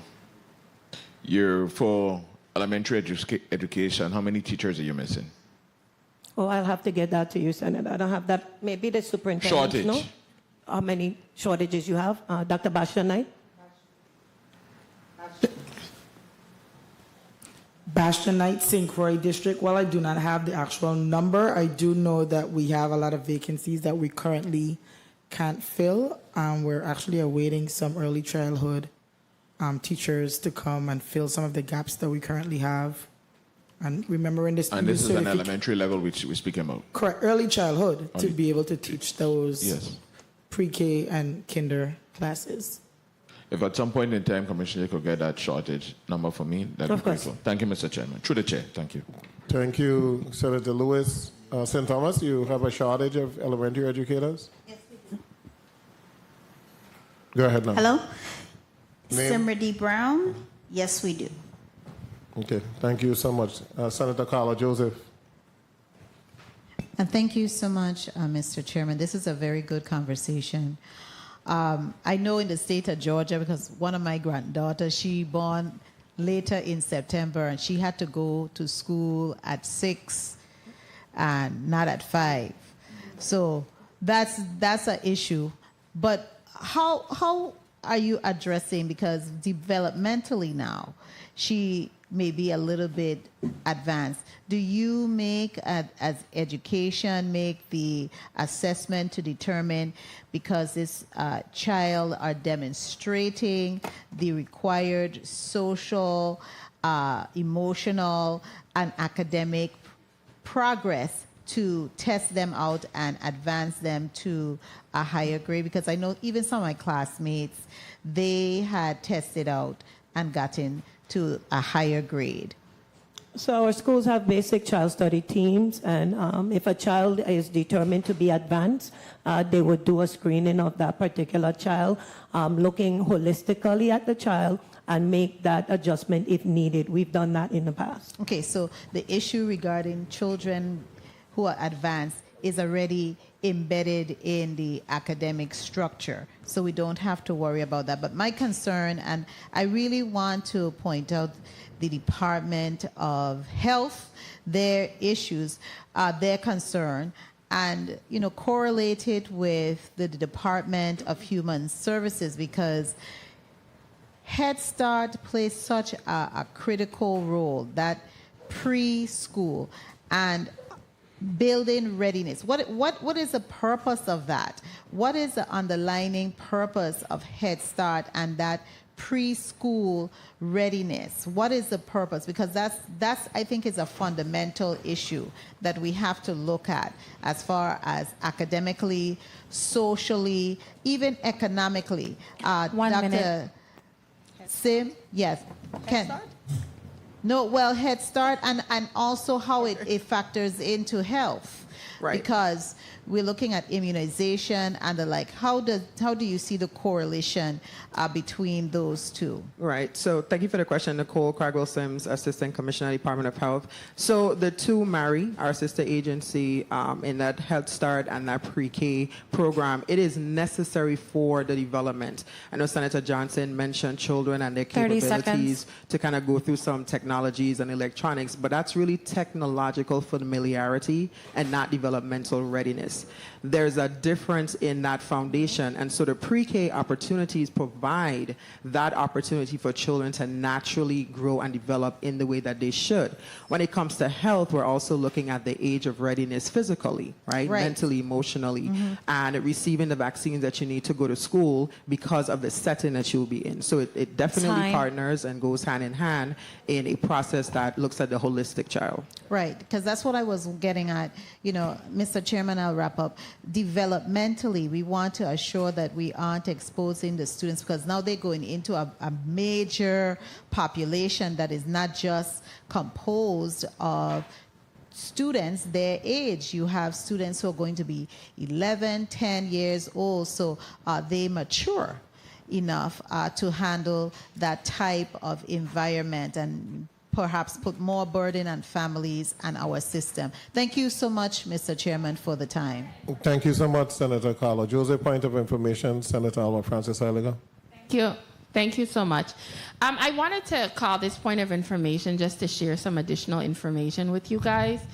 I did submit an amendment to this piece of legislation as when I did the introduction, I spoke about Title 17 subsections 232, 233, and 234, because what I had attempted to do in the amendment was to incorporate and shift over the age 4 to that, and also give the commissioner the option that if for some reason, even though it was mandatory, they could have discretion if something is happening with the child, if they're not socially ready or whatever.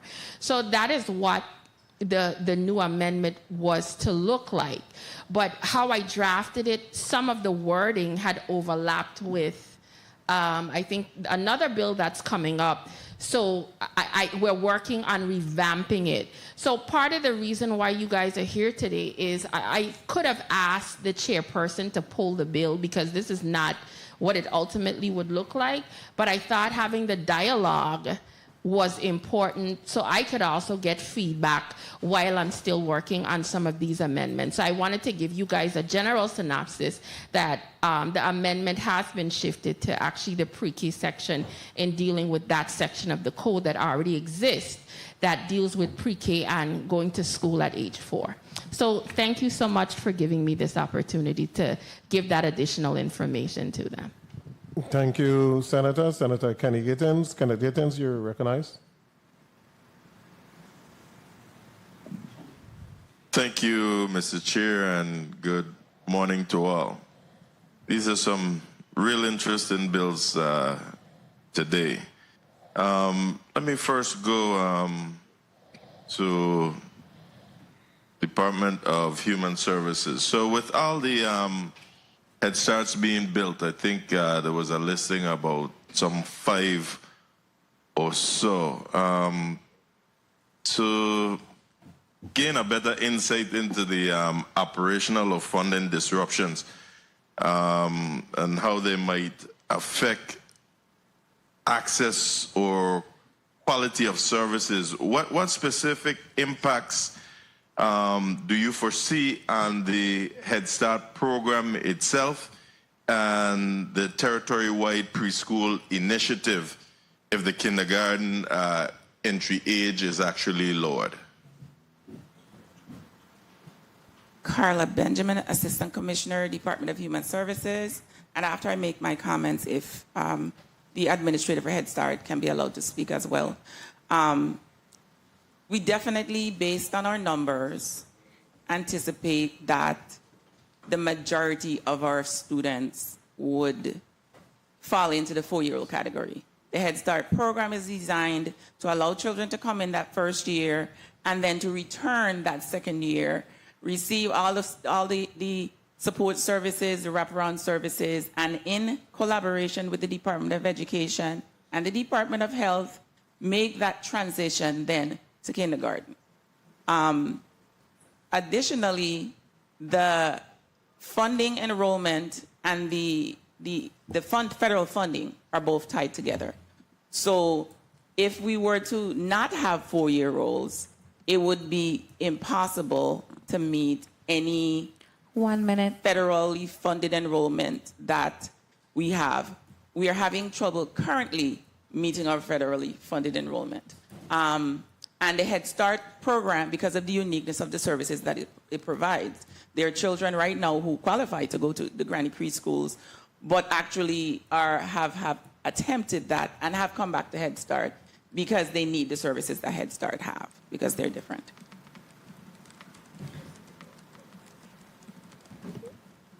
Thank you. Just in the 30 seconds. In the essence of time, I'll move on. I understand what the Assistant Commissioner just stated. Department of Health, you testified that the data collected by your agency highlights the need to strengthen early childhood support rather than lower the kindergarten entry age. Do you have any specific suggestions for strengthening early childhood support? I would ask Dr. Valmont, who is on St. Croix, if she has any specific recommendations, and we can definitely get some over to you, sir.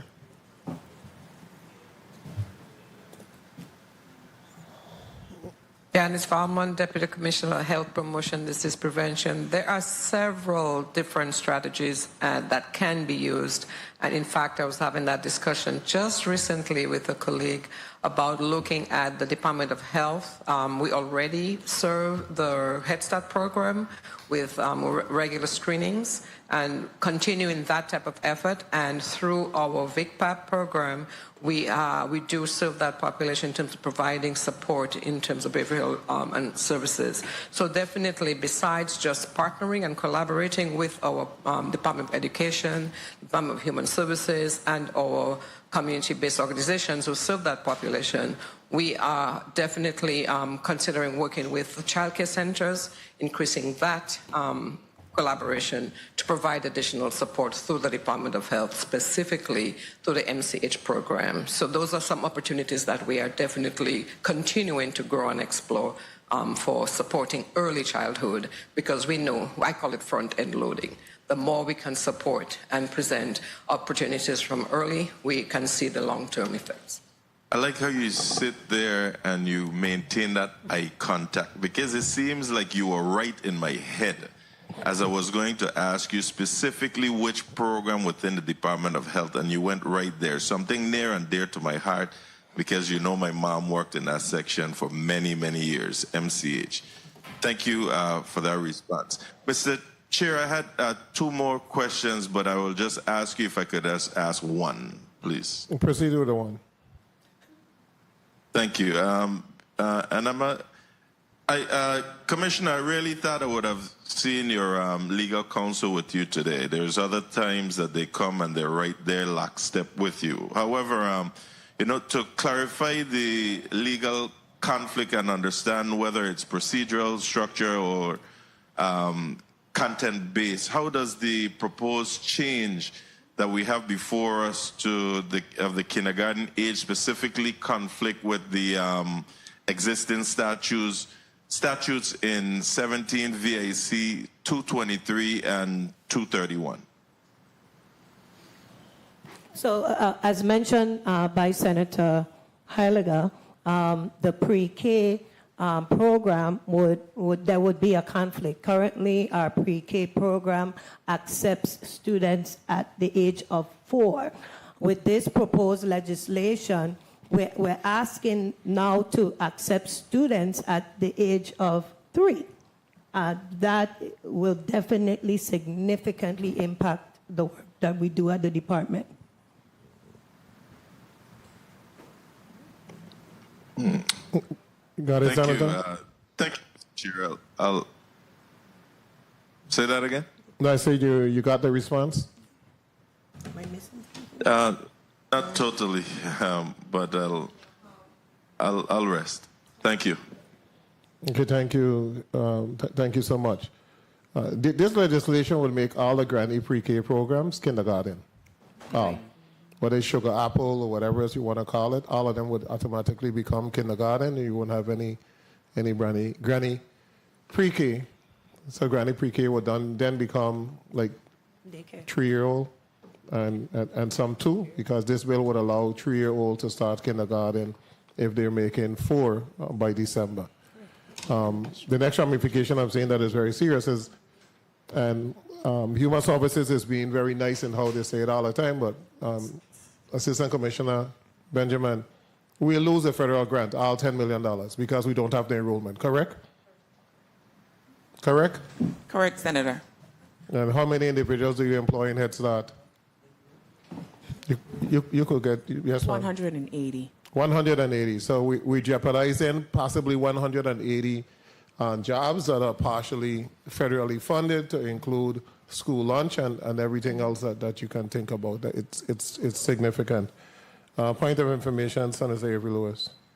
Thank you, Mr. Chairman. And just to extend to something that the chairman just said, while we talk about Head Start and we talk about Department of Education, let's not forget the daycares, the private sector.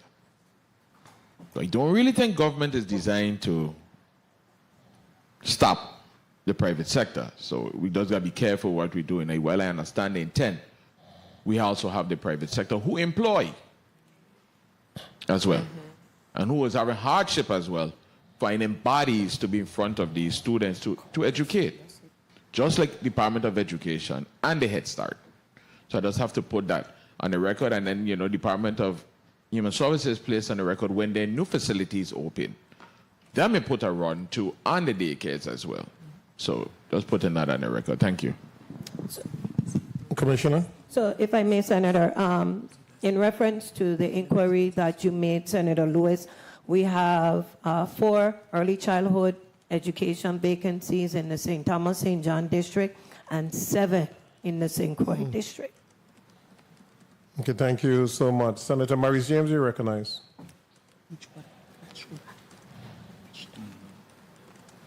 Hello. Thank you, Mr. Chair. This particular topic today is very dear to me because I've been working on an early childhood education and care system bill.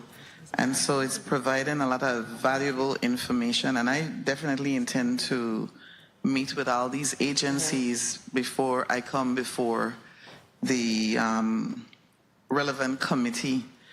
I do want to say, though, that when I read the different testimonies, there seems to be some inconsistencies or contradictions between the testimonies that, and I'll start by saying, for example, in the Board of Education, this is the second time you've mentioned Aristotle, and I read Aristotle. Educating the mind without educating the heart is no education at all. And in fact, both of the bills, the previous one and this one, is an attempt by the sponsor, I feel, it seems to me, to educate the heart. Because educating the heart means social, emotional learning and developing moral and emotional development. And so when you read in the Department of Education's testimony, it says the Harvard Center on the Developing Child emphasizes that strong social emotional foundations built through play-based early learning settings are critical predictors of later academic success and self-regulation in school. So therein lies a contradiction between your testimonies. I also want to ask if it is that when we're talking about children entering school early, we know that research shows that the brain develops from birth to the age of, some people say the age of 3, 5, and some people go to the age of 8. And I think the intent of the bill is to try to make sure that our children in those critical ages have the cognitive and social development that they need. But I do understand that, as the chair said, funding is one of the biggest issues, especially for the Head Start. But explain to me, if a child isn't ready for kindergarten, 30 seconds. I used to run through this, and then anyone can answer. At the age of 4, and some of the testimonies even said that children should enter later than 4. So we need to be on the same page with regard to that. But please answer then, for the Head Start enrollment, children do enter at an earlier age than the age of 4. So if they're ready to enter Head Start, why are they not ready to enter kindergarten? And is it because of the structured setting and the additional support system that I think highlighted by the Department of Health, which, by the way, I do like the Department of Health testimony. I'll go on the record as saying that. Thank you, Mr. Chair. I don't really have more on this because I myself feel I need to do a lot more research and collaboration with respect to my bill. Thank you. Thank you so much, Senator James. I think it's a common consensus that the earlier you start, the better off you are. But the issue is the kindergarten, because the kindergarten means after that you're going to first grade. The kindergarten is more academic than social, emotional. So the other pre-levels, whether it's pre-K4, pre-K3, you want that. And you would want to mandate that students start at 4, but not in kindergarten, but that they're in some type of program, because that pre-K4 is learning communication, social skills, your ability to listen, ability to follow directions, your fine motor skills, cooperating with others, managing your emotions. While kindergarten is more academic, start with your letters, start writing your name, it's a more academic setting. So the intent I understand, but not at the kindergarten level. I mean, if there's a mechanism where we have sufficient spots for all 4-year-old and you're mandating that they're in some type of program, I think that is a bit different. Well, Human Services, when the other sites open up, you're going to have additional capacity or the same capacity? It will be the same capacity. Put your name on the record. Sorry. Masika Lewis, Administrator for the Office of Head Start. It will remain the same capacity. We just will be changing the sites. Correct. Okay. And then we got to remember that along with the government-run Head Start, we also have Head Start programs that are run by Lutheran Social Service. They just built a big center out there by Concordia. So it's a ripple effect all around. So just careful as you proceed. Senator DeGraff, you recognize. Oh, you had a point of information, Senator Carlo Joseph. Thank you so much, Mr. Chairman. Around this conversation regarding preschool and the like, I wanted to ask Department of Human Services Assistant Commissioner Carla Benjamin, do you have a waiting list for students or young people, between the ages of 3 to 4 or 3 to 5 who are waiting to come into the Head Start program and you're unable to provide the services? Carla Benjamin, Assistant Commissioner. We do have a waiting list, but we also have available slots. So parents are able to choose where their child attends Head Start. So in some situations, even though there may be an available slot in the district, the parent may not choose to send their child to where the vacancy is. Mm-hmm. Understood. Okay, thank you. Thank you so much. Senator DeGraff, you recognize. Thank you, Mr. Chair. Good morning, colleagues. Good morning, testifiers. I think when I was growing up, you had Sesame Street Mr. Rogers' neighborhood. My children growing up, they had Barney. Now, you know, my 4-year-old granddaughter, who is now 5 years old, when she was 4, told me, he said, Grandpa, I'm a big girl. So she was looking forward to go to school when she made 5. I think, you know, I look at the plane and say, all the information we put out here, I don't second guess. I understand it, but is one, I like to make sure we give that extra credit to our children. What's the real difference between a 3-year-old and a 4-year-old, a 4-year-old and a 5-year-old? You could tell me anything, but when your parents, when you're growing up and they send a 12-year-old out, you know, I'll keep it local. Growing up, you had to go down to the pipe and bring up water so you could bathe, so you could have stuff fixed up and things. It didn't make a difference what age you were. You had a paint bucket, you go down, you bring up water. So you are in the job of educating, educate the children. So, but reality is the great information that was put out. Now, what seems to have me a little off is when you mention pre-K. Department of Human Services, you deal with 3 to 5, but 5 is when you start education, start school. So if you get $10 million for funding for 3 to 5, and 4 is your number that you're looking at, that if we start school at 4, it bumps you out at $10 million, then it puts education in an issue where they have to find now funding for teachers and everything. So it sends really an odd message that I myself was listening to, and not trying to contradict anything that you, the experts, are putting out, but it becomes contrary. So for me, I personally think that from a 4-year-old to a 5-year-old, there's no difference because of the things that that the age we are now. I'm not saying there isn't. So don't get me wrong that I'm not saying it. I said to me, you know, the data you have to supersede me and correct me, I'm sure.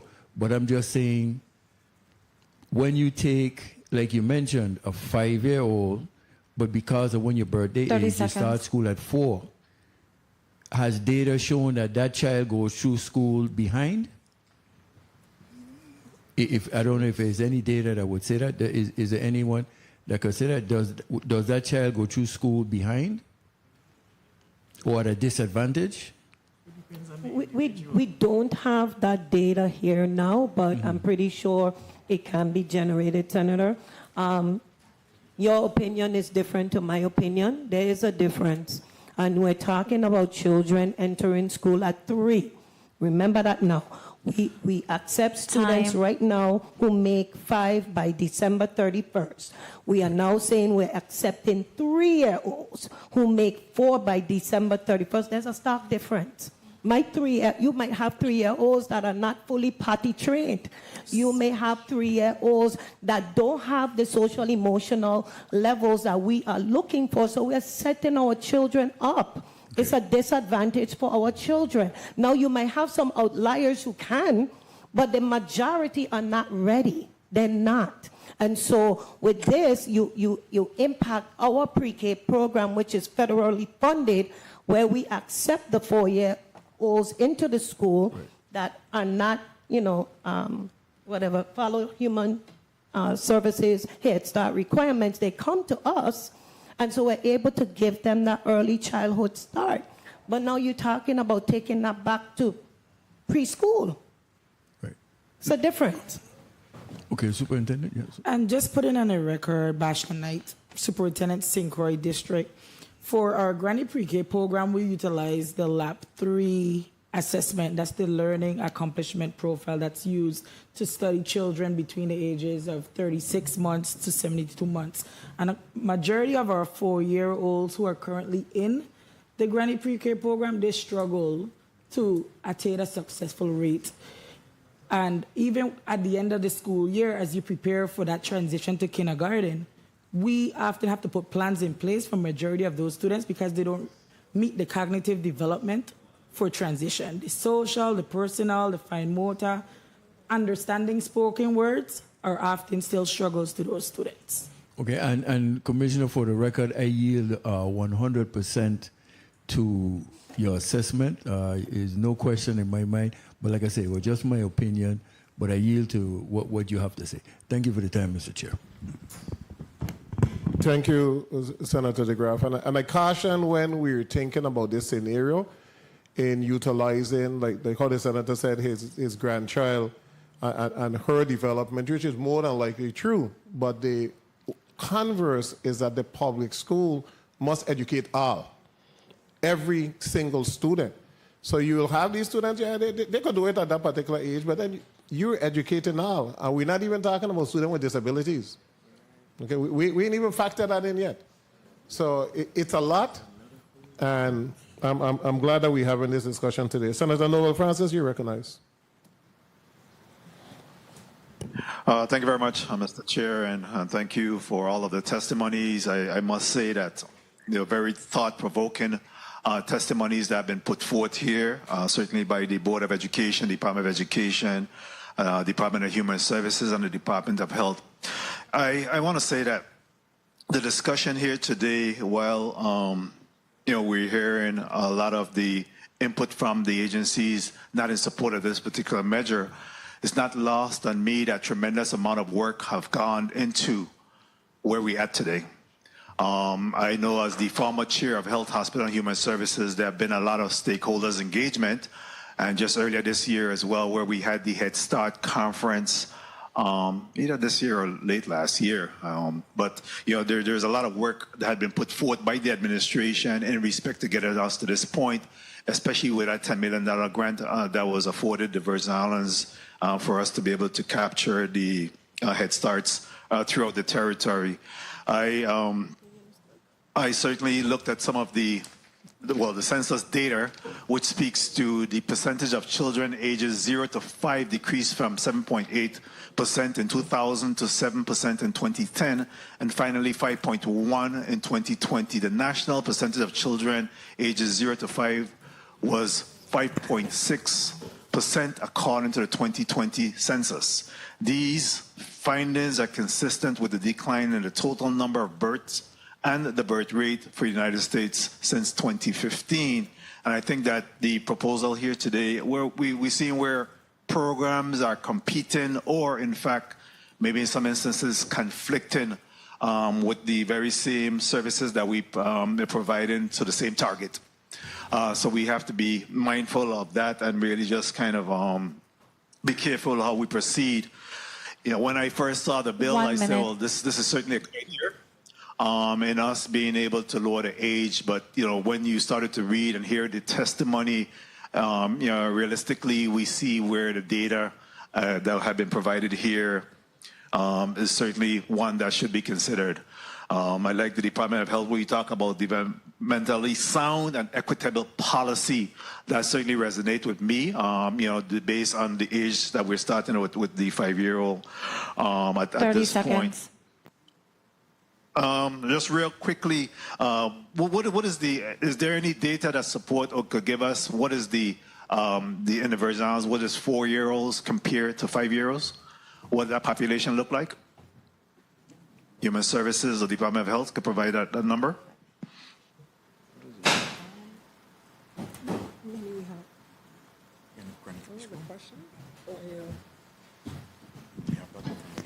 I'm sorry, Senator, what was the question?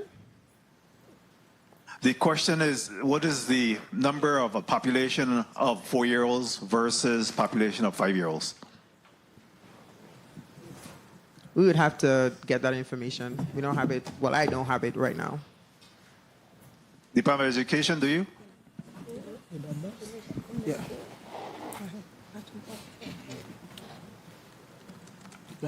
For you asking about the Bastion Knight Superintendent, you talking about enrollment data, Senator?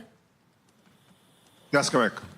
For the St. Croix district, we have 83 students enrolled in the Granny Pre-K program, and K5 we have, I'm pulling it up as we speak. Give me 1 minute. Simra, I don't know if you want to proceed to the St. Thomas district.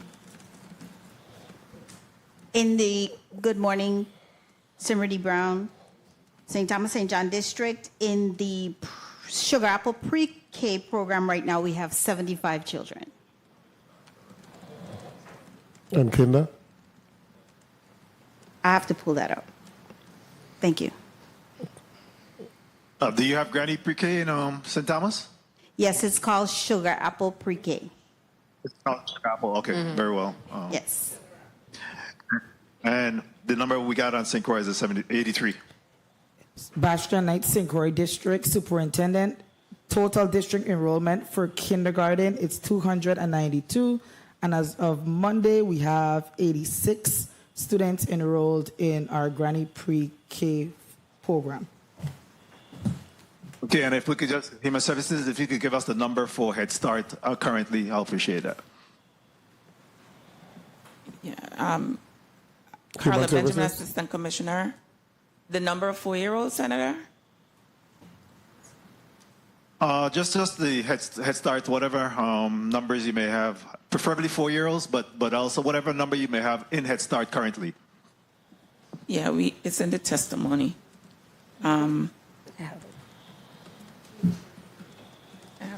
Is there? Okay, I could get it from that. That's fine. Yeah, but I did want to add one thing that wasn't mentioned with regard to federal funding. Remember that the Department of Human Services also operates the Office of Child Care and Regulatory Services. Currently, that program provides child care development funds only for non-school age children. So currently, we pay for child care for 4-year-olds. If 4-year-olds now become school age children, we can no longer provide subsidies for that age group. We could only provide after school and summer school. So that federal funding also would be impacted. Thank you, Mr. Chair, for the time. Thank you so much. And you're referring to the Black Grant program? Yes, Senator. And how many students do you have in the Black Grant program? I would have to get that number for you, sir. Okay. And now the Black Grant program, we got to keep in mind these are local individuals that have daycare centers that receive monies from the federal government. And I do know because I've been calling consistently to try to get X amount paid. But without that Black Grant, a lot of those facilities will close, literally. So we got to keep that in mind. Superintendent, Deputy. Simrity Brown, Deputy Superintendent, St. Thomas St. John District. Presently, there are 404 children in the kindergarten. 400? 404. St. Thomas have more babies than St. Croix. Yes, and we did have an increase in enrollment this year. We call them the COVID babies because these children are now 5 and they're coming in 2020. And we had a large enrollment. We actually had to open kinder classrooms. Okay, interesting. Senator, if you wish, you're recognized. You're not in that subgroup, right? No. Good afternoon, everybody, one more time. I just like to say this here. It's a good discussion this morning. I think it's a discussion that probably was long overdue. And, hearing the side, good side and the pros and the cons. There's a lot of parents out there probably possibly feeling, my child could take up my phone and manipulate my phone and they could go on YouTube and they could this and that. My child ready for 4th grade. Sorry. My child is 4 ready for... You're right. They probably said they're ready for 4th grade. But I just want to keep the conversation honest and real. Right now, I'm going to carry it to a whole nother different spin.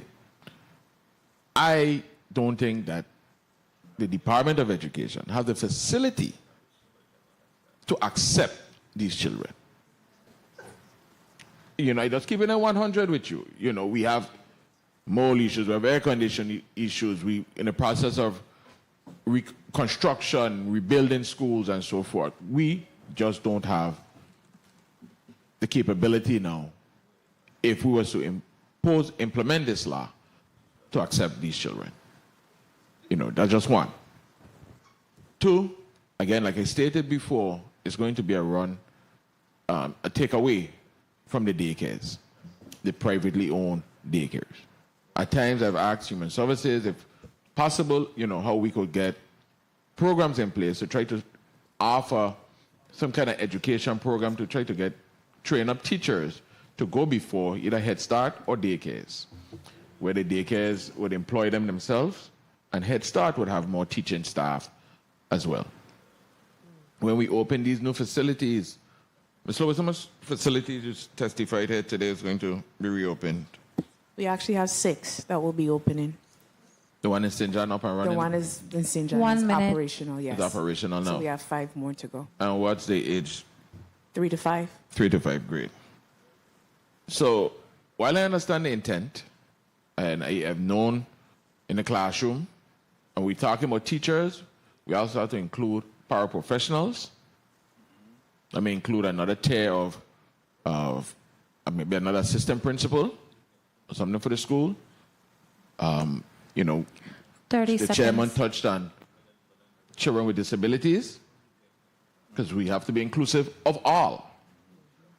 When the private schools could say, yeah, no, or different, public schools can't say that. Right. They have to take all. When Head Start could say, when the daycares could say different, Head Start have to take all. So we just have to be inclusive of all of that. And, Mr. Chairman, I understand the intent of the 4-year-olds wanting, Time. and yes, you are correct about the measure, because I did that study, that we are flexible with the early start of the age of children here in the Virgin Islands. But while I do understand the bill sponsor's intent, it needs a little more work here for me today. Thank you, everyone. And thank you, testifiers, for your testimonies. Thank you, Senator Lewis, the bill sponsor. Senator Alma Francis Eiliger. Thank you so much, Mr. Chair. Thank you so much to the testifiers, to my colleague. As I stated earlier, I had a choice. Do I let us have this discussion with the bill in its current form, or do I ask him to pull it? Because it's drastically being overhauled. And I made the choice to just leave it on, because I saw the importance of having this frank discussion in its form as it is now. Because I learned quite a bit of additional information that could help me in improving the bill. So that is what these meetings are for, and that's what I love about having this dialogue. For example, with the amendments I submitted, like, for example, some of the changes that spoke to the definition of what pre-kindergarten is, because like I shared with you, I recognized after doing additional research by the time this came out and was performed, we did quite a bit of additional research, and I said, wait a minute, this might be best suited dealing with pre-K and 4-year-olds. And that is what the essence of the amendments, which more than likely we were doing an amendment in the nature of a substitute, will be for this piece of legislation. So I do appreciate all the dialogue that we had today. And one thing I will say with us, my ultimate goal is for our children to do better. I have no other purpose. And I recognize that, yes, sometimes our children at age 4, some of them are in some really good schools that are very structured, and they come out like little geniuses. I've witnessed that. And then some of them go to preschools that are like glorified babysitters. Let's be real. And my goal here is to get them prepared. That's all I care about. Get them prepared with the mentality of understanding the basics. Because even when the testifier spoke a little bit earlier about even in preschool, by the time they're ready to transition to kindergarten, some of them aren't ready. So how do we tackle that?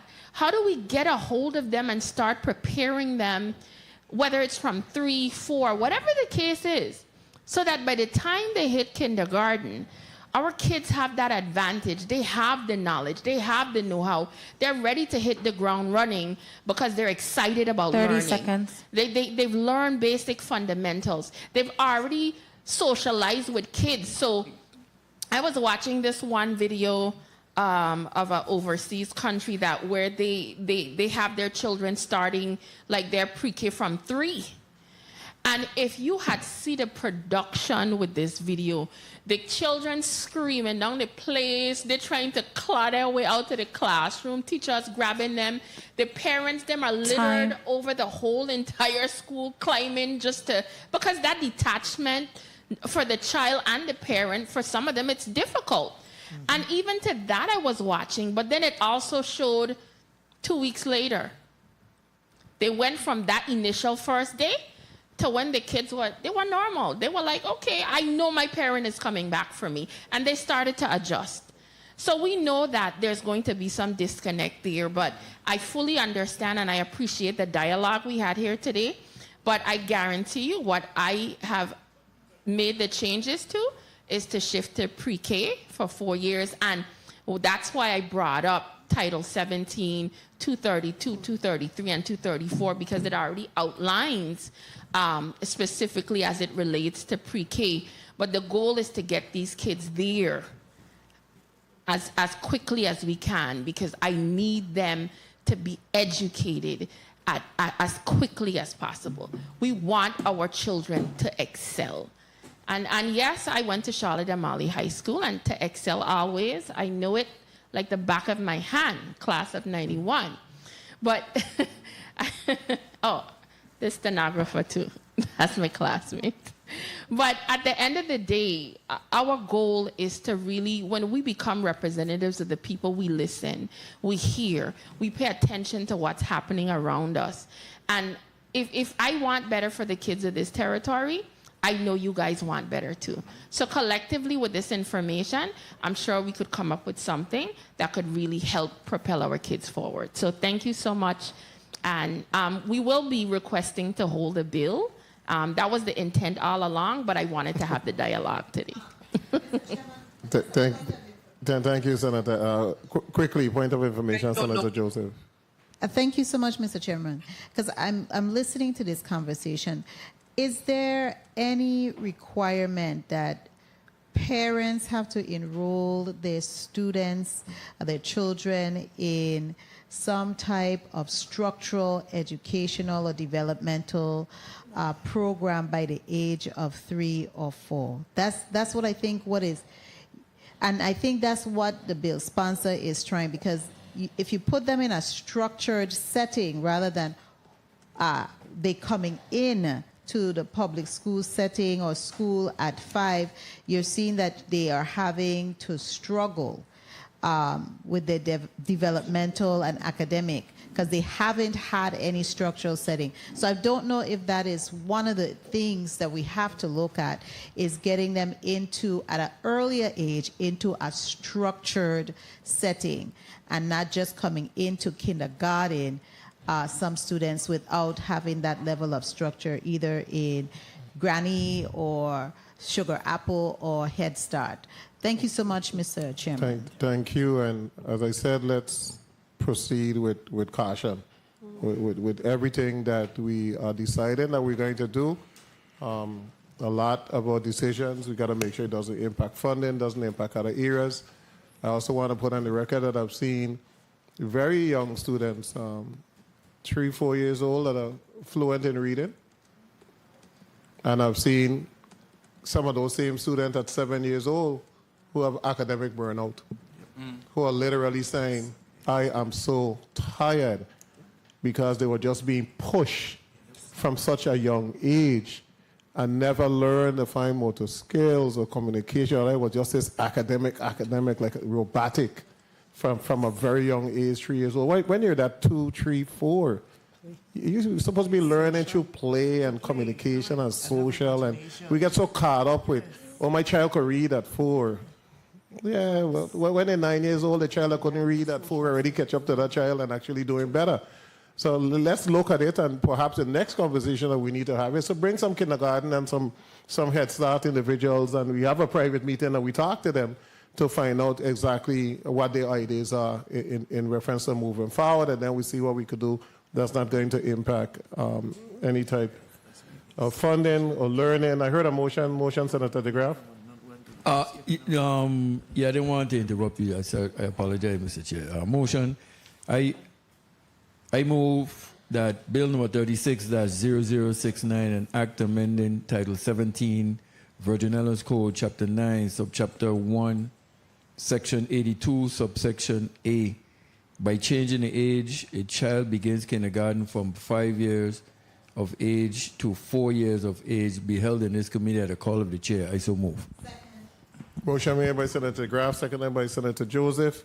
Bill number 36-0069, an act amending Title 17, Virgin Islands Code, Chapter 9, Subchapter 1, Section 82, Subsection A, by changing the age a child begins kindergarten from 5 years of age to 4 years of age, will be held in the Committee on Education and Workforce Development at the call of the chair. I am rushing a bit. I know we had a consensus, so that was like, hey, we have consensus from everybody. Roll call, roll call, roll call, roll call. So why did you guys let me go through the whole thing and then wait until I finish to say a vote? Couldn't somebody just say roll call? What type of colleagues do I have? Roll call. Senator Dwayne M. DeGraff. Senator DeGraff, yay. Senator Kenneth L. Gittins. Senator Kenneth. Yes. Senator Gittins, yay. Senator Maurice C. James. Yes. Senator James, yay. Senator Franklin D. Johnson. Yes. Senator Johnson, yay. Senator Carla J. Joseph. Yes. Senator Joseph, yay. Senator Avery L. Lewis. Senator Lewis, yay. Senator Kurt A. Viale. Yes. Senator Viale, yay. Mr. Chair, you have 7 yeas.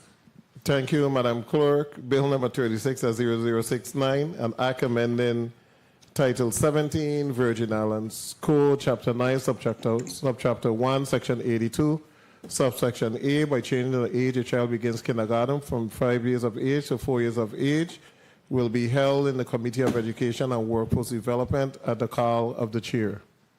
Committee will take a 2-minute recess.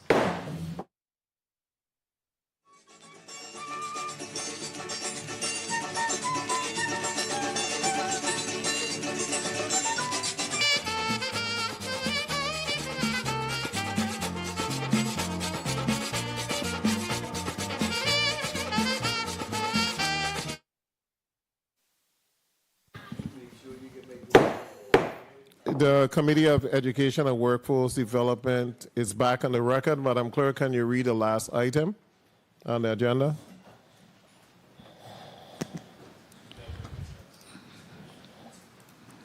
Yes, Mr. Chair. Bill number 36-0080, an act amending Title 17, Virgin Islands Code, Chapter 5, mandating a daily morning exercise routine for students in all public schools in the Virgin Islands. Sponsor, the Honorable Alma Francis Heiliger. Invited testifier, Kaiser A. Coward, PhD, Chairperson, Virgin Islands Board of Education. Honorable Dion Wells Hendrickton, Ed D., Commissioner, Virgin Islands Department of Education. Honorable Justa E. Encarnacion, Commissioner, Virgin Islands Department of Health. Mr. Brian Young, MD, Pediatrician, Partners for Kids. And Vincent Robert, Commissioner Designee, Virgin Islands Department of Sports, Parks, and Recreation. That concludes the reading. Thank you, Madam Clerk. I will recognize the sponsor of the bill, Bill number 36-0080, to provide some remarks. Senator Alma Francis Heiliger, you recognize. Thank you so much. Good day to my colleagues, to the testifiers, to the people of the territory. Bill 36-0080 specifically had to do with trying to add some exercise programs in the morning. The reason why this was done, because we all know a lot of our children have recess already.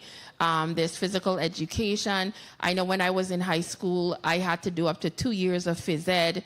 I think it's been changed to 1 year now, from what I understand. But this was more along the lines of just carving out a few moments in the morning, not to do rigorous things, more like yoga type breathing, and to get our children in a mental state of mind for preparation at the beginning of the day. But in reading some stuff in the bill, some things are not there that I need to carve out and differentiate between those that are already doing physical activity versus those that are still, doing the mandated physical education. So I don't want us to, have a whole long hour and it's going to be updated with the additional information. So I wanted to just put that on the record because the intent, again, is for the best well-being of our children. And when I took the time out to do some research, that if you even carve out 3 minutes at the beginning of the day for those that might not be doing active physical exercise, and at those times, that short period of time could really change the mindset of a child and how they go through the entire day. So for me, if you notice, the 3 pieces of legislation I've attempted to bring today all have to do with our children, education and well-being, and them potentially progressing further.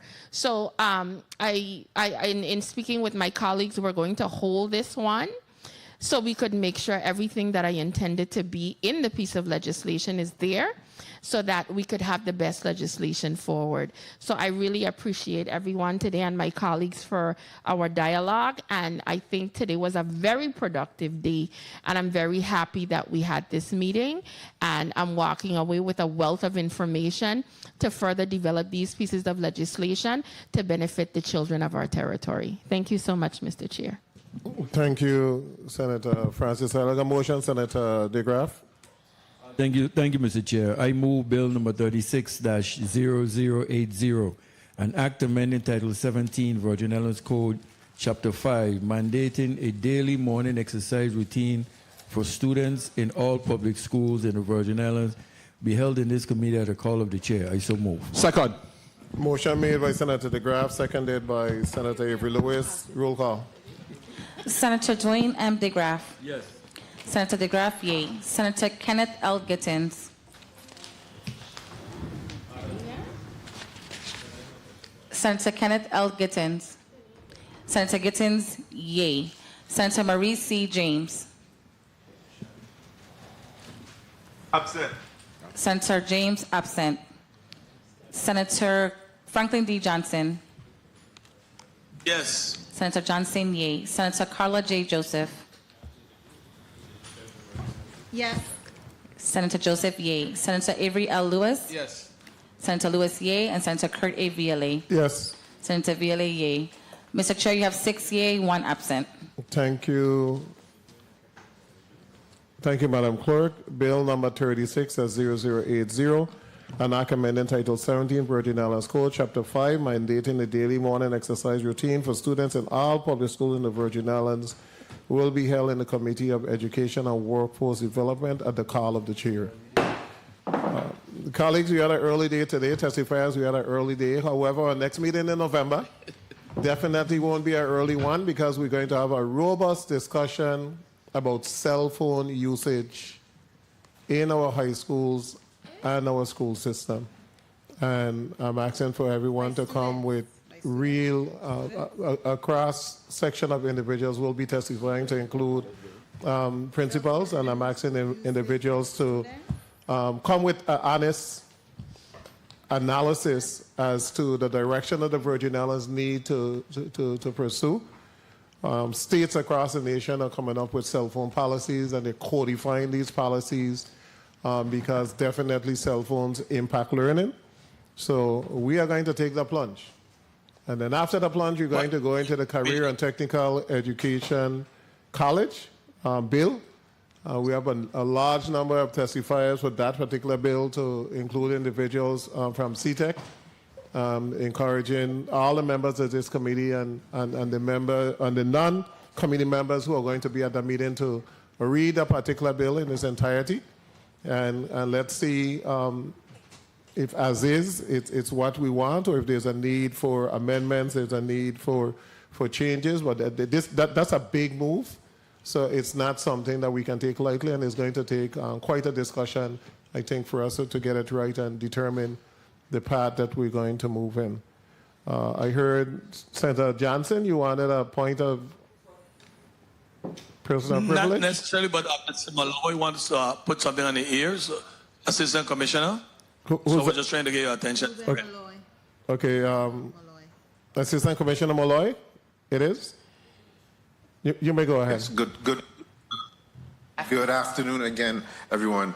The Department of Health wanted to take this opportunity to remind the public that we are hosting the Breast and Prostate Cancer Awareness Walk this Friday at 5:30 on St. Croix from Claudomarco School to Bordeaux Park. The walk occurred on St. Thomas last Friday and was a tremendous success. We want to make sure that we continue that momentum and and be equally successful on St. Croix. So join the Facebook page, our Facebook page, and the QR code, and you can register so that you can get a T-shirt. Hopefully we have T-shirts for everyone, but just wanted to take this opportunity to make that announcement. Thank you. Thank you so much. And I'll also like to announce my colleague, Senator Blyden, is having a housing summit tomorrow on St. Thomas, and it's going to move to St. Croix on Friday, the USVI Innovative Housing Construction Summit. Thursday, St. Thomas from 9 to 5 o'clock at the UVI Innovation Center, and St. Croix on Friday at UVI Great Hall from 8:30 to 4 o'clock. So all individuals who are first-time home buyers or getting ready to, trying to construct, and they're supposed to have some very useful information. He's been working on this initiative for a couple of years now. So it's finally come to fruition, and we're looking for your participation tomorrow and Friday. We want to thank everyone for coming to attending the meeting today. We want to thank Central staff, the individuals that made this meeting possible, the testifiers, my colleagues. Thank you so much. The Committee of Education and Workforce Development is hereby adjourned.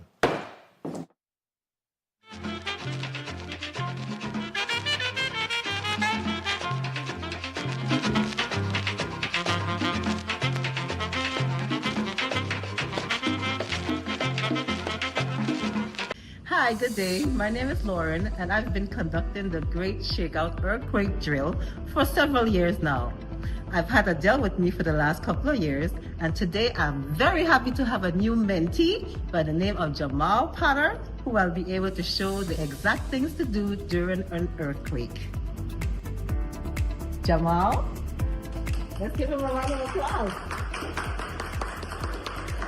All right, so let's get started. It's a normal day, let's pretend, until the earth decides it's just had enough of us humans. Run around.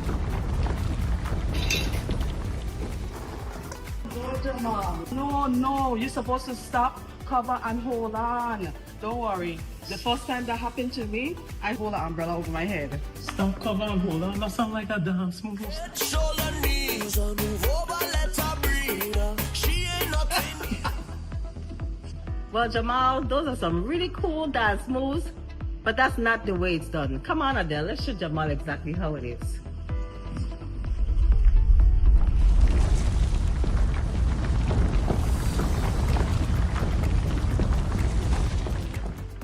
Well, you know, Jamal, the best way to do it is how I showed you, but let's try it your way and put you in some bubble wrap.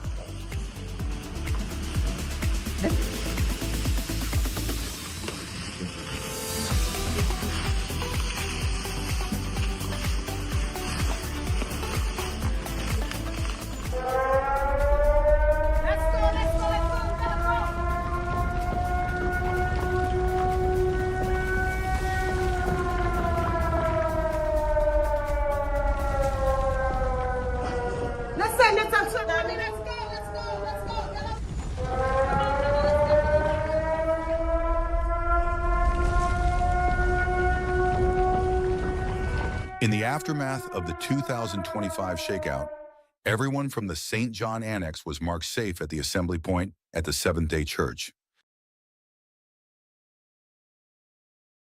Many Virgin Islanders. And at times, out of reach. I'm here to say that building your home is attainable. In collaboration with the Virgin Islands Territorial Association of Realtors, we've met with private and public stakeholders, researched solutions, and found modern technologies that can cut our building costs by at least 40% while maintaining quality. Join us at the Innovative Housing Construction Summit, Thursday, October 23rd on St. Thomas at the UVI Innovation Center from 8 a.m. to 5 p.m. and Friday, October 24th on the Big Island of St. Croix at the UVI Great Hall from 8:30 a.m. to 4 p.m. At the Innovative Housing Construction Summit, discover how to reduce your home construction costs, connect with experts, and leave with a plan to build your home right here in the U.S. Virgin Islands. We are building our future today. Visit usviinnovativeconstruction.com. Hi, good day. My name is Lauren, and I've been conducting the Great Shakeout Earthquake Drill for several years now. I've had Adele with me for the last couple of years, and today I'm very happy to have a new mentee by the name of Jamal Potter, who will be able to show the exact things to do during an earthquake. Jamal, let's give him a round of applause. All right, so let's get started. It's a normal day, let's pretend, until the earth decides it's just had enough of us humans.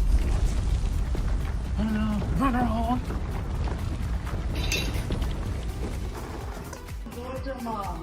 No, you're supposed to stop, cover, and hold on. Don't worry. The first time that happened to me, I hold an umbrella over my head. Stop, cover, and hold on. That sounds like a dance move. Shoulder knees and move over, let her breathe. She ain't nothing. Well, Jamal, those are some really cool dance moves, but that's not the way it's done. Come on, Adele, let's show Jamal exactly how it is.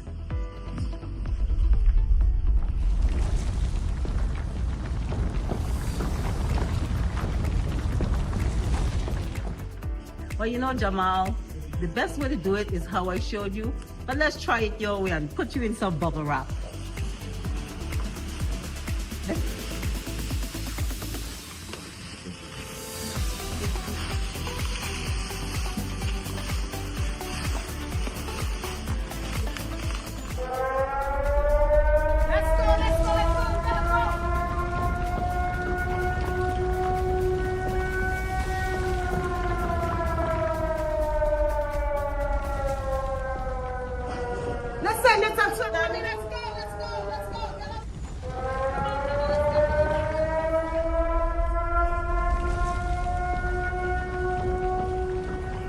In the aftermath of the 2025 shakeout, everyone from the St. John Annex was marked safe at the assembly point at the Seventh-day Church.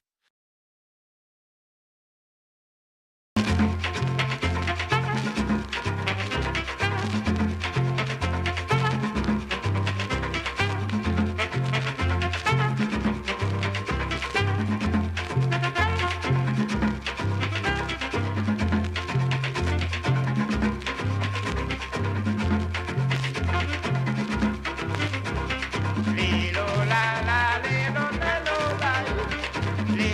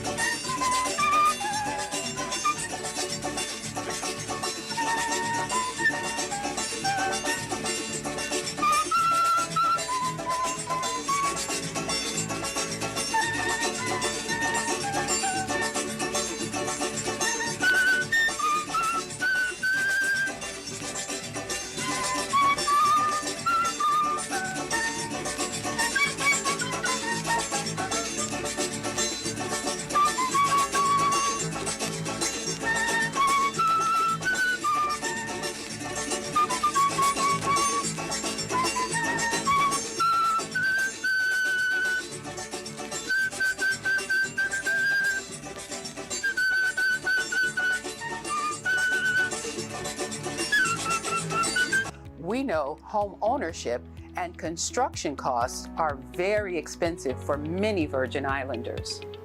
And at times, out of reach. I'm here to say that building your home is attainable. In collaboration with the Virgin Islands Territorial Association of Realtors, we've met with private and public stakeholders, researched solutions, and found modern technologies that can cut our building costs by at least 40% while maintaining quality. Join us at the Innovative Housing Construction Summit, Thursday, October 23rd on St. Thomas at the UVI Innovation Center from 8 a.m. to 5 p.m. and Friday, October 24th on the Big Island of St. Croix at the UVI Great Hall from 8:30 a.m. to 4 p.m. At the Innovative Housing Construction Summit, discover how to reduce your home construction costs, connect with experts, and leave with a plan to build your home right here in the U.S. Virgin Islands. We are building our future today. Visit usviinnovativeconstruction.com. Hi, good day. My name is Lauren, and I've been conducting the Great Shakeout Earthquake Drill for several years now. I've had a deal with me for the last couple of years, and today I'm very happy to have a new mentee by the name of Jamal Potter, who will be able to show the exact things to do during an earthquake. Jamal, let's give him a round of applause. All right, so let's get started. It's a normal day, let's pretend, until the earth decides it's just had enough of us humans. Run around.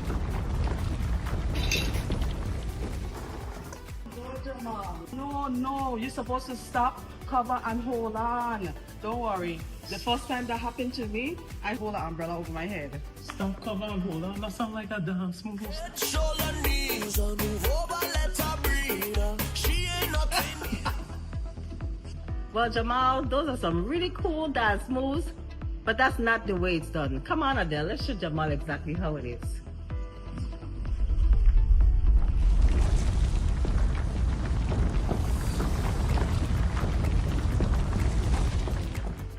Well, you know, Jamal, the best way to do it is how I showed you, but let's try it your way and put you in some bubble wrap.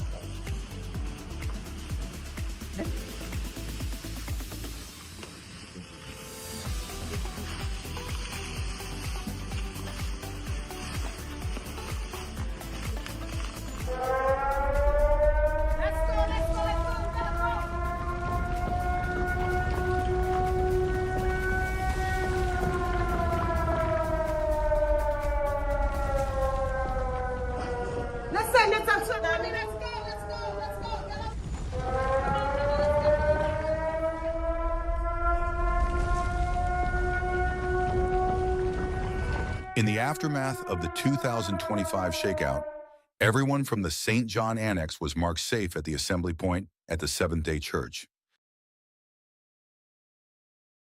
This is a typical courtroom scene. You're pretty familiar with it, right?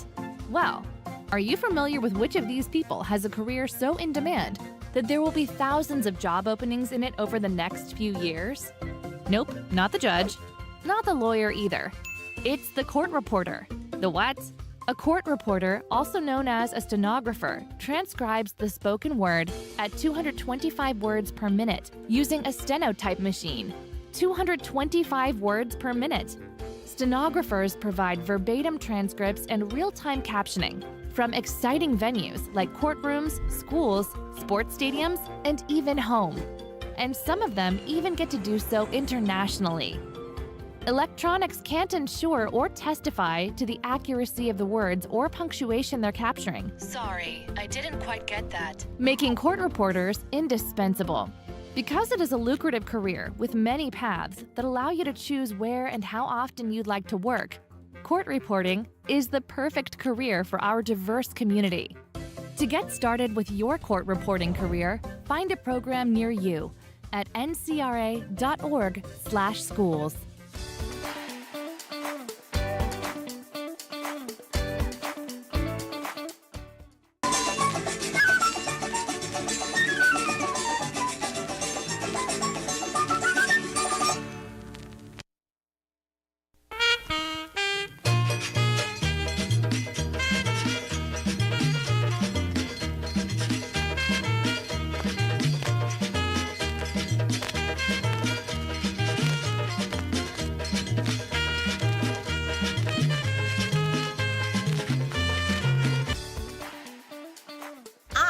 Namaste.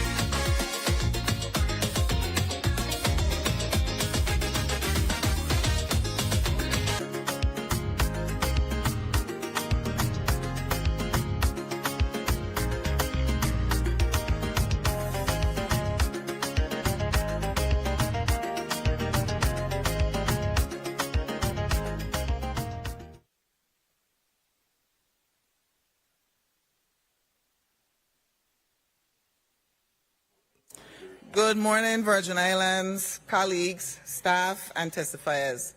The Committee on Disaster Recovery, Infrastructure, and Planning is hereby called to order. I am Senator Maurice C. James, the chair of this committee, and I will be presiding over this meeting today. As we begin today's hearing, I want to take a moment to recognize the significance of this day, October 16th, which is World Food Day, and the many important awareness campaigns being observed throughout the month of October. This is a month that calls us to action and compassion, a month that reminds us of the values that hold our community together. Each cause calls us to recognize both our shared humanity and our shared responsibility to one another. World Food Day reminds us that food is not merely nourishment, it is a fundamental human right. Yet far too many families still struggle to put healthy, affordable meals on the table. On these beautiful Virgin Islands, we must recommit ourselves to creating sustainable agricultural systems that feed our people, strengthen our economy, and ensure that no child, elder, or family goes hungry. This week, Seja Farms of the Virgin Islands is helping us take that step forward by hosting the first annual Farmers Conference, a powerful gathering of local farmers, agricultural experts, and policymakers who are exploring ways to strengthen our food security and food sovereignty. And this weekend's Bush Cook Chef Cook events will celebrate our culinary heritage, connecting farm to table and tradition to innovation, and will showcase our farmers and fishermen, our chefs, and the foods that tell the story of who we are as a people. These activities truly capture the spirit of World Food Day, connecting the soil, the sea, and the soul of our islands, feeding our bodies, preserving our culture, and honoring the people who fish the sea and work the land that sustains us.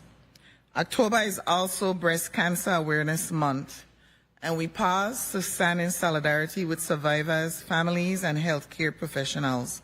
Their strength reminds us that early detection saves lives, that access to care must never depend on a person's income or circumstances.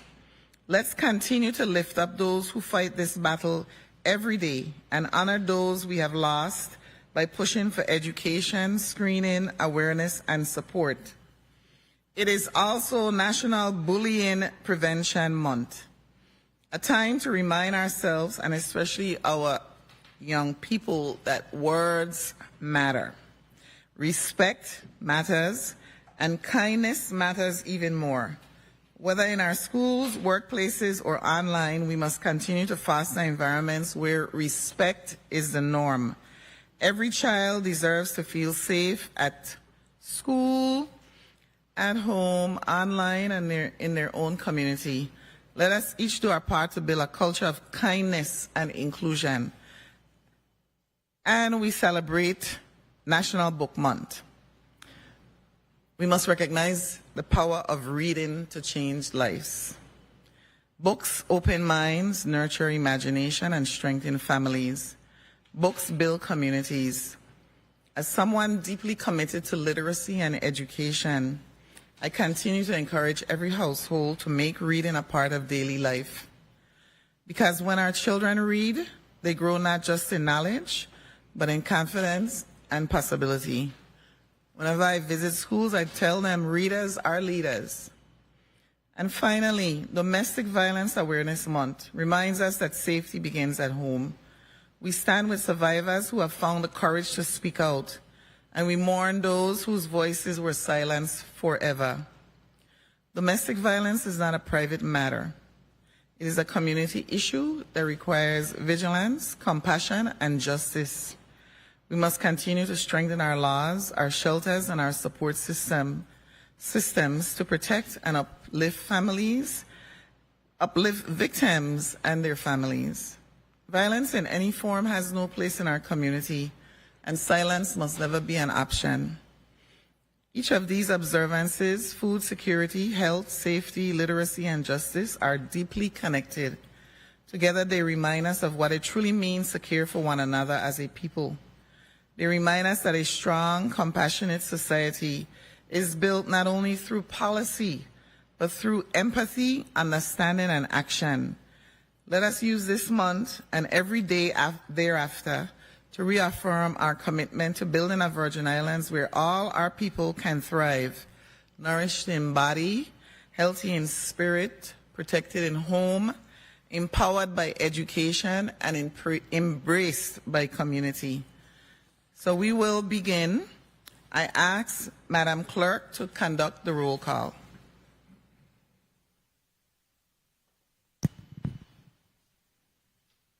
Senator Angel L. Bolkes Jr. Present. Senator Bolkes present.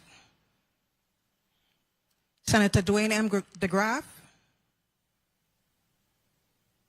Senator DeGraff absent. Senator Hubert L. Frederick. Senator Frederick absent.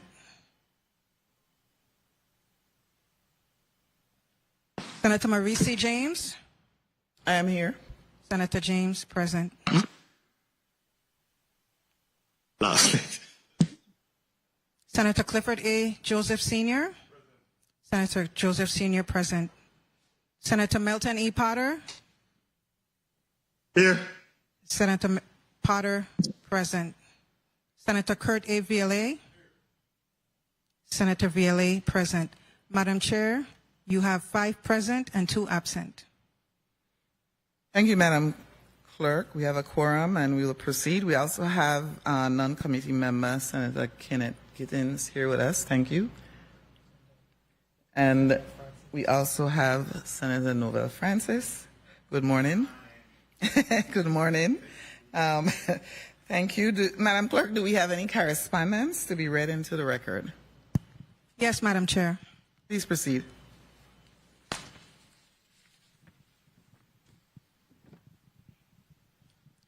Letter dated October 16, 2025, from the office of the Honorable Senator Hubert L. Frederick to the Honorable Senator Marie C. James, Esquire, Chair of the Committee on Disaster Recovery, Infrastructure and Planning, 36th Legislature of the Virgin Islands, 3022 Estate Golden Rock, Christiansted, St. Croix, VI, 00820. Notice of absence to the committee meeting Thursday, October 16, 2025. Dear Honorable Senator Marie C. James, Esquire, please accept this correspondence as a formal request to be excused from today's Committee on Disaster Recovery, Infrastructure and Planning meeting scheduled for 11 a.m. on Thursday, October 16, 2025 at the Fritz E. Lowette's Legislative Conference Room on St. Croix. My absence is due to unavoidable travel commitments, which predates the issuance of the committee meeting notice. I regret any inconvenience my absence may cause and appreciate your consideration in this regard. Thank you for your understanding, and I extend my best wishes to the members of the Committee on Disaster Recovery, Infrastructure and Planning for a productive and informative meeting. Regards, Senator Hubert L. Frederick, MS, CFE, 36th Legislature of the Virgin Islands. Thank you.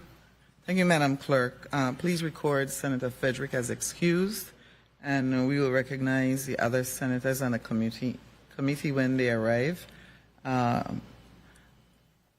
Madam Clerk, will you please read today's agenda into the record? Yes, Madam Chair. Committee on Disaster Recovery, Infrastructure and Planning, Thursday, October 16th, 2025, 11 a.m., Fritz E. Lowette's Conference Room, St. Croix, USVI. Block 1, Bill number 36-0135, an act amending Title 29, Virgin Islands Code, Chapter 5, Section 294, regarding expedited building permits for developers, proposed by Senator Kenneth L. Gittins. Invited testifiers, Honorable Jean-Pierre Oriol, Commissioner, Department of Planning and Natural Resources, and Mr. Carlton Dow, Executive Director of the Virgin Islands Port Authority. Block 2, the committee will receive an update from the Department of Planning and Natural Resources with a focus on the implementation of the Comprehensive Land and Water Use Plan, including a review of progress made to date, current or anticipated challenges, and the project timeline for next steps in the implementation process. Invited testifiers, the Honorable Jean-Pierre Auriol, Commissioner, Department of Planning and Natural Resources. Block 3, the committee will receive testimony from the Virgin Islands Water and Power Authority on the status of FEMA-funded power plant upgrades and recovery projects including a review of progress on FEMA-funded replacement of the Richmond Power Plant on St. Croix and unit upgrades at the Randolph-Holly plant on St. Thomas, including the design-build solicitation process and anticipated construction timeline. Critical resilience projects such as undergrounding of electrical lines, installation of advanced composite utility poles, battery energy storage systems, and advanced metering. Integration of the recently commissioned solar farm on St. Croix into the WAPA power grid and their impact on system reliability, as well as any plans for solar development and integration in the St. Thomas St. John district. Invited testifiers, Lemuel Laviniere, Chief Operating Officer, Electrical Systems, Virgin Islands Water and Power Authority; Noel Hodge, Chief Engineer, Virgin Islands Water and Power Authority; Vernon Alexander, Director of Special Projects, Virgin Islands Water and Power Authority; Maxwell George, Director of Project Management, Virgin Islands Water and Power Authority; and Joel Webster, Director of Grants Management, Virgin Islands Water and Power Authority. This concludes the reading of the agenda, Madam Chair. Thank you, Madam Clerk. We are joined by Committee Member Senator Dwayne DeGraff. Welcome, Senator DeGraff. I'm going to first ask the testifiers who are present today to just speak your name and title and position on the record before we begin with Block 1. Starting with Commissioner Auriol. Good day, Senator. Jean-Pierre Auriol, Commissioner, Department of Planning and Natural Resources. Good morning, everyone. My name is Tafari Nelson. I am the Engineering Project Manager for the Virgin Islands Port Authority in the St. Croix Division. St. Thomas Chambers. Good morning to everyone. I'm Carlton Dowd, the Executive Director of the Virgin Islands Port Authority. Morning. Good morning. We will now begin the hearing on Bill number 36-0135, an act amending Title 29, Virgin Islands Code, Chapter 5, Section 294, regarding expedited building permits for developers. It is proposed by Senator Kenneth L. Gittins. So we will first hear from the sponsor of the bill, and then from persons present who wish to speak for, against, or neither for nor against the bill to be heard today. So I ask Senator Gittins, the sponsor of the bill, to present the bill. Senator Gittins. Thank you. Good morning to all. Thank you again, Madam Chair. Madam Chair and colleagues, I'm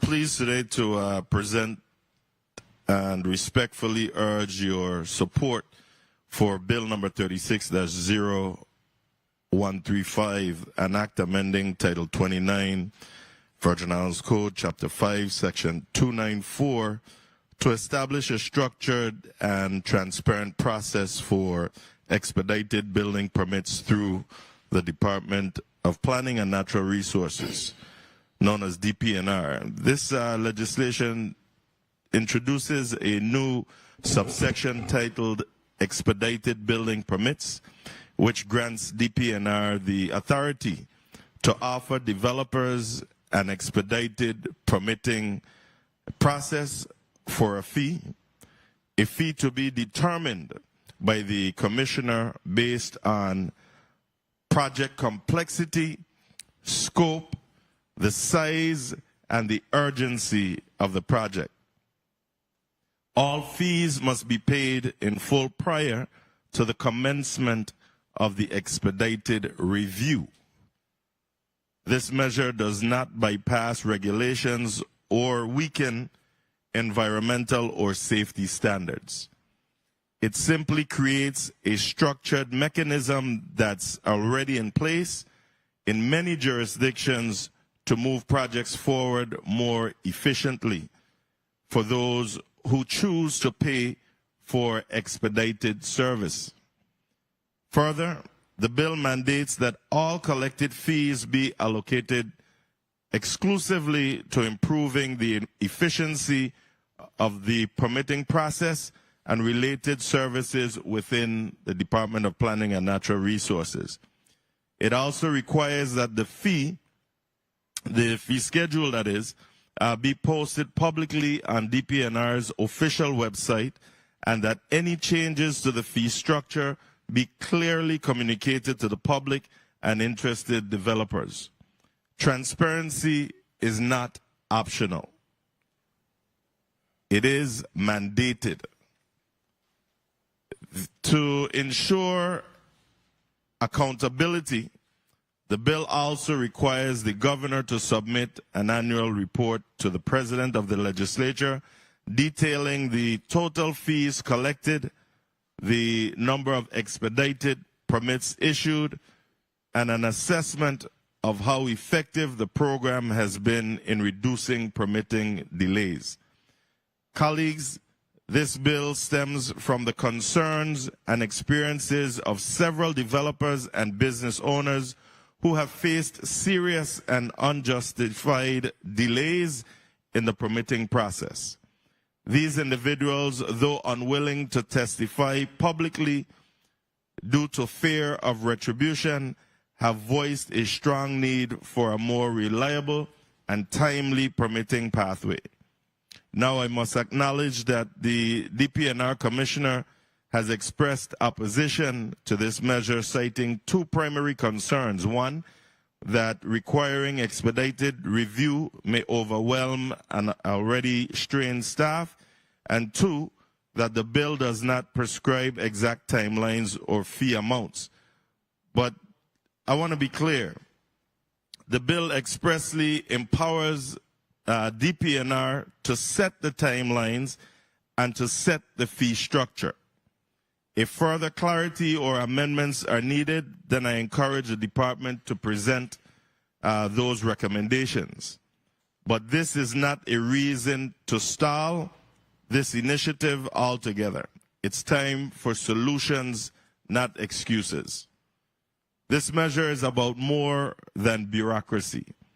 It's about stimulating economic development in the Virgin Islands, getting projects off the ground, creating jobs, and helping communities grow responsibly and efficiently.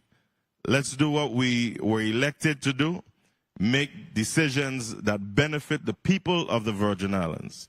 Let's put in place a system that works, not just for the Virgin Islands government, but for the hard-working men and women trying to invest in our economy.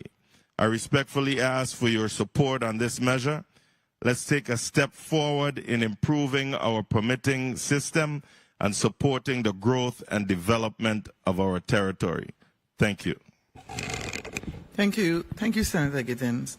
We will now hear from the testifiers who came today present to give us their position on the bill. And we will start with Commissioner Earle from the Department of Planning and Natural Resources. Thank you, Senator, and apologies in advance for my voice. I'm still getting over a throat infection that I had earlier in the week. Good day, Senator James, Chair of the 36th Legislature's Committee on Disaster Recovery, Infrastructure and Planning, other committee members, non-committee members, and legislative staff present, and members of the viewing and listening public. My name is Jean-Pierre Earle, Commissioner for the Department of Planning and Natural Resources, and I am present today to provide comments on Bill number 36-0135, an act amending Title 29 of the Virgin Islands Code, Chapter 5, Section 294, regarding the issuance of expedited building permits for developers. On July 10th, 2025, I sat before this body and presented the proposed budget for fiscal year 2026 for the Department of Planning and Natural Resources. Specifically, on pages 25 and 26 of the budget testimony, I pointed out that the FEMA Hazard Mitigation Grant Program that we transferred the majority of our permits employees on to ease the burden on the general fund was coming to an end in March of 2026. And I requested that the legislature approve a supplemental amount of approximately $600,000 to ensure that we did not have to terminate employees once the funding no longer remained. The Office of Management and Budget included this supplemental request during the budget wrap-up last month. However, when the final budget bill was submitted to the governor for approval, no additional funding has been provided to extend the employment of the existing permit staff, as well as hiring of additional staff to keep pace with the amount of activity now being submitted for review.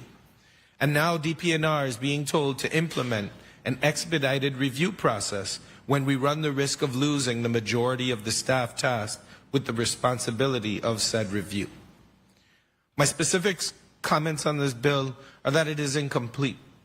The sponsor states that there needs to be an expedited review process, but then does not offer how many days this expedited process should take, what the fee should be for that process. Rather, the bill basically says, DPNR, you go and figure it out. 29 VIC Section 294B requires the department to make a determination on an application within 30 days receipt of said application. Would it be possible to make a determination in a shorter amount of time for a fee? Perhaps, provided we had sufficient staffing to do the reviews, particularly if the volume of those requests increases with this bill. One concern I do have with the bill is that it requires the payment of fee in full at the submission of the application. We base fees on the estimated cost of construction, which is verified by staff during the review process. If the applicant underestimates the cost of construction and the fee is said to be paid in full at the onset, then the applicant would not owe any additional funds upon receipt of the application. Should this legislation proceed, the bill should reflect that the applicant is required to pay the PAN review fee in full, as well as 75% of the estimated permit fee, with the balance due upon receipt of the permit. To recap, there are no fee structures such as percentages or costs on a cap. There is no threshold for project size. There is no timeline for expedited review or final decision. There is no effective date. There is no funding designated for additional staff or resources. Contrary to what the sponsor just stated in his opening, DPNR is not opposed to creating a process by which an application can be reviewed expeditiously for a fee. It is just difficult to focus on this when we presently may lose the resources we currently have and unable to render our basic services. This concludes my testimony on Bill number 36-0135, an act providing for an expedited process for the issuance of building bonds. Thank you, Senator. Thank you, Commissioner Oriel. We're going to go to St. Thomas for Executive Director Carlton Dow's testimony. Please proceed. Thank you very much, Madam Chair. Dear Senator James, thank you for your invitation to the Virgin Islands Port Authority regarding Bill number 36-0135 before the 36th Legislature's Committee on Disaster Recovery, Infrastructure and Planning. Viper strongly endorses Bill number 36-0135, which proposes an amendment to Title 29 of the Virgin Islands Code, specifically Chapter 5, Section 294. This amendment aims to introduce expedited building permit procedures for developers engaged in infrastructure projects. Currently, the permitting process for the Virgin Islands Port Authority infrastructure or redevelopment initiatives can be challenging. Our process outside of DPNR requires approval from federal agencies such as Army Corps of Engineers and the Division of Fish and Wildlife Services, to name a few. On the federal level, we were able to get a direct individual that responds to our request. Prolonged timelines can hinder project momentum, affect budget allocations, and create uncertainties that may deter potential contractors or investors. The authority over the years continues to have a close working relationship with DPNR as it pertains to us obtaining permits for major projects. At times, it still can be challenging. What I'd like to make clear under the federal system, and I could see something like that happening, is that what they do, for example, we have Army Corps of engineer permits outstanding. What they allow us to do, the Army Corps have a pool of engineers, consultants that they hire. We pay them to expedite our permit. So on the federal level, it is done, but it is done where the developer, in this instance, the Port Authority, we have a project, we want it expedited. We don't select the individuals. It's selected by Army Corps, and then we pay that person, and that person works solely on our permits until the project has, comes to an end. By implementing expedited permitting, this legislation will streamline the approval process, enable more efficient project management, and facilitate quicker access to construction timelines. Such improvements not only help completion deadlines, but also position the U.S. Virgin Islands as a more desirable location for development of projects. Contractors can conduct business elsewhere, where the process is more straightforward and less time-consuming to initiate. Time constraints can also hinder projects. Moreover, expedited permitting can serve as a substantial revenue-generating mechanism for the Virgin Islands government, enhancing the local economy while ensuring that critical infrastructure is developed on time. Overall, VIPA wholeheartedly supports the intent of this measure, recognizing its potential to foster growth and efficiency within the territory's development landscape. We do not recommend bypassing any rule nor regulation. Existing rules and regulations must be followed, but for the most part, we do support the streamlining of the processes that we now deal with from a development standpoint. And one of the things that I want to go back to emphasize is that we support this measure, and there are ways to do it. And we spell out one way that we are currently engaging with several of our major projects that we're dealing with.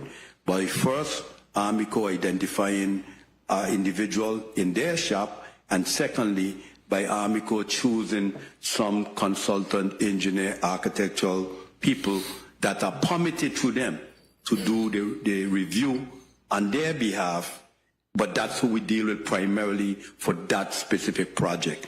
When that project is done, that person work, for the most part, is done with the authority. But when you look at, we'll be doing a project, let's say we have a project for $22 million right now, down by where Tropical Shipping and Crowley is at. And so under that process, we have somebody directly involved in that at Army Corps, dealing with that permit process. And so it makes sense if we have to pay, and just as an example, if we have to pay some individual $100,000 or whatever that might be, some firm to expedite a $25 million project, then it's worth our while, because time is money, and the longer these projects don't start, everything continues to increase around us. So I thank you, Madam Chair, for allowing me this time. Thank you, Mr. Dow, Executive Director Dow. The committee will stand in recess for 3 minutes.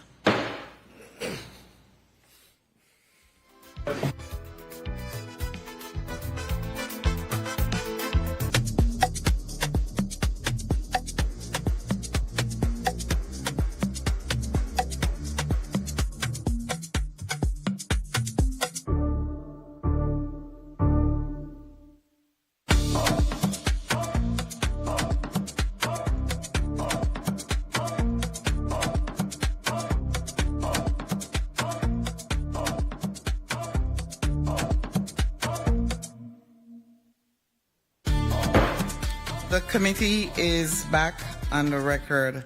I'm going to first ask this question only because of being a federal employee myself and knowing that a lot of my fellow employees from the Virgin Islands National Guard are not working right now.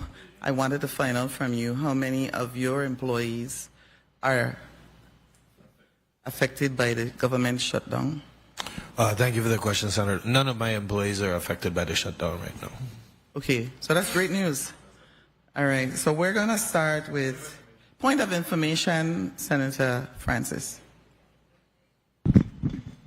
Thank you very much, Madam Chair. Good morning to you, my colleagues. Good morning to the testifiers, and good morning to the people of the Virgin Islands. Of course, I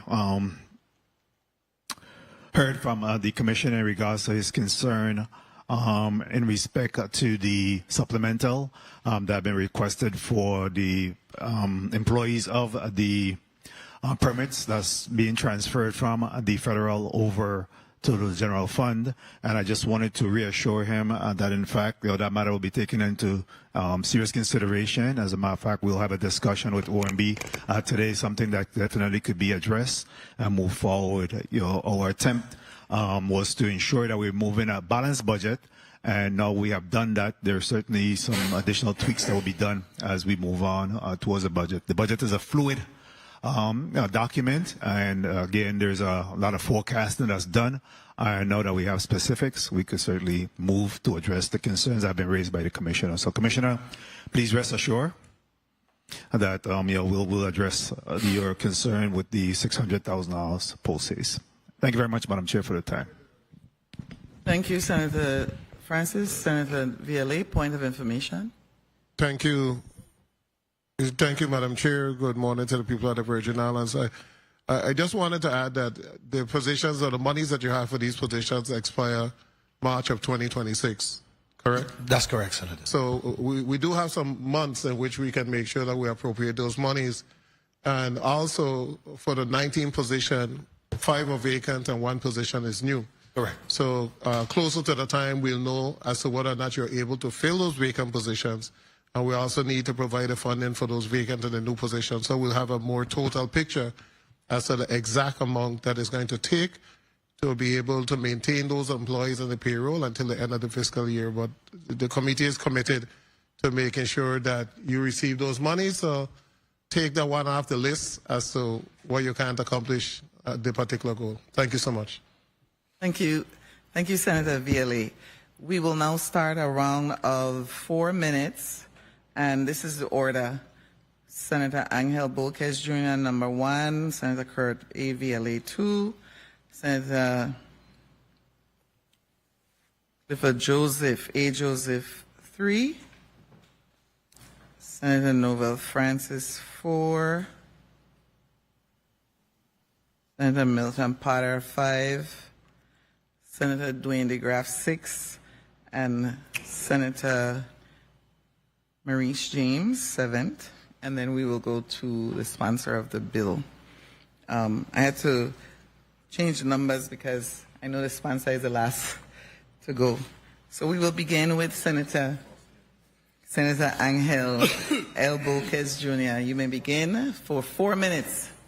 Thank you so much, Madam Chair. Good morning, Madam Chair. Good morning, colleagues. Good morning to the listening and viewing audience, and good morning to Central staff. Just a few minutes before we turn to afternoon.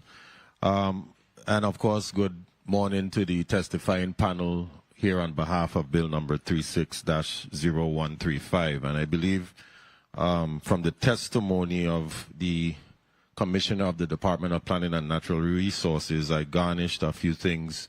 And I think one of them is technically what is the definition of expedited, and technically how long does that last, among a few other inquiries. But I have a few questions for you, Commissioner. In relation to the bill, should the bill include a cap or a ceiling on the number of expedited applications DPNR can process at one given point in time? For instance, should there be a monthly cap? Would that, with no cap, would that overburden your staff? It's difficult to say, Senator, because again, we don't have a reference or a number to work from. So I want to stop you there for a second, Commissioner, please. In reference to your current permits that you process, what would you consider to be overburdening for your staff, depending on the number of employees currently, just for regular permits? So just for the review process alone, all right, I have 3 plan reviewers in-house right now. We should be somewhere around 6 to 8. Okay. All right? My division right now is processing 400 applications a month. Okay. 400 a month. Yes. Okay. And also in reference to the bill, do you believe that there should be some thresholds in the categories for project size or even types of projects, because we have residential and we have commercial projects? So I don't, and the reason why I say that is because typically, and then when we are well staffed up, so in terms of plan review, like when I started in this role, we had 5 plan reviewers at the time in DPNR. We were able to do residential in about 21 days. Most commercial was a little bit over 30 or so. We, on projects that are more complex, which we figure will be the ones that will apply for this expedited process, those are the ones now that will be focused and not so much the residential. I don't believe that if we are putting an additional fee on for somebody to get something from 21 days to 10 or 11, that we're going to see a lot of applications on that for the amount of money that people would pay for it. So using the example that you just drew with 21 days to 10 days or whatever, just using that as a raw example. 1 minute. If a developer, whether they're commercial or residential, decides to expedite his or her permit, and your team is unable to process the permit in that specific amount of time, due to whatever staff shortages or whatever, should there also be a mechanism for them to be partially refunded or fully refunded or anything of that nature to be included in the bill? I mean, if I were paying for an expedited service and I didn't receive it, then I would expect some type, that as a consumer, you would want that, right? Like if I pay for U.S. Postal Service overnight delivery and it still takes 3 days, I'm bugging the Postal Service for my money back. So I think that maybe it becomes not a hard 10 days, but a 10 to 15 day, like a range, and you try and get it in the range so that you say you completed the service within the specified time frame. But, this, again, the law as it currently stands requires DPNR to make a determination in 30 days on all applications. And Madam Chair, if I may please have one last wrap up. Go ahead, Senator. Thank you so much, Madam Chair. And just for the sake of wanting to know about any other jurisdictions that may have expedited permitting that you're aware of, do you believe that those models should be looked at in reference to further developing the bill that is before us today? So after getting notice of this bill, we did research and reach around to some of our partners, and so we do know that an expedited permitting does exist. So it would be something that if we were going to look into, we would borrow from other counties and how they do those things. Okay, very well. Thank you so much for your response, and thank you for the time, Madam Chair. Thank you, Senator Boquez. I was going to ask you that question, and maybe the executive director of Port Authority, maybe he can answer this too. What would, and let me go to him first. Director Dow, What's the shortest amount of time that you have seen a permit processed? I have a little alliteration going on there. You know, because 30 days, there's a 30-day requirement or window. What's the shortest that you think is humanly possible for a permit to be processed? Senator, I'll have to answer you this way because I've been involved in it on both sides. And the fact is, most often when a developer or even a resident send in their document, while the law says in 30 days, it has to be reviewed. Review don't mean you have the final answer. So we need to make sure that we're clear when we, normally there are going to be some issues. You could have a fire code issue in a especially big development that has to be addressed prior to moving forward. So there's a lot of nuances. So I wouldn't be able to tell you, well, it should happen in 50. I mean, if everything perfect, if everything goes perfect, maybe 30 days is not bad. 30 days would be fine. But remember, most often times, everything isn't perfect. But it's just that sometimes you get your initial answer, but then your second answer could take a long time. So the truth be told, well, you might have your rules, you have your regulation, you have the laws, but at the same time, you could be waiting for, I mean, there's no issue or no bid on nobody, but you could be waiting for a permit for several months outside of that 30 days. Not that it's, let's say, the department fault, and then sometimes, just like the commissioner said, you have 3 people.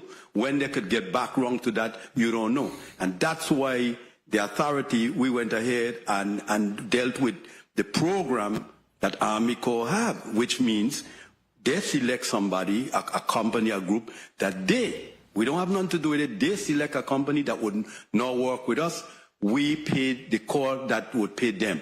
So we want our permit expedited, and that person follow through. And if it have to go back, the Army Corps might say, hey, we don't like where you put in the dredge spoils, as an example. So we go back. That person is working directly with us to go back and make that change. At the end of the day, the permit is signed off by Army Corps. That company is only but an extension. To me, major development, that I just would think that would be a logical way to go. You would not be interfering directly with the 3 people that's reviewing, somebody residents or wherever the case might be. So it all depends. Each applicant going to be different. Okay, well, we trying to you actually made an argument for not 2, just now in my mind, but I'm going to explain that to you later. Because if there's so many other factors, then there's no real true expediting of or processing. But before we move on, what's the shortest time, straight answer, that you have seen a permit under the Army Corps of Engineers respond? What's the shortest time? It depends. A minor permit with the Army Corps of Engineers could happen within maybe 6 months, under 6 months. A major permit is a couple of years. But remember now, locally, we have the CZM permit normally first. So the same permit that we have to get from Army Corps, we also have to have a local permit by CZM. So locally, that could be maybe a couple months, but again, I want to make sure, let's say everything is well with the application. No issues with the application. No issues. To me, 30 days is reasonable, provided nothing is wrong with the application. Which is what the law requires now, 30 days. It does require 30 days. Correct. Okay. Correct. I'm going to come back to you. I think you and I will be having this conversation, but I want to give my colleagues a chance while I process what you just said to me. So I'm going to recognize Senator Kurt A. Viale for your questions. Thank you, Madam Chair. I think the bill is pretty straightforward, and I think one of the reasons behind the sponsor not putting in any specific timeline was that the Senate really isn't the expert in these areas. But DPNR, you serve as the expert, and it would be best for you to provide us with a recommendation as to what is really doable. Because for us to come up and say, well, we want 1 week, and it's not doable, we're literally wasting time. But I know that a number of jurisdictions do have expedited permitting process, correct? We did look that up, yes, Senator. And an expedited permitting process would allow DPNR to generate substantially more revenues. It's possible, yes, Senator. In most jurisdictions, on the expedited permit, literally almost double the cost of the regular permit? So did not get that far, but I would say that I would not recommend anything less than double for that. So I think if it's properly structured within the realms of what you're able to accomplish, it could be a generator of additional revenues for the government from individuals who want to expedite a permit because there's a need for them to get the job completed quicker. So I think you made some recommendations, or I saw some recommendations you made on the back. I can see us implementing some of those recommendations, especially the portion that spoke about not paying 100% upfront, right, because the cost could be more, but to pay maybe a set fee, and then you'll have that differential when you do determine the cost, but a set fee will be more than a regular permit, and then they pay the difference after you decide, well, the cost is X, Y, and Z. They'll be able to pay that particular difference, but you'll have some type of mechanism where you're able to determine if it was going to be X cost and now it's expedited, then the cost would be ×2 or ×1.5 or ×1.75. But I think you would be best to work out those numbers. We really don't have much of a choice but to make sure that your permitting office is fully staffed up. I think besides money, it's your ability to find individuals who are qualified to work in a particular area. But I don't see this body not wanting to staff the Office of Permits or the Division of Permits, because we're going to have a lot of permits coming up. We're reading about all of these schools and hospitals and everything else that is supposed to be built. And every single project is going to need permit. And some of those projects are costing the Virgin Islands a good chunk. So it wouldn't be bad if they have some expedited permits and we could get back some of those monies that we are paying out to them. I'm in support of this particular bill, and I'm going to sit with the sponsor and see what we need to do to make the bill applicable to DPNR and something that would be amenable to you. 1 minute. Do you believe that we need to give you this jurisdiction in all your fees? I believe so, Senator, yes. I mean, it just makes it easier for us. Because right now, if you look in section 296 of this, where it speaks to fees, it says that you must come to the legislature to discuss the fee schedule. So the last updated fee schedule was it was in 2021 under Bill -34.0003, where rather than making the fee schedule based on like $1 per linear foot of this material or that material, we said it's 0.5% of the estimated cost of construction for residential and 1% for the estimated cost of commercial. And then that just normalized everything. So if we were to do an expedited fee, I would say something like 2.5% of the estimated cost of construction, if you want us to put everything else aside and now just focus on this one application. Time. Okay, we can take those recommendations, and I would recommend, colleagues, that we open it up a bit, and those areas that can also be expedited outside a division of permits, to give them the authority to be able to also amend those areas. And when we're looking at all the fees that the government have, a lot of the fees are outdated. They're 20, 30 years. Some of the threshold that you had to meet, they're 20, 30 years ago. And there's a need for us to be able to clean up a lot of those sections. So I would recommend that we give them that authorization to do such. Thank you so much, Madam Chair. Thank you, Senator Viale. You said 2.5% of the cost of construction.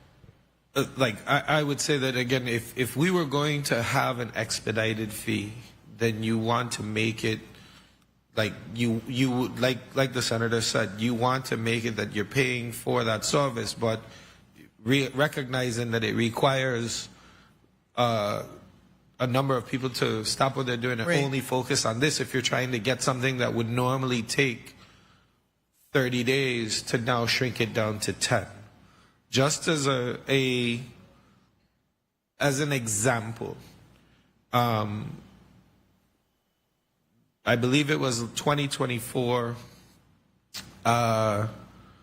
the plans started to come in for JFL, and not temporary JFL, permanent JFL. And we know that that's going to be a significant billion-dollar construction. So we exercised one of our agreements with the International Code Council to review those drawings. The International Code Council provided a preliminary review. They set a fee, and then we then charged our permit fee plus this additional review fee for this review. And it still took the International Code Council 45 days to review. But it was the complete set. What happens here locally, one of the things that we do work with developers on is that they provide the packages, the permit packages in phases. And so you may have a phase that is just the foundation work. You may have a phase that's just the, first floor or something like that. And we work with the developer in, while it's like a progressive design build situation, and we're reviewing in that same structure as well, because we're trying to help the developer be in construction while some of these processes are taking place. I can give you an example of expedited fee processes on a very small scale, and that is when you submit a deed to the cadastral, the cost is usually $20, but if you ask them to expedite it, they charge you $125. Quite frankly, there's some people who say, no, they're not going to pay the $125. They're actually going to wait for the standard 10 days to get it back. Right. It really boils down to who can afford to pay. And if I were building a house and the construction cost was $500,000, and I know that if to expedite it, I'll have to pay $12,500, I'm not going to do it. I'm just going to wait it out. So it seems as if this would be really more applicable to certain project types, like critical infrastructure, disaster recovery projects, maybe affordable housing. The bottom line is you will definitely need more staff, because me, the homeowner who's waiting for my permit, expect to get it within a certain time, but expediting, as you said, and happens in cadastral, someone then leaves the processing of the other deeds and devotes themselves solely to doing the research for the expedited deed. There's no way around it but to increase your staff. I will say that right now. The point of information, Senator Viale. Thank you, Madam Chair. Commissioner, within the bill, since we do have some staffing issues, should we give you the authorization to hire contractors to expedite the process and charge the fee to the developer? So we already have that authority, Senator. Okay. It's in Title 29, Section 312. I believe it's L, and it says that the commissioner may enter into agreements or anything. So that's how we have an agreement with the International Code Council. We adopt the ICC by statute, and so we felt it prudent to have an agreement with them that, But you could, I'm thinking about the ability for you to also be able to contract former employees that are very familiar with the process that could come back and expedite that particular project so that your other individuals could deal with housing and all the other issues that they have. Yeah, we would just, we do have the ability right now. We would just have to pre-establish those contracts as a, like a per diem type of situation where they're paid by the hour for these reviews if it's an agreed upon amount. That cost is passed on to the developer. Yes. And I just put on the record because we're always going to have this conversation about having sufficient personnel. Yeah. So we need to look outside of that and develop a process where we know we have personnel and we could charge higher fees and we could collect these monies in a timely manner. Thank you so much, Madam Chair. Thank you, Senator. Very good point. We will have to find other models with what the Senator referenced about all these disaster recovery projects that are coming up, and we just need to be able to get them through so we generate revenues for the government. Next up will be Senator Clifford A. Joseph, Sr. Thank you, Madam Chair, and good morning to the listening audience. Good morning to everyone in the Virgin Islands and wherever my voice is being heard. Good morning to the testifiers. Good morning, Senator. Commissioner Oriole, the question I would like to ask is, what is the average turnaround from between the average turnaround for permit issuance, FY24 versus FY25? So I think in the St. Thomas district, we're probably between 35 and 40 days are residential. In the St. Croix district, I believe we're closer to a flat 30 days right now. Okay, can you place on the record the relationship between getting a building permit issued if a construction will be a coastal zone? What does the process look like? So the CZM process is independent of the actual structural building portion of things. You need to have, before you file your building application, you need to have if you're in the historic district, you need to have your historic district concurrence, you need to have your CZM permit application, and your earth change application. Those are prerequisites to then filing the actual structural permits with the Division of Permits. I asked that question because if we're expediting, I want folks to also understand there's other process outside of just your permitting process to get your building going. Right. It's not just the structural. The structural is the very last piece. Okay. The other the earth change, earth movement, and then also the historic portions all have to be completed before. Go ahead. Sorry. Okay. No, you go ahead. I was just going to say that for a time, we did accept applications simultaneously. What we had encountered was that persons were, when they would get the approval of one, they would begin construction rather than getting the approval of all three or so. And so we had to cease that practice because there were too many people beginning their construction projects without going through the entirety of it. And then how do you monitor the commencement of the 120 days after the permit is issued? So you're required as the developer to notify the department when you are starting. It's a permit condition.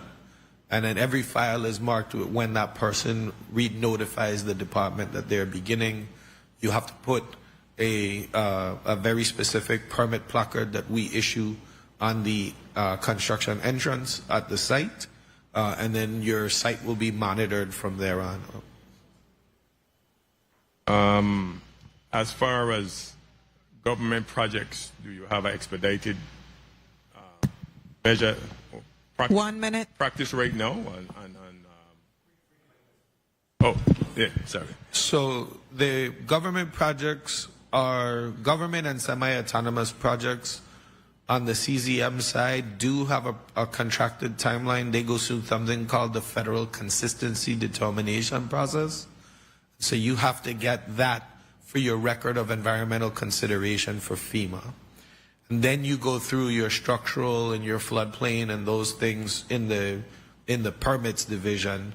And again, depending on the complexity of the project, we will determine whether or not we can review in-house or if we will exercise the agreement with the ICC. We saw, for example, that the homes for Envision, the number of them coming through were more and more, and so we do have a separate contract with a private outside firm to review Envision applications as well in order to process those a lot more quickly. Time. Thank you, Madam Chair, and thank you for your response, Commissioner. Thank you. I actually like you said, like that you said that you have a separate contractor for Envision program, because as you know, we have the ODR director here asking occasionally about the status of those. So that's good to know. Yes, we worked with ODR, and we're using like the management costs that are assigned for these projects. So we're using management costs to be able to hire an outside firm, and then that firm is given access to our permitting portal, and then we monitor the projects that they work on for Envision and assist us with those as well. Thank you. I now recognize Senator Novell E. Francis, Jr., for your 4 minutes. Thank you very much, Madam Chair. Good morning to you. Good morning to my colleagues. And good morning to the testifiers once again. Of course, I'm not a member of this committee, but nonetheless, I stand in support of this particular measure. I want to say back in the 31st legislature, I moved a similar legislation, which actually was proposed to consider all government agencies under Bill 31-0387 to allow for expedited services.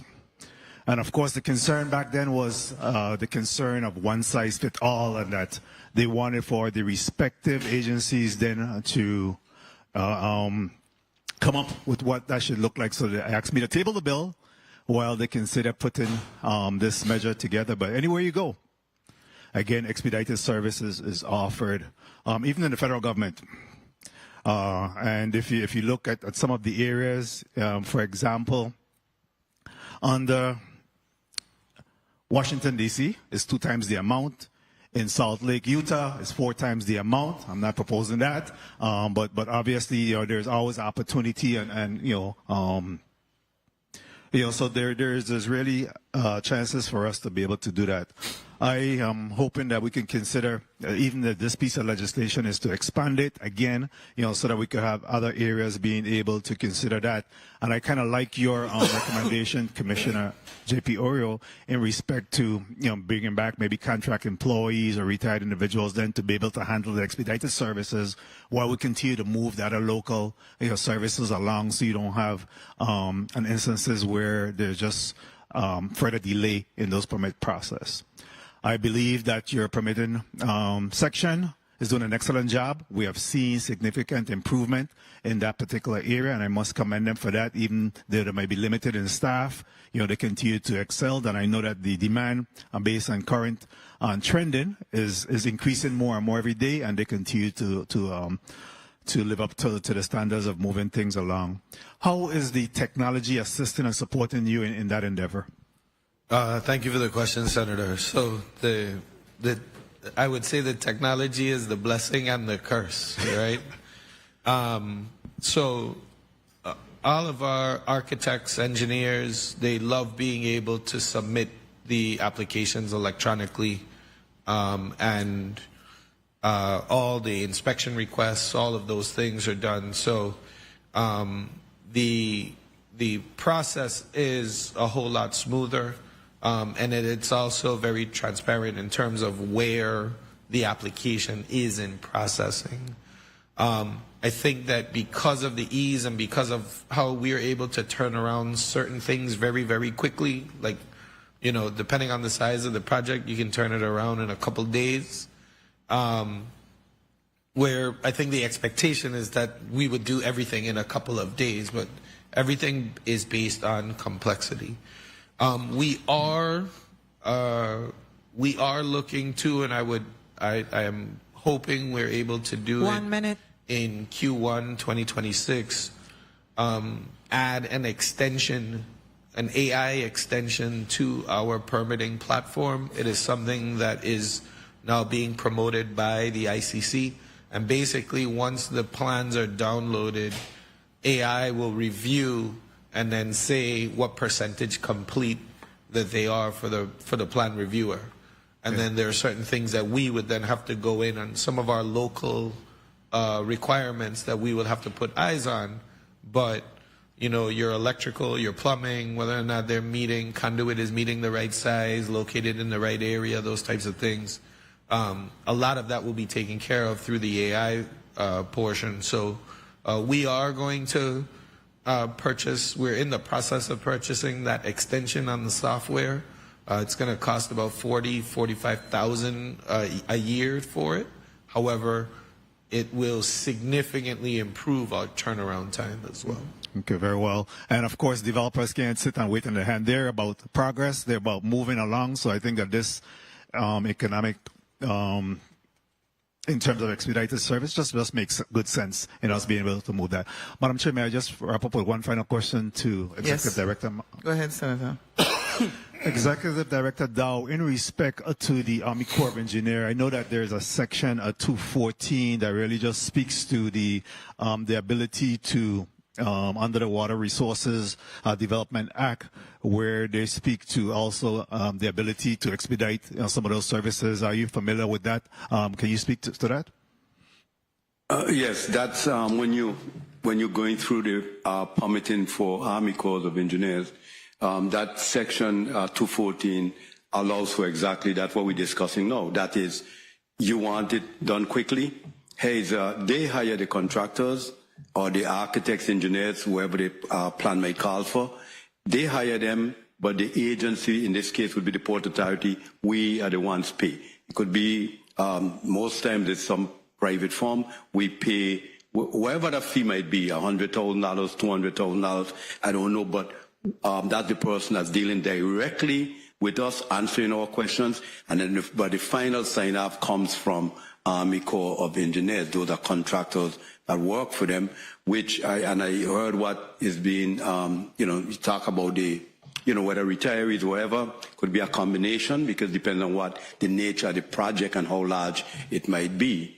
But the bottom line is that if you, in this instance, and I use the tropical project we're doing, about $25 million, it's worth our while to pay somebody that Army Corps recognizes when we were dealing with a permit, to pay whether $100,000 to $150,000 or whatever that price was, so that we could get that back. All of us know the cost of all construction, everything continue to escalate. So the longer you take, the $150,000 is going to cost you way more than what is $150 for that individual to be able to expedite it.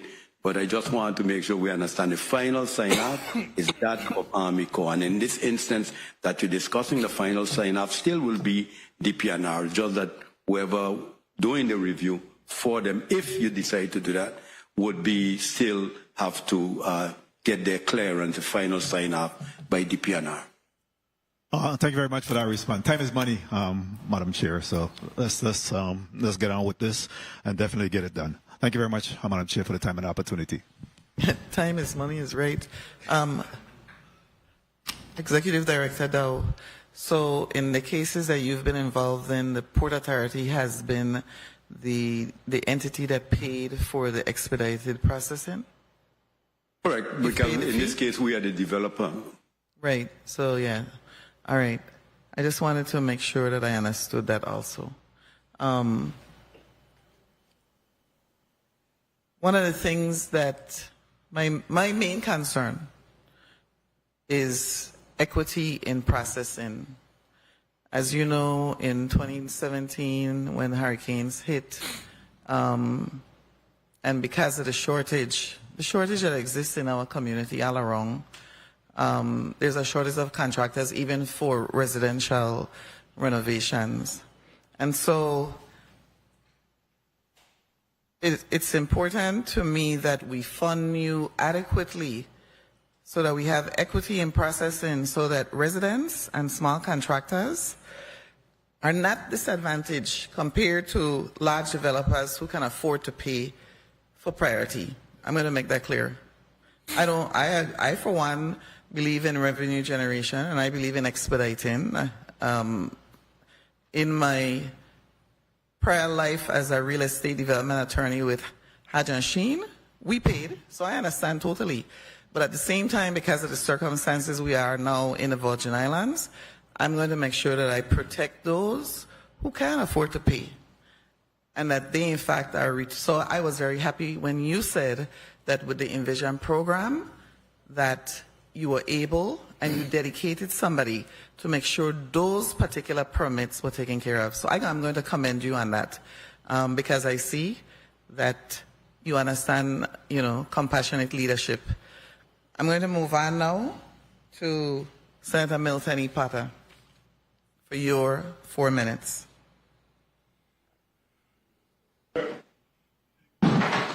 Thank you very much, Madam Chair. Good afternoon to our testifiers. Good afternoon, colleagues. Most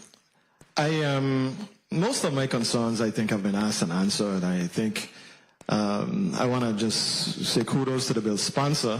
I think the job that we do here really should focus on identifying problems and finding a way to solve the problem. And I think this is what the bill sponsor has done with regards to bill number 36-0135. My initial concern was whether or not similar to Madam Chair, whether or not we were creating two-tier system where wealthy developers get their faster service, get their permits expedited at the expense of smaller local developers. So you have wealthy developers getting it moved quickly and smaller local developers facing delays because the limited resources are going to be focused on the expedited permits. But, I think that issue was addressed. I think the model that Executive Director Dow suggested with regards to his experience with the Army Corps of Engineers would allow for a win-win, for the expedited process to occur without sacrificing limited staffing that DPNR might have. So I am comfortable once we have a model that mirrors something similar to that effect, where we can contract out or have a ready pool of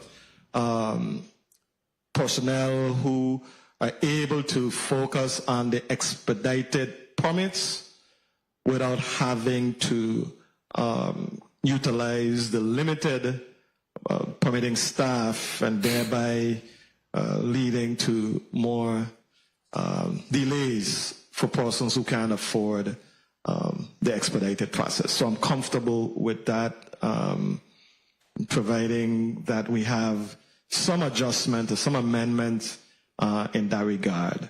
But I wanted to ask the Commissioner and also Executive Director Dow to just speak about the process, the permitting process, and is there a way for us to better coordinate the process among multiple agencies that might be involved in the permitting process?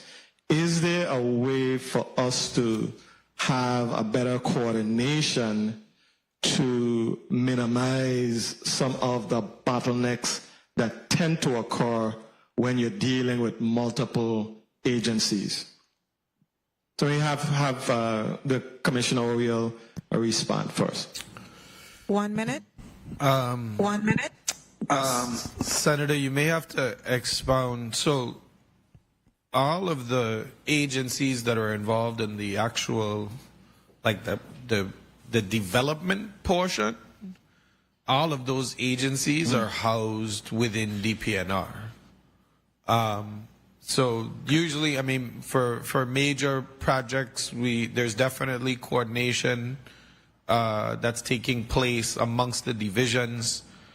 Even on the Envision sites, there's lots of coordination that's also taking place, again, because they all have to go through some internal DPNR review process to meet the record of environmental consideration for FEMA. So, but the CZM portion that does take place first is in fact talking to the folks in fish and wildlife and historic preservation and zoning and taking care of all of those things. And then the final piece is the structural that goes in after all of those other approvals have been made. Okay, so there's no external agencies or entities that are typically involved. It's really a DPNR-centric process. Yeah, during the permitting phase, not really. It's now on the certificate of occupancy phase is where we have some external. So, for example, we for large commercial scale projects, we will do our walkthroughs with the fire department to make sure that everything related to the fire code is done correctly or installed correctly. For restaurants, we may do walkthroughs and certificates of occupancy with the Department of Health, ensuring that they meet all of the health guidelines, those types of things. So the permitting piece, the actual paperwork review is done almost 100% within DPNR. And then now for the inspections and the final certificate of occupancy, we're working with our other agencies. Last one would be WAPA, because we have to clear the CO in order for WAPA to then install the meter and turn on the power for the facility.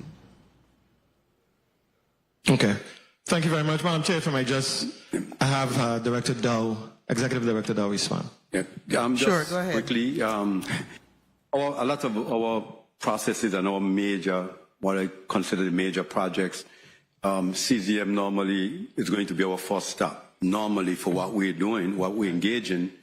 And that process, to move to the one good thing is the pre-application meetings. To me, that's something that it works, because at that pre-app meeting, you have a chance to discuss with the staff, you know, the nuances, and they have a chance to, so by the time you get to the application itself, a lot of issues are worked out. But then, and that's on the local side, but we also have to deal with fish and wildlife, you know, removing, you know, species from under the water, transplanting them, the U.S. Coast Guard, and all this stuff. But locally, I believe one of the biggest issue that we had faced for quite some time was, believe it or not, was the lack of quorum at CZM. That went on for a long, long time. It's been much better in recent times, but not having a quorum. When we can't have a decision made, not for 1 month, 2 months, 3 months could go on, and they don't have a quorum. But like again, it's been much better today. So I remember several years ago when we dealt from in this institution, we had a similar situation going on at the Schneider Hospital. And at that time, we took a position that folks who are on this board, if they're missing 50% of the meeting, then they don't need to be on the board. And there must be some way, because these things really impede the work that has to happen. So for a long time, and I know there might be where the commissioner still could do X, Y, Z, but the fact is, they're established for a reason, and a lot of times, that's been one of the big hindrances that we have experienced along the way. Thank you very much for your responses, Executive Director Dow, as well as Commissioner Oriel. Thank you, Madam Chair. Thank you, Senator Potter. I now recognize Senator Dwayne DeGraff for his 4 minutes. Thank you, Madam Chair. Good afternoon, colleagues. Good afternoon, testifiers, all of you listening present. You know, when you're the sixth person in the number, you hear a lot of good information. And, you know, Commissioner, when you said no to the bill, I was along the same lines. I was along the same line saying, well, hey, you know, the little man gonna suffer because you have to move all your little people, you have to move all your people to go address the little man, the residents, the, you know, commercial locally, and to put them toward people who got deep pockets and pay for these things. And I also heard you mention that your team, your 3-person team in permits processes about 400 permits a month, and a 21-day turnaround, more or less, for residential and 30 overall by law. You said? Am I correct in rephrasing? So, thank you for the question, Senator. So we used to be down around 21 days when we had 5 plan reviewers. Now that there's only 3, it's actually up higher. In the St. Croix district, I believe we're at or around 30 days. And then in the St. Thomas district, we are between 30 and 40 days on the residential side. Hey, Commissioner, beat your chest. Again, that's great work being put out by your team. That's number one. Now, I heard Executive Director Dow give a great suggestion that is used by the Army Corps of Engineers, that a process that they use. But in your conversation, I also heard you say where you use a similar process where you outsource things again. Is that accurate? Yes, that's correct. That you're able to outsource, have that authority. So then, with that in mind, I was trying to come to terms with why you're saying no, but then you have this process where you can outsource to help expedite. Because going forward for some of these, all these projects that we have coming forward, we need some kind of an expedition process. But you have that authority now. So what is the, why no to the project, to this bill in particular, going forward with the, based on the things I'm hearing, I could see a yes, but why no? So, Senator, I don't know where you're getting that I said no from. The second to last paragraph in my testimony, it says DPNR is not opposed to creating a process by which an application can be reviewed expeditiously. So what I'm saying is that where we are currently, with only 3 plan reviewers, we could not implement anything like this right now. And I needed to also highlight the fact that unless an infusion of money happens by March of 2026, then I will have less staff in April of next year than I do right now. So, right. But excuse me one second. But what I said in my beginning was the great thing about being the 6th person as a senator to ask questions is hearing all the great information. My colleagues addressed that issue that you had in March. Well, we're going to address that. The different things in terms of your manpower is your basic issue. I was under the impression that I heard you say in your testimony that you don't support the bill based on your manpower situation and the output. So but I thought that I am not opposed to the bill.